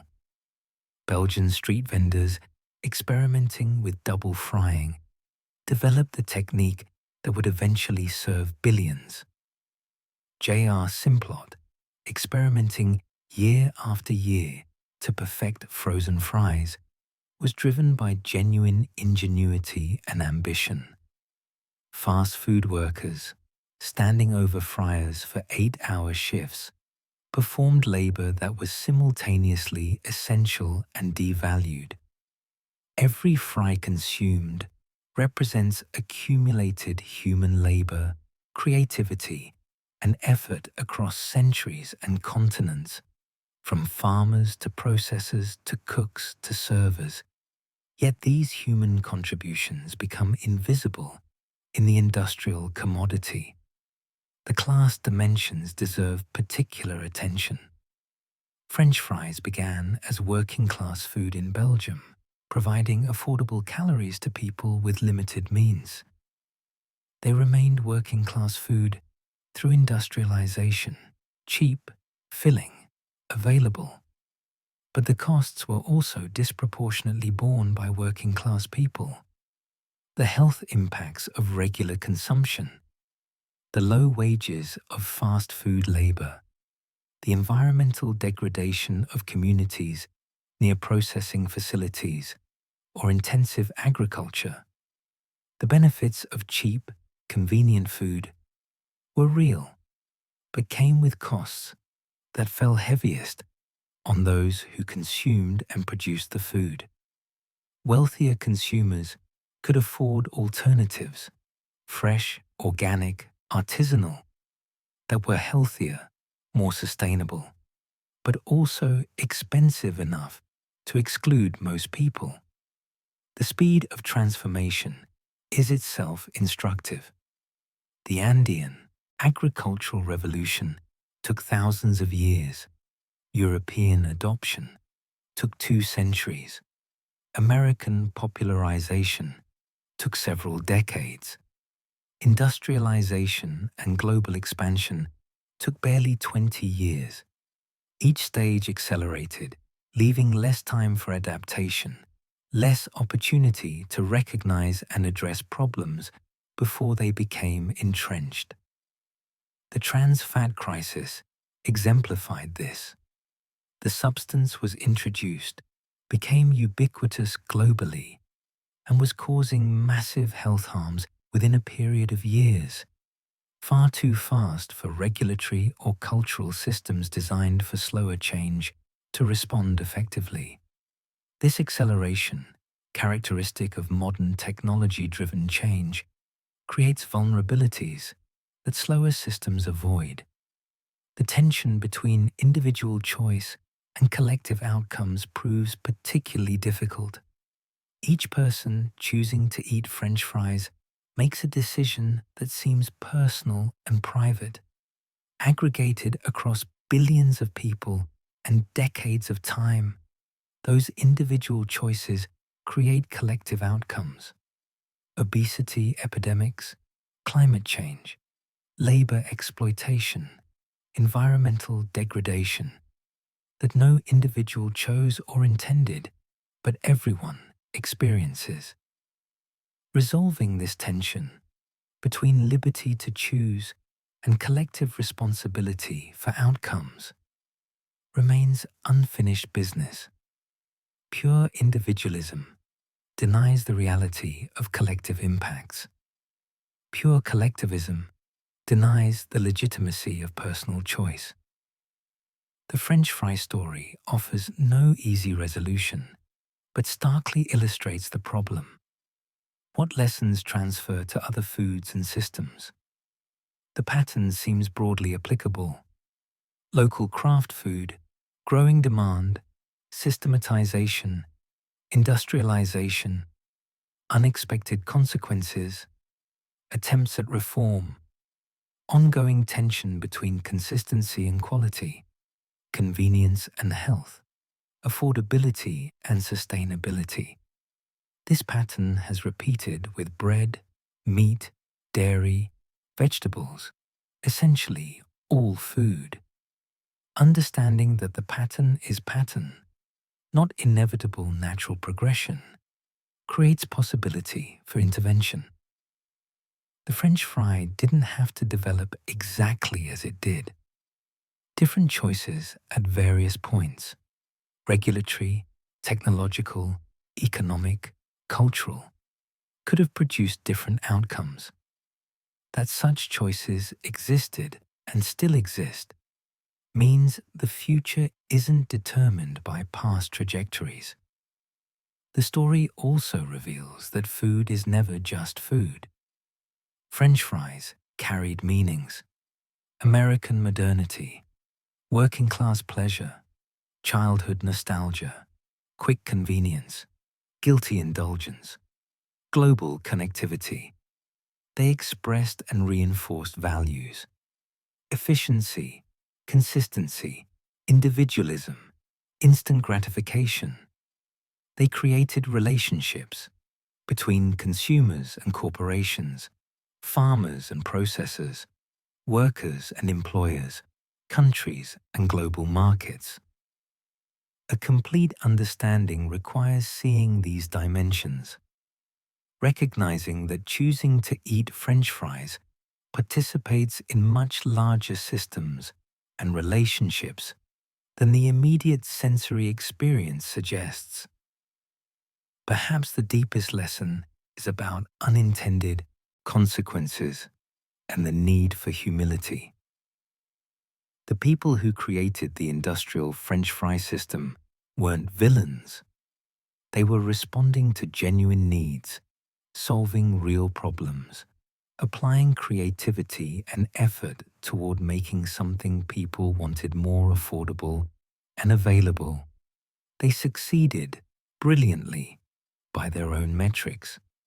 But that success generated problems they didn't anticipate and costs they didn't measure.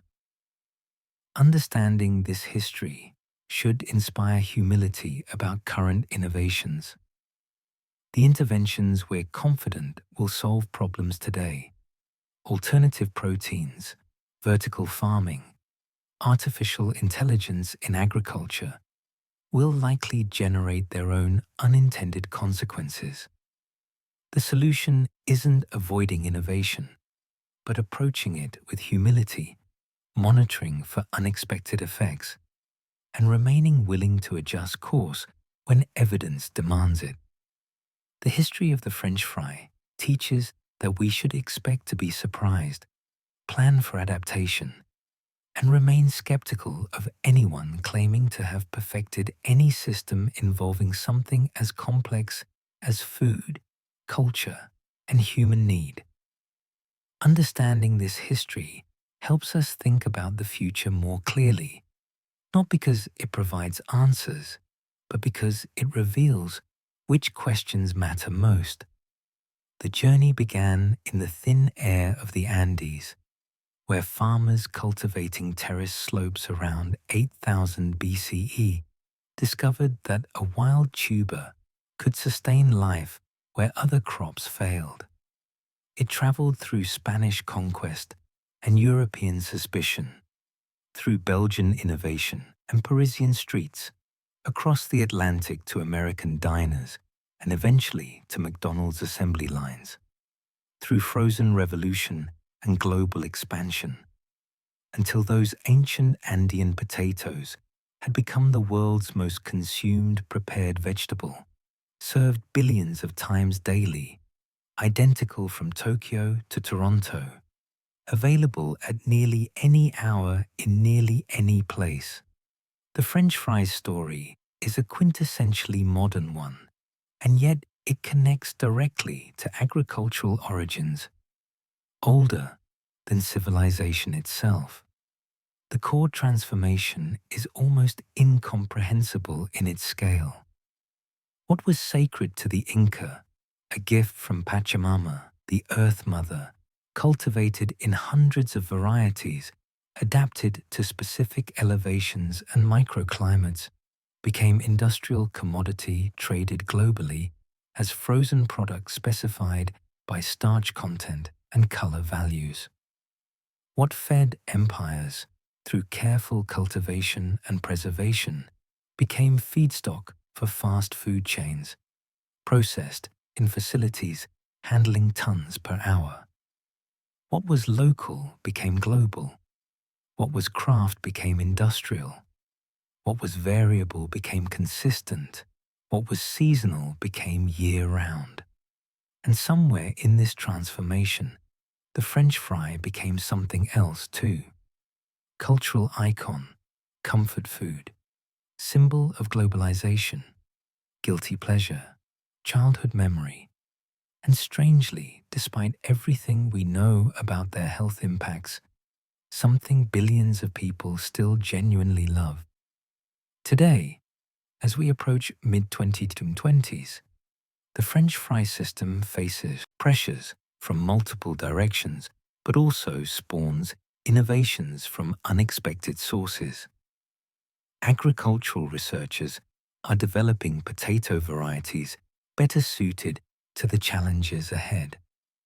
Disease-resistant cultivars that require fewer pesticide applications are being bred through both traditional methods and genetic modification.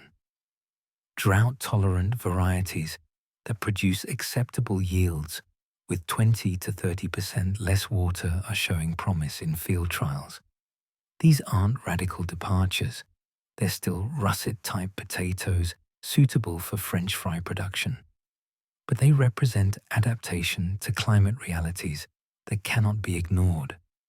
Whether these varieties will be widely adopted depends on regulatory approval, farmer acceptance, processor willingness, and ultimately consumer response to products.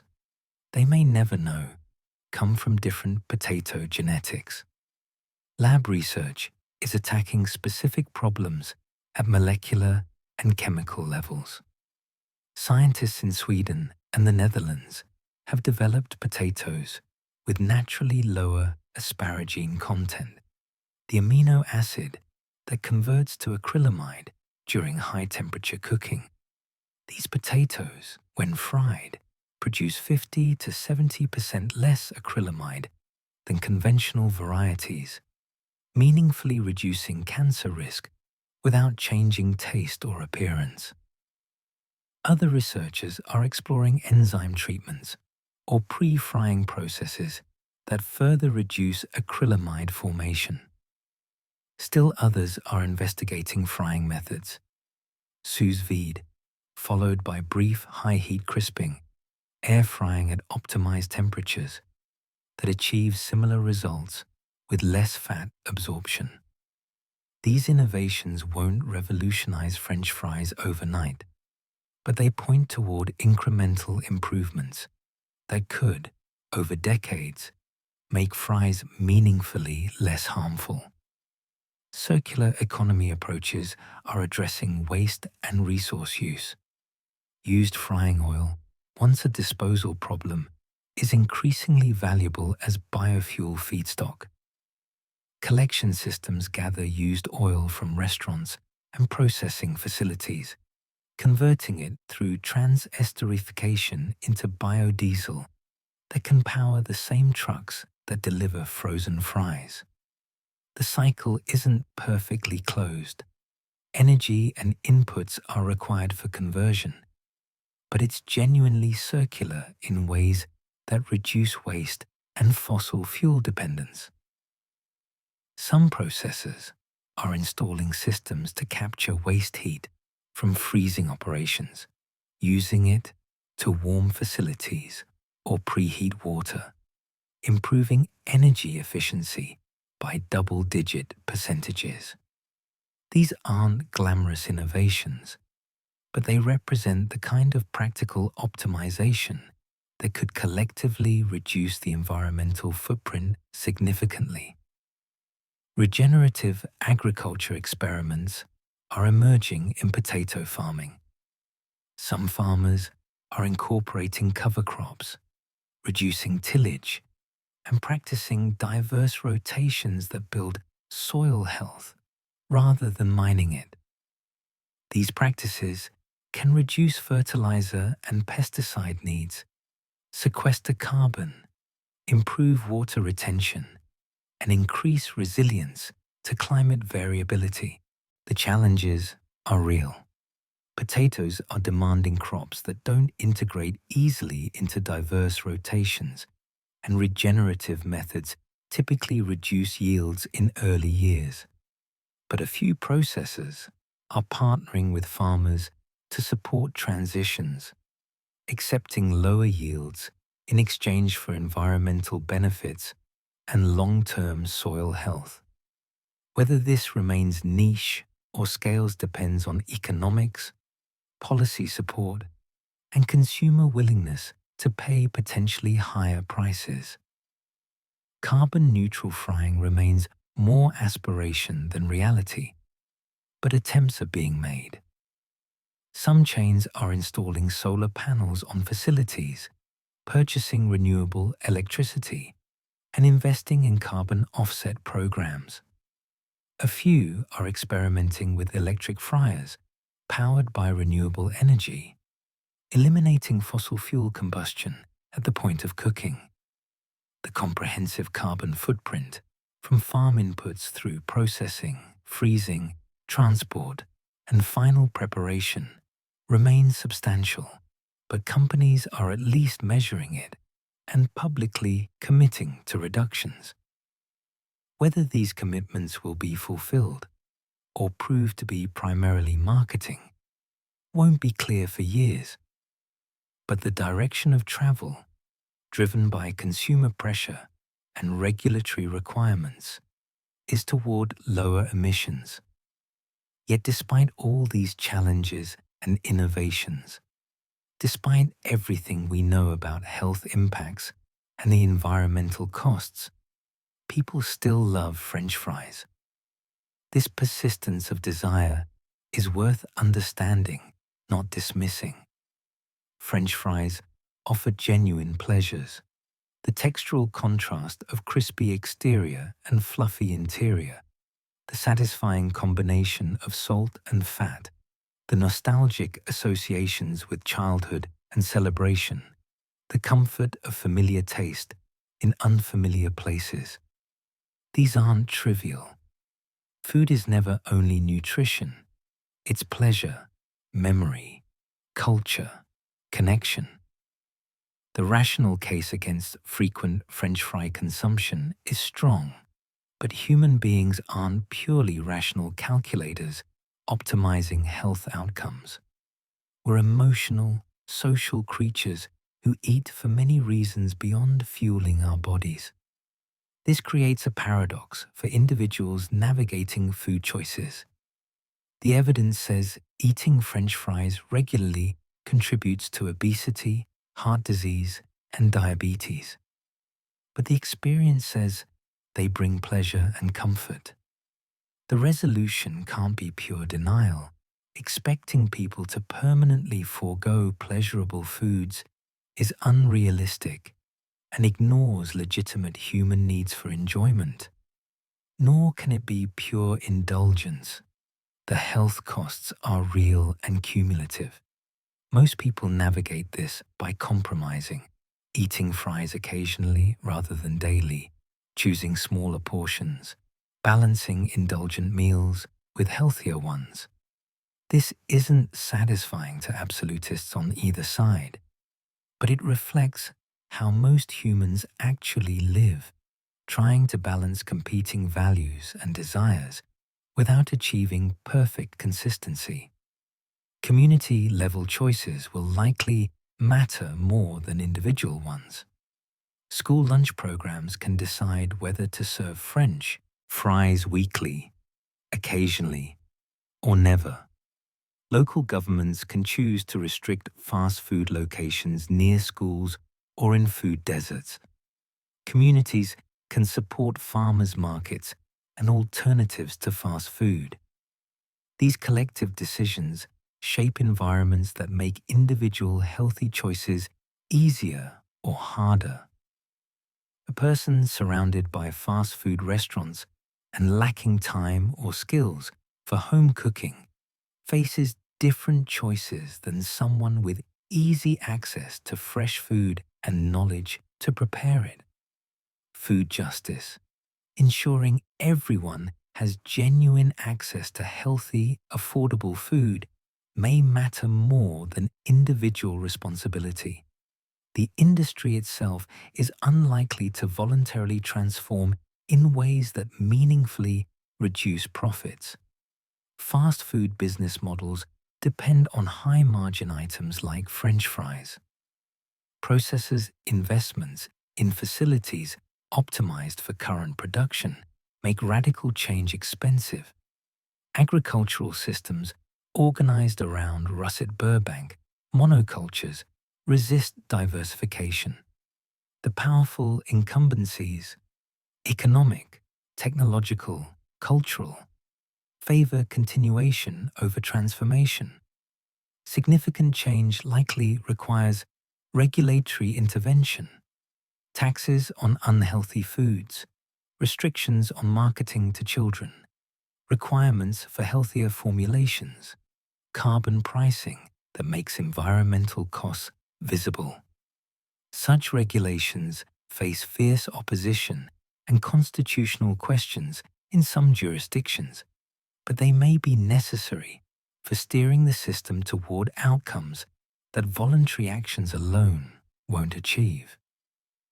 The technological optimism that characterized earlier eras, the belief that innovation would solve problems without creating new ones, has given way to something more sober.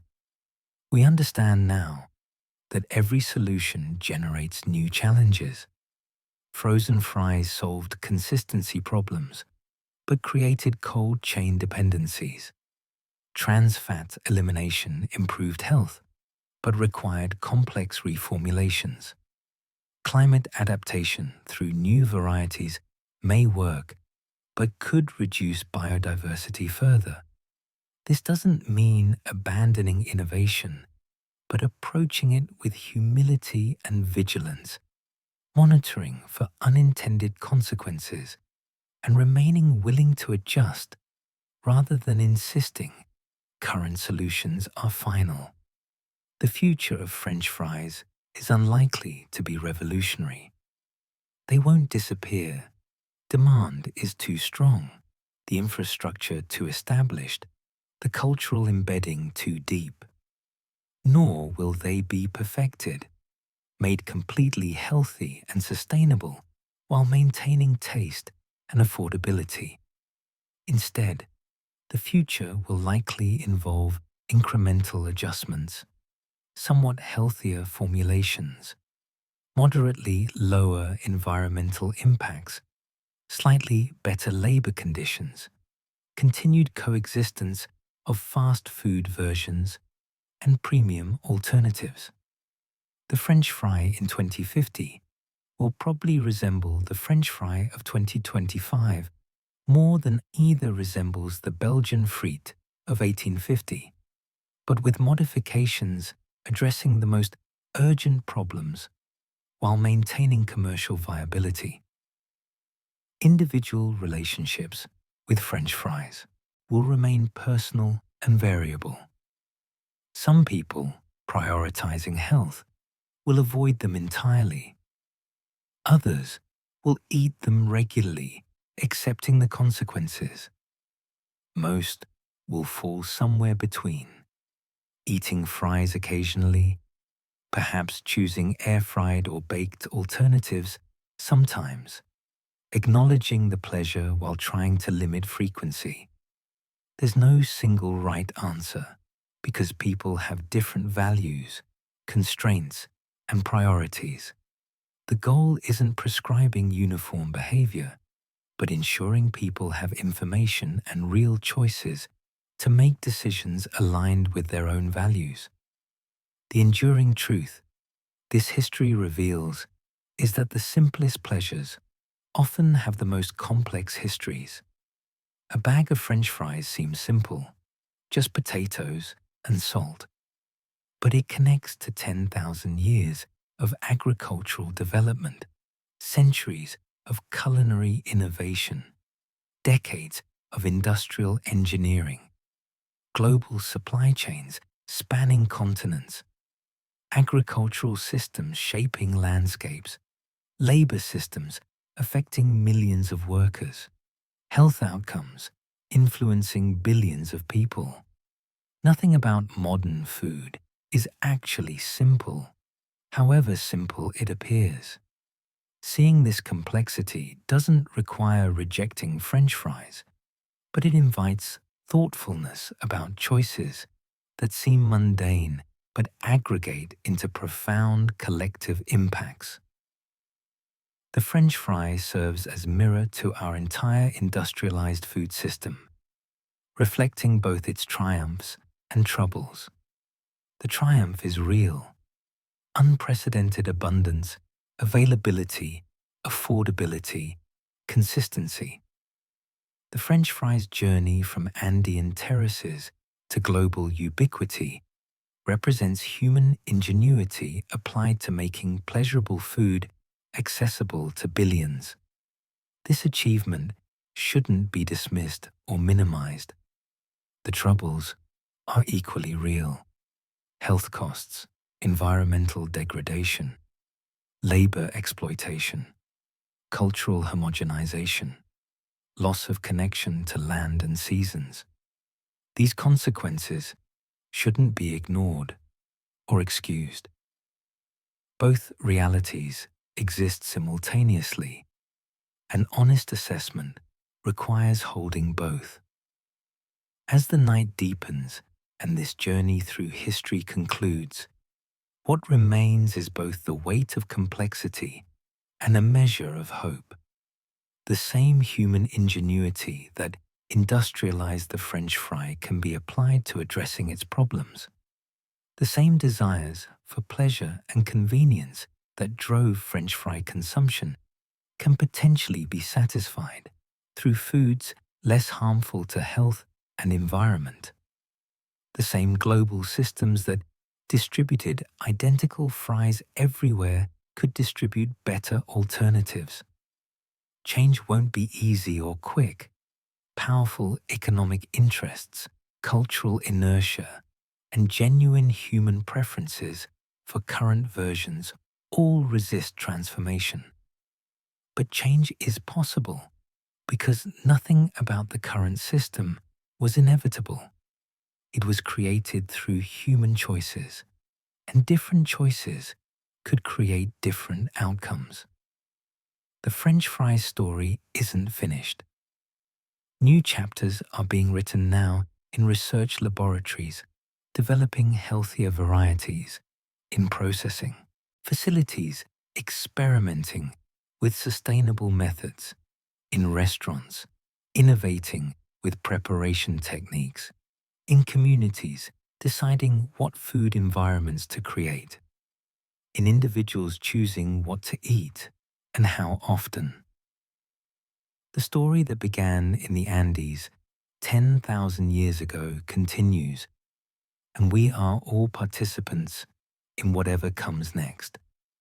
The wisdom lies not in rejecting what came before or clinging to it unchanged, but in learning from the entire journey, honoring the pleasure and ingenuity that created something billions love, while honestly confronting the costs that pleasure has generated, and working thoughtfully toward versions of that pleasure that align better with the flourishing of people and planet. Sleep well. Tomorrow, the world will serve another several billion orders of French fries, continuing this ancient modern story. And tomorrow we'll choose, individually and collectively, what role to play in shaping where that story goes next.